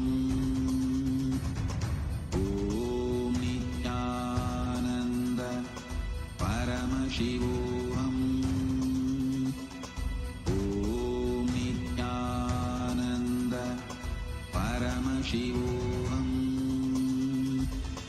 Om Nithyananda Paramashivoham. Every day these Gurukul kids are reporting miracles. Today morning the Pujari, the Gurukul Brahmachari comes and tells me, Swamiji, we were doing Abhishekam to the Nithyanandeshwara Linga, main deity. Suddenly, large quantity kumkum materialized. And they cleaned. They saw on my Murthy, large quantity of vibhuti materialized. Then again, after cleaning, again more kumkum getting materialized. It's not small, large quantity where they collected and brought it. I blessed it. All of you can have prasad, that much of quantity. It has come. And not only that, Gurukul kids have even taken photographs. You can all see the photographs. Yes, you can see the quantity materialized. I asked Gurukul kids, the Krama Brahmacharis, hey, did you guys put it? They said, no, Swamiji. Did you think some other Gurukul kids have put it? No. Or did it fall from anywhere? They said, nothing, Swamiji. Really, it got materialized. I can't believe because the energy is so high in the whole zone. You guys can see the amount of kumkum materialized on Anandeshwara Linga, Nithyanandeshwara Linga, and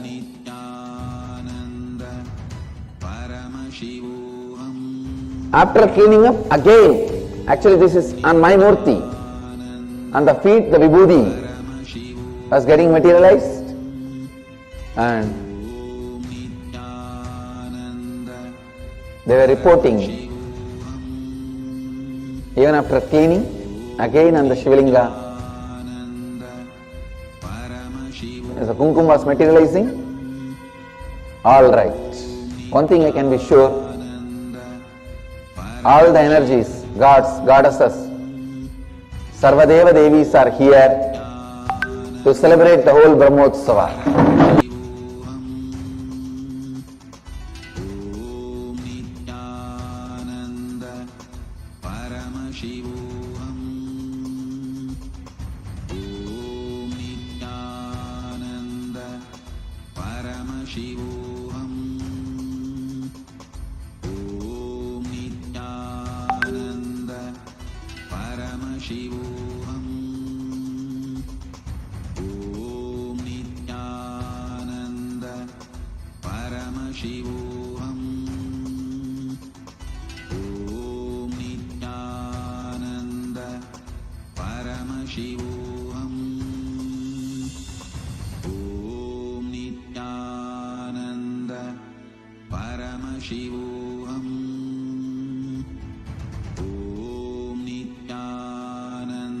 Adinam, we are witnessing a real breakthrough for here at Nithyananda Peetham Bengaluru Adinam.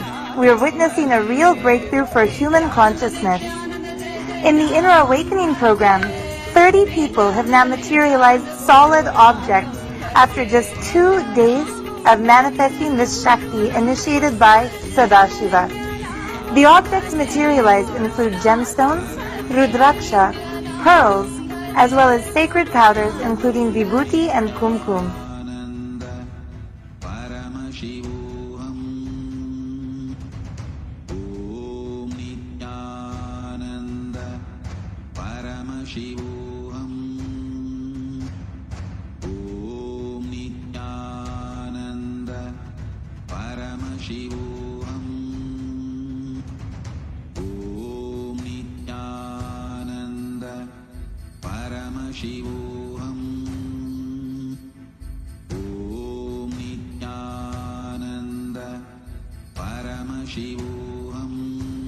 We can see how beautifully this whole manifestation happens. Please understand, it's not a miracle. It's a science. It's a legitimate science. You all, like many of you will be excited to know, this entire study was done directly on Swamiji himself. When Swamiji live initiated one of the disciples to materialize, the object appearing, here you all can see on the screen, the green color object. Here you all can see on the screen, the green color object that is appearing out of thin air, like out of nowhere. A solid object suddenly forms in the throat of the disciple when Swamiji initiated. Here we all can see Swamiji is initiating the disciple, and the whole transmission, the whole deeksha was captured live and the study was done on the 6th of September 2011. Some of the studies were conducted during a 4-hour long session in which Swamiji materialized a variety of objects through an initiated individual, and the whole body baseline scan proving that the absence of any hidden or concealed object was done.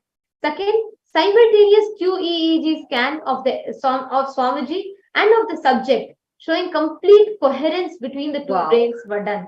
Understand, it's a sign.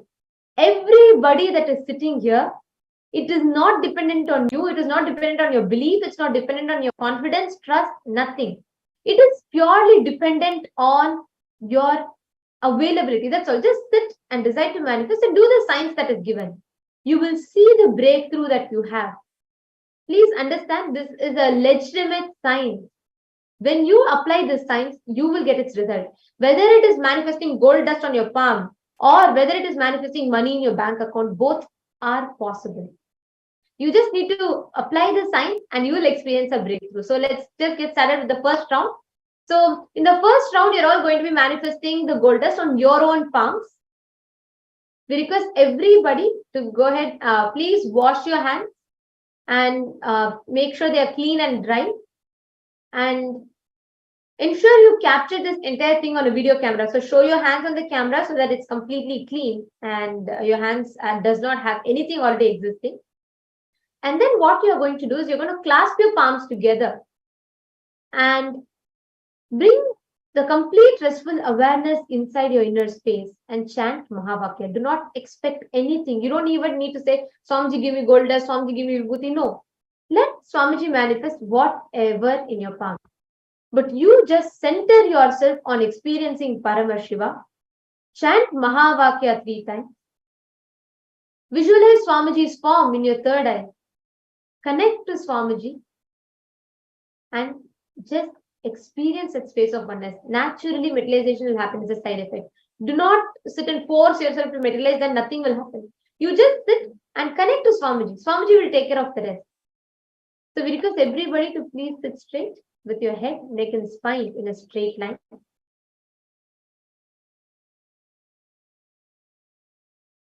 Chant the Mahavakya. Om Nithyananda Paramashivoham. Om Nithyananda Paramashivoham. Om Nithyananda Paramashivoham. Alive being. Drop your form into his form and dissolve. Remember, you are a Sarupya Mukta, means your form is dissolved into his form. All my disciples, now I am initiating Salokya Mukti, Samipya Mukti, Sarupya Mukti, Sayujya Mukti. Om Nithyananda Paramashivoham. Om Nithyananda Paramashivoham. Om Nithyananda Paramashivoham. Om Nithyananda Paramashivoham. Om Nithyananda Paramashivoham. Om Nithyananda Paramashivoham. Om Nithyananda Paramashivoham. Om Nithyananda Paramashivoham. Om Nithyananda Paramashivoham. Om Nithyananda Paramashivoham. Om Nithyananda Paramashivoham. Om Nithyananda Paramashivoham.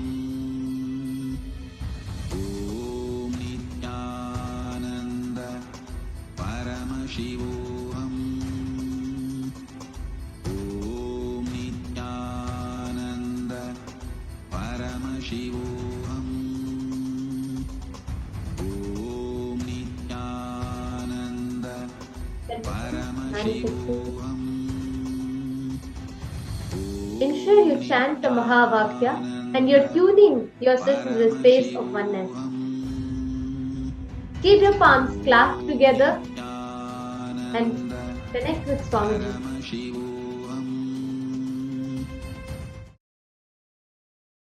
Yes, you all can now relax. Please relax. And whoever have manifested, please let us know in the comment section. Yes. Now that all of us have manifested this, whoever has manifested, please ensure you capture the picture of it and you can upload it on Facebook. And continue manifesting. Understand, whether you manifest gold dust or whether you manifest miracles, the science is the same. Whether you manifest some specks of bhasma in your palm or whether you miraculously manifest money in your life, the science is same. Swamiji has empowered us with that science to be able to manifest what we want in life. There are tons of people who have had these experiences in their life. When you just listen to them, you will know it is a pure manifestation. Understand, it's a pure science. Whatever we are having in life, whatever Swamiji is showering us with is a science. So this power is not just limited to you manifesting gold dust on your palm. Understand, if you do this, if you grasp this science and power, you will be able to manifest enough money in your life or enough health in your life. Whatever you want, you will be able to manifest and generate it. Because this is the science of manifestation.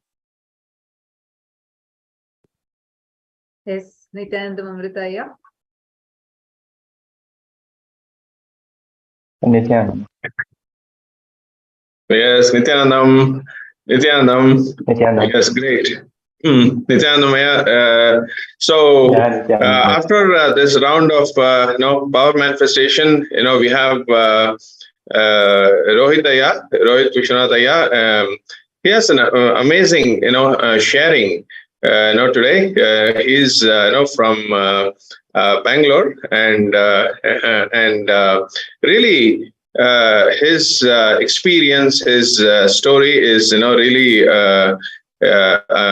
amazing and inspiring. I'm sure it was inspiring me, inspiring many others when I heard it, and it's so very amazing. Welcome, Rohitaya. Thanks. Great. So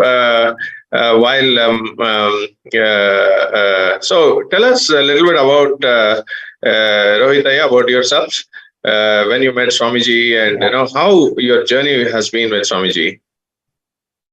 Yeah, I met Swamiji through YouTube channels.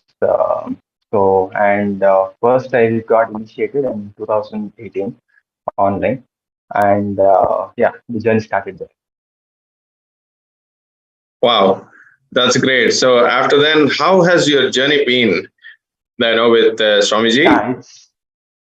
It's been like a fantastic till now. Whatever doubts, the questions I had about Hinduism, about myself, about the self, a lot of things are getting answered, and the direction is getting set. It's wonderful. Yes, that's great. I understand. You this for all our viewers. So you and your family, all of you are have attended the program, introduced to Swamiji. So can you tell us about your whole family connected to Swamiji? Okay. Yeah. So basically, 2018, me and my wife, we actually started looking at the YouTube videos, and then we were really attracted, and then we wanted to meet Swamiji, but at that time he was not there, and from there on, we started our journey, where we started volunteering in Harinam in the initial phases before. Rohitaya, Nithyanandamaya. Yeah. Rohitaya, could I request you to speak a little louder? I think your audio is not coming through clearly. How's it now? It's better. Please continue. 1 second.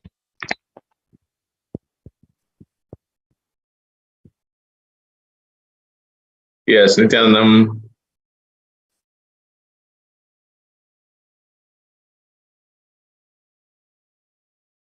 We can't hear you. We can't hear you.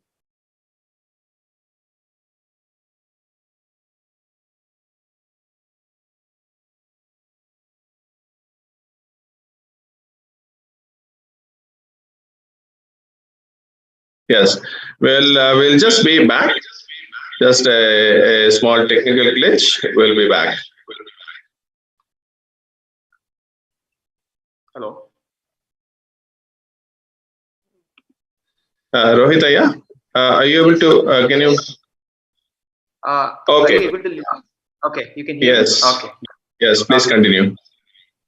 So so our journey started there, and then it was 2018 Guru Purnima, a very auspicious day when we got our first initiation, and the effects were pretty immediate because what happened was we could see the changes in the seeking level, and that's when the journey started, and we started volunteering in Adinam, and that gave us a lot of exposure about there is a lot of learning happening in Adinam. So it's like every moment is a learning there. So we got involved there, and after that pandemic hit, and we attended the PSM one with the entire family.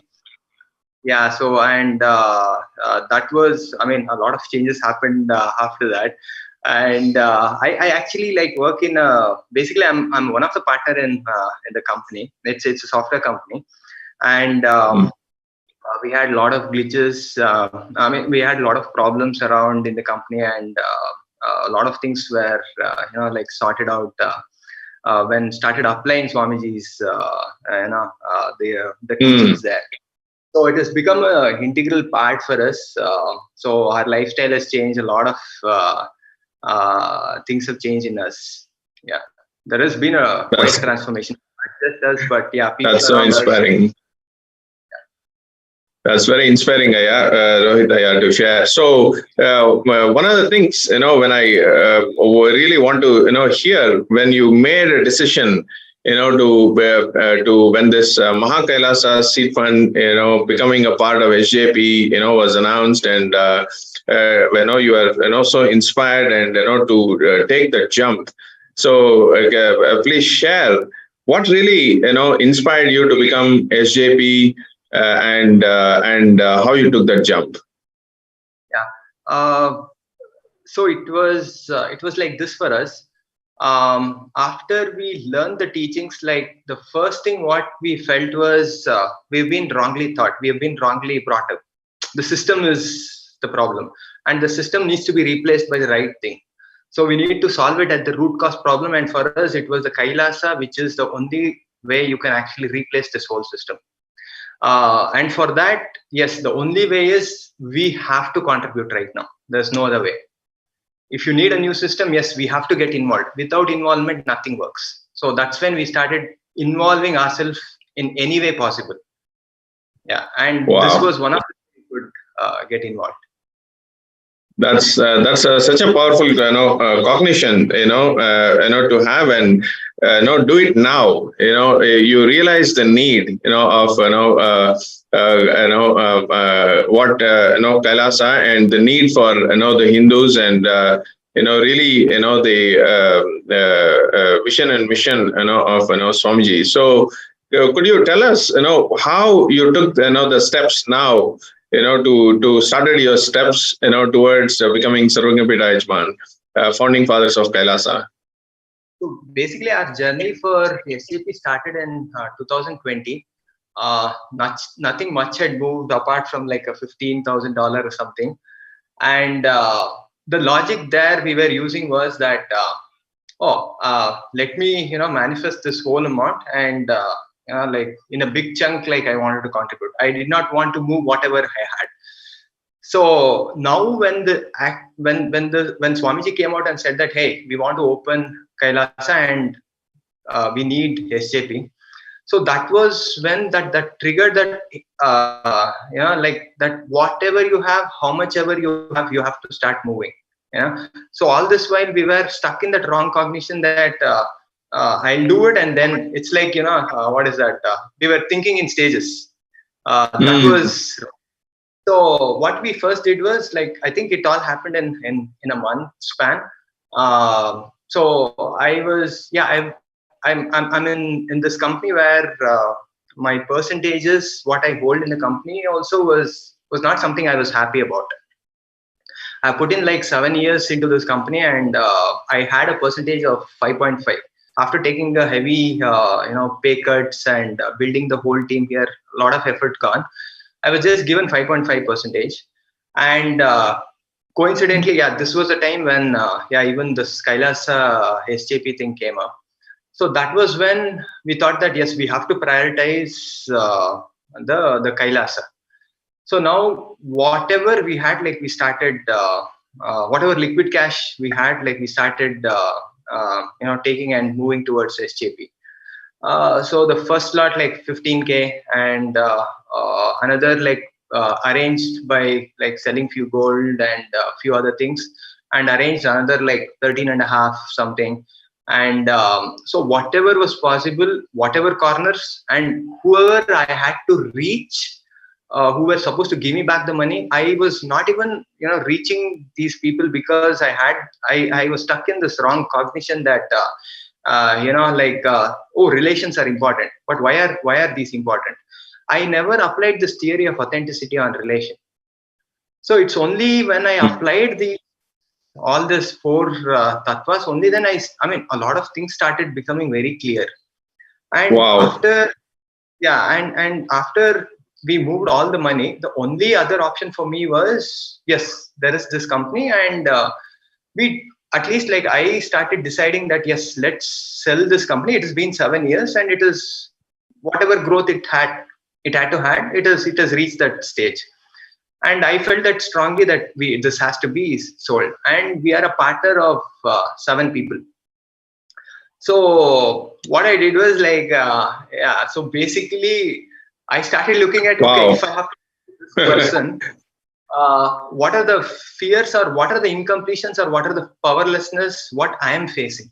Okay, after I exhausted all the money I had to convince each one of them of 2 things. One is the percentage needs to be renegotiated, and the selling off of the company, which is a big decision, right?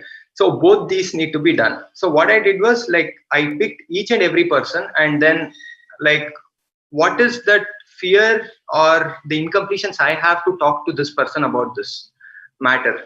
So I completed with those things, and then whatever, before I did this exercise, like I was writing down, okay, this is the expected result from the logical plane, and then I complete it, and then I go execute that action, and I see that the reality is completely different, right? So the whole thing is like, what I understood, you can actually so I think that was great, Rohitaya. I want to actually, Ma Pranapriya Nanda has also joined.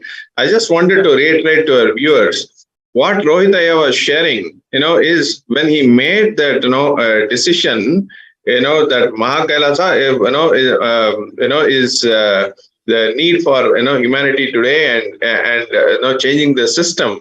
He made that decision. Whatever he had, understand, whatever he had, he was ready to put it, towards, Kailasa, and that, really, that powerful cognition, that powerful decision he came to, he put everything, whatever he had, that's what he was sharing. Whatever he had, he was ready to put it at, Swamiji's feet, and just surrender. and see next, what happens. And now all of you here, what next, happened to him, when he really did that, surrender everything, whatever he had, at Paramashiva's feet. What next happened? Let us, hear from him. Ma Pranapriyananda has joined. Nithyananda Ma. Nithyananda Maya. Nithyananda Rohitaya, it's so wonderful to have you in the segment today. Let's continue hearing your SJP journey before we, I don't want to, yeah.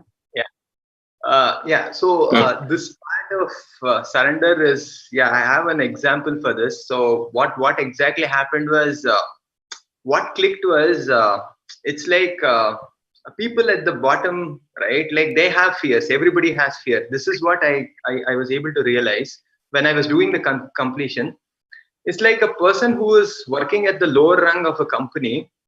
He is worrying or fearing about his salary. Oh, if I don't get the salary, how will I do? What will I do next month? But a person who is at the top of the company, he has a bigger fear, but he is hiding all this big fear behind these people's fear, which is small actually. So this is the click. What happened was, like, I was able to, take actions in such a way that I was completely fearless, and the intensity grew. And I was really able to, get to the people where I made sure that they heard me. And what happened was, with this month, in the beginning of the previous month, we had decided, okay, because December 6th or 8th is the deadline. We were seeing like how much we can do. We were working towards that. So we were saying that, okay, this month's salary also, whatever gets, like we'll have it for the Kailasa. So this was already committed within ourselves, within our family. And 27th or 26th, I guess, we decided that, okay, me and my wife, like, we decided that things are not moving. I think this is the last step. Let me quit. So let me quit. And I sent them a warning saying that, see, I'm moving on because things are not moving. You guys are not moving. I want to quit. I want to make a quit. So within the 30th, whatever the salary we got, like we processed that. And I think, today is 4th. 4th of December. Today we had a meeting, and my percentage, which was 5.5, it is now increased to 20. And people are aligned for. Oh wow! And people are aligned for selling this. It's further. We'll take it forward definitely. See, to all our viewers, what's the next step? See, when Rohit surrendered whatever he had at Paramashiva's feet for the higher purpose, what he wanted to do. At that point in time, his share in his company was 5%, some 5.5%, something like this. And when he made that decision to move on, let me march forward, and things are not moving. Let me take action in what I believe in. What is necessary now is to support and revive the vision and mission of Kailasa. So really, when he did that, how things shifted for him. Understand, always Cosmos celebrates your decision, your surrender to Paramashiva, and now in this company now, instead of 5% of the holding that he had, now it is raised to 20%, which allowed him now is enough for him to becoming Sarvagna Pita Yajman Karta. That is such an amazing story, Rohitaya. Please go ahead. Yes, Ma Pranapriya, go ahead. Yes, one of the things that I really wanted to share, listening to and listening to Rohitaya's journey, is Swamiji always shares the virtue of Tyaga. When you do Tyaga, when you decide that, yes, whatever I have, I'm going to surrender it at Swamiji's feet. He literally followed it to every level. See, literally, that was the last day. He's quitting the company, and that's the last salary. He actually has his choice, right? The family has a choice to hold on to that last portion because of the various family commitments and what next, and so many things are there. They actually have that choice, but they decided as a family, they decided, whatever I have, I'm going to do Tyaga. I'm going to surrender it at Swamiji's feet. Just by that decision, holding on to that decision, it is a last test, like something like that. It's like literally the last test. Moment they just said, yes, I'm going to surrender this also at Swamiji's feet. Cosmos showered, Paramashiva showered. And now he's able to manifest the whole SJP itself, 4 times increase in the stakes of the company, just by his intensity and the surrender.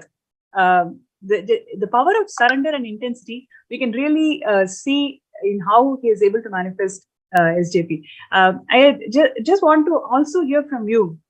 Throughout this journey, what kept you going, right? What really kept you motivated and going, want to really make it happen? What was that inspiration for you? Yeah. Inspiration was this one, like whatever we are undergoing, right? And also what we realized was this SAP journey is more spirituality. It's nothing to do with money, is what we realized. And this is like what do you say? Like it's like you will be headed straight towards your fears. Like you will be exposed to yourself.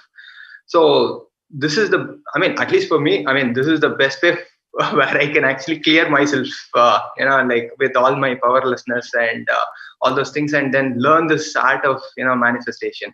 So, and for the reason why this has to be done, I think, as previously told, that for us, like this, whatever we have learned and whatever we are experiencing, like we want others to experience this.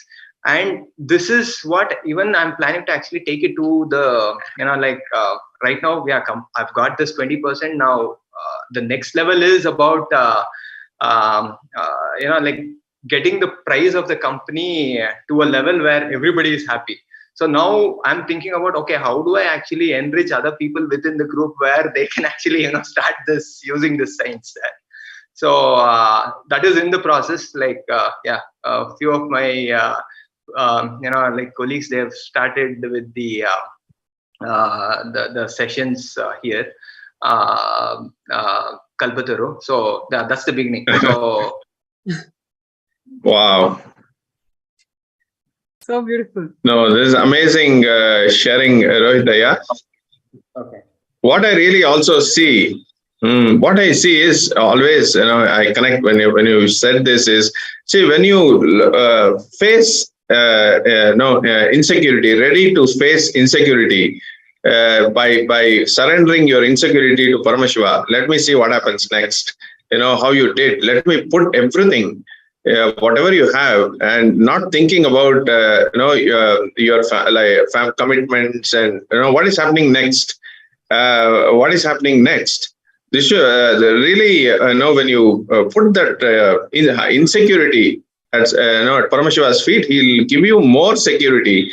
He'll shower you more back than really how you shared. Your stake in the company increased. And you feel more secure. Now the cosmos is co-creating your reality. You can see it, right? You experience this. And always, when you surrender your insecurity, that you're blessed with, the more security and, more abundance, everything. So really an amazing experience, all the viewers there, who really heard Rohitaya, share. All of you, who are ready there to experience, the Paramashivoham program, ready to shift yourself today, right now, you can, after you heard Rohitaya's sharing, it can also happen to you. Understand? It can happen to all of you, and right now you can, make the decision, surrender all your insecurities, self-doubts, everything at Paramashiva's feet, and sign up, for Paramashivoham, and becoming founding fathers of, Kailasa, and the cosmos will support you, like how, Paramashiva Swamiji, supported Rohitaya. See how experientially you are hearing, that happened in his life. This is an amazing sharing. Yes, Priya, I wanted to share thing, Rohitaya. Yes, please go ahead. One other thing wanted to share to what Rohitaya is adding. Swamiji has time and again told, when you put the intention, when you file an intention, please be very clear, already the funds are released from Cosmos. When you make a sankalpa that, yes, I want to become a SJP manifest, I want to become a Samayapita Ejaman, I want to manifest Paramashivoham, whatever you want to manifest, by making an intention, by making a sankalpa, already Swamiji has showered you with everything that you need. All that happens during this process of manifestation is each one of us growing, raising our consciousness. I'm sure Rohitaya has tons of things to share, how during this journey he himself can feel how he grew as an individual when he said that it is a spirituality, it is nothing to do with wealth or anything, isn't it, Aya? Yeah, as a being, how you have grown.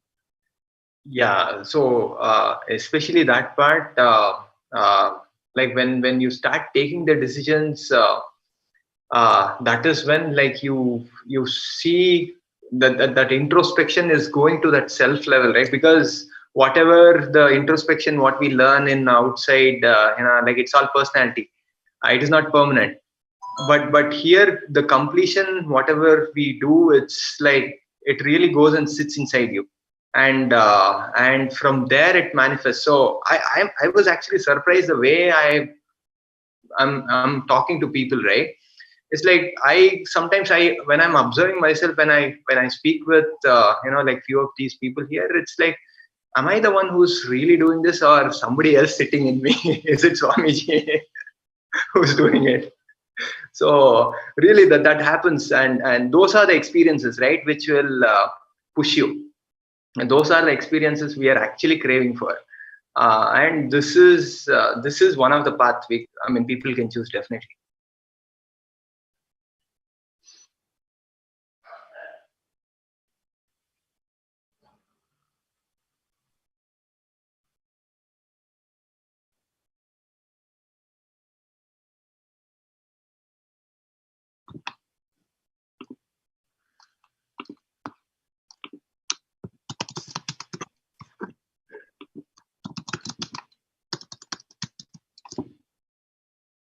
Rohitaya, can you hear us?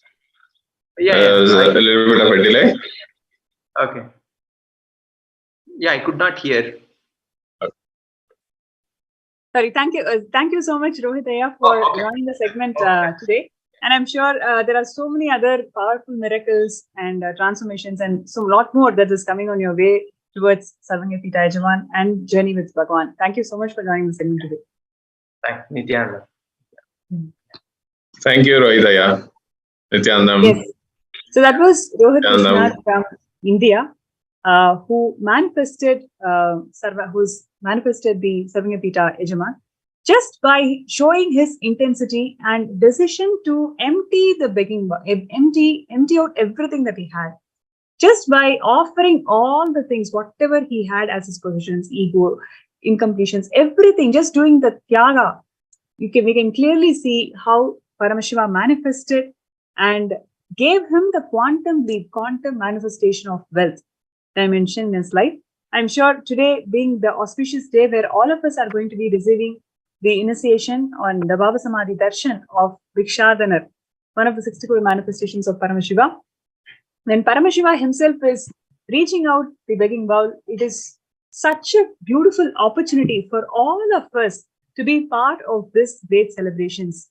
And by doing so, we are only going to receive more and more and more, because he is so compassionate and he is offering the prasada of living enlightenment to one and all.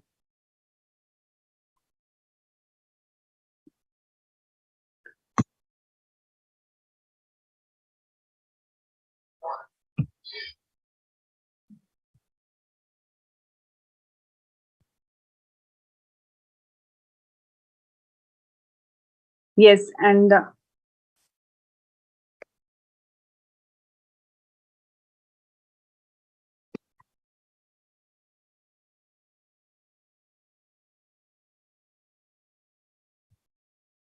yes, now we are also on this auspicious moment, we are also having these celebrations of Kailasa's Karthigai Deepam in Tiruvannamalai, where so many auspicious moments, more auspicious celebrations are happening.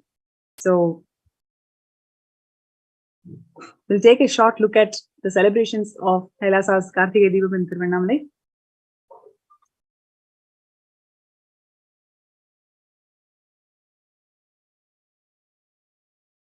Yes, Nithyananda, we all can see here live the beautiful chariot festival of Bhagavan Bhikshadanar going around, and Ashwarudar. So the Ashwarudar is a form where Bhagavan Paramashiva, mounted on a horse, goes around celebrating the victory. And here he sits on the horse, the Ashwavahana, and he goes around the temple town of Tiruvannamalai.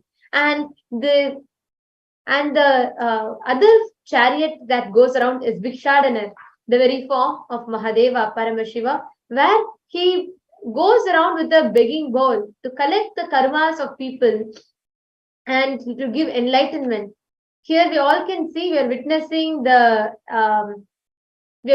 live chariot festival of Bhikshadanar in Tiruvannamalai. We can see the chariot going around. Actually, we are right after this chariot goes around and reaches back to the temple.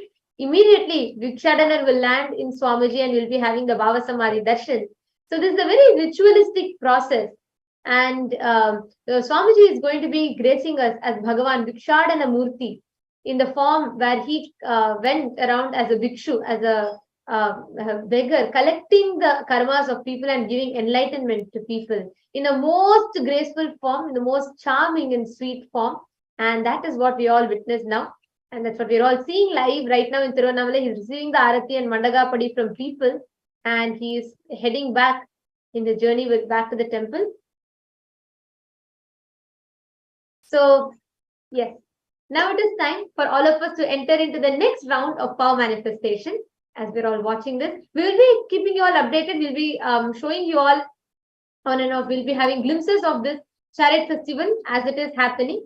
So now let's enter into the next round. We heard such a beautiful sharing from Rohitaya, and thank you, Ma Pranapriya and Amrita, for such a beautiful segment, because every time we listen to someone's experience, the authenticity of their experience makes us realize, oh my God, if Swamiji is manifesting for him, Swamiji is going to manifest for me too.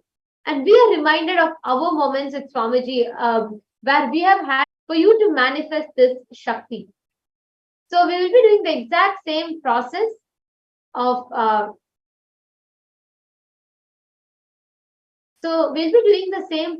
materialization, but here it's what is the difference is you're going to be telling your friend, you're going to be connecting to your partner. It can be a friend or family member, it can be anyone. So you're going to be connecting to one of them, and you're going to be explaining this to them, that you're in a Bhava Samadhi Darshan program, you're attending this, and you are going to be manifesting this power with them. Please understand, listen carefully. Bhikshadanar constantly showered people. He used to go around and beg and get whatever he got. He used to distribute it to people, to the Pashu, Pakshi and Prana, because nobody, what can Paramashiva get? He's Mahadeva, he's Paramashiva.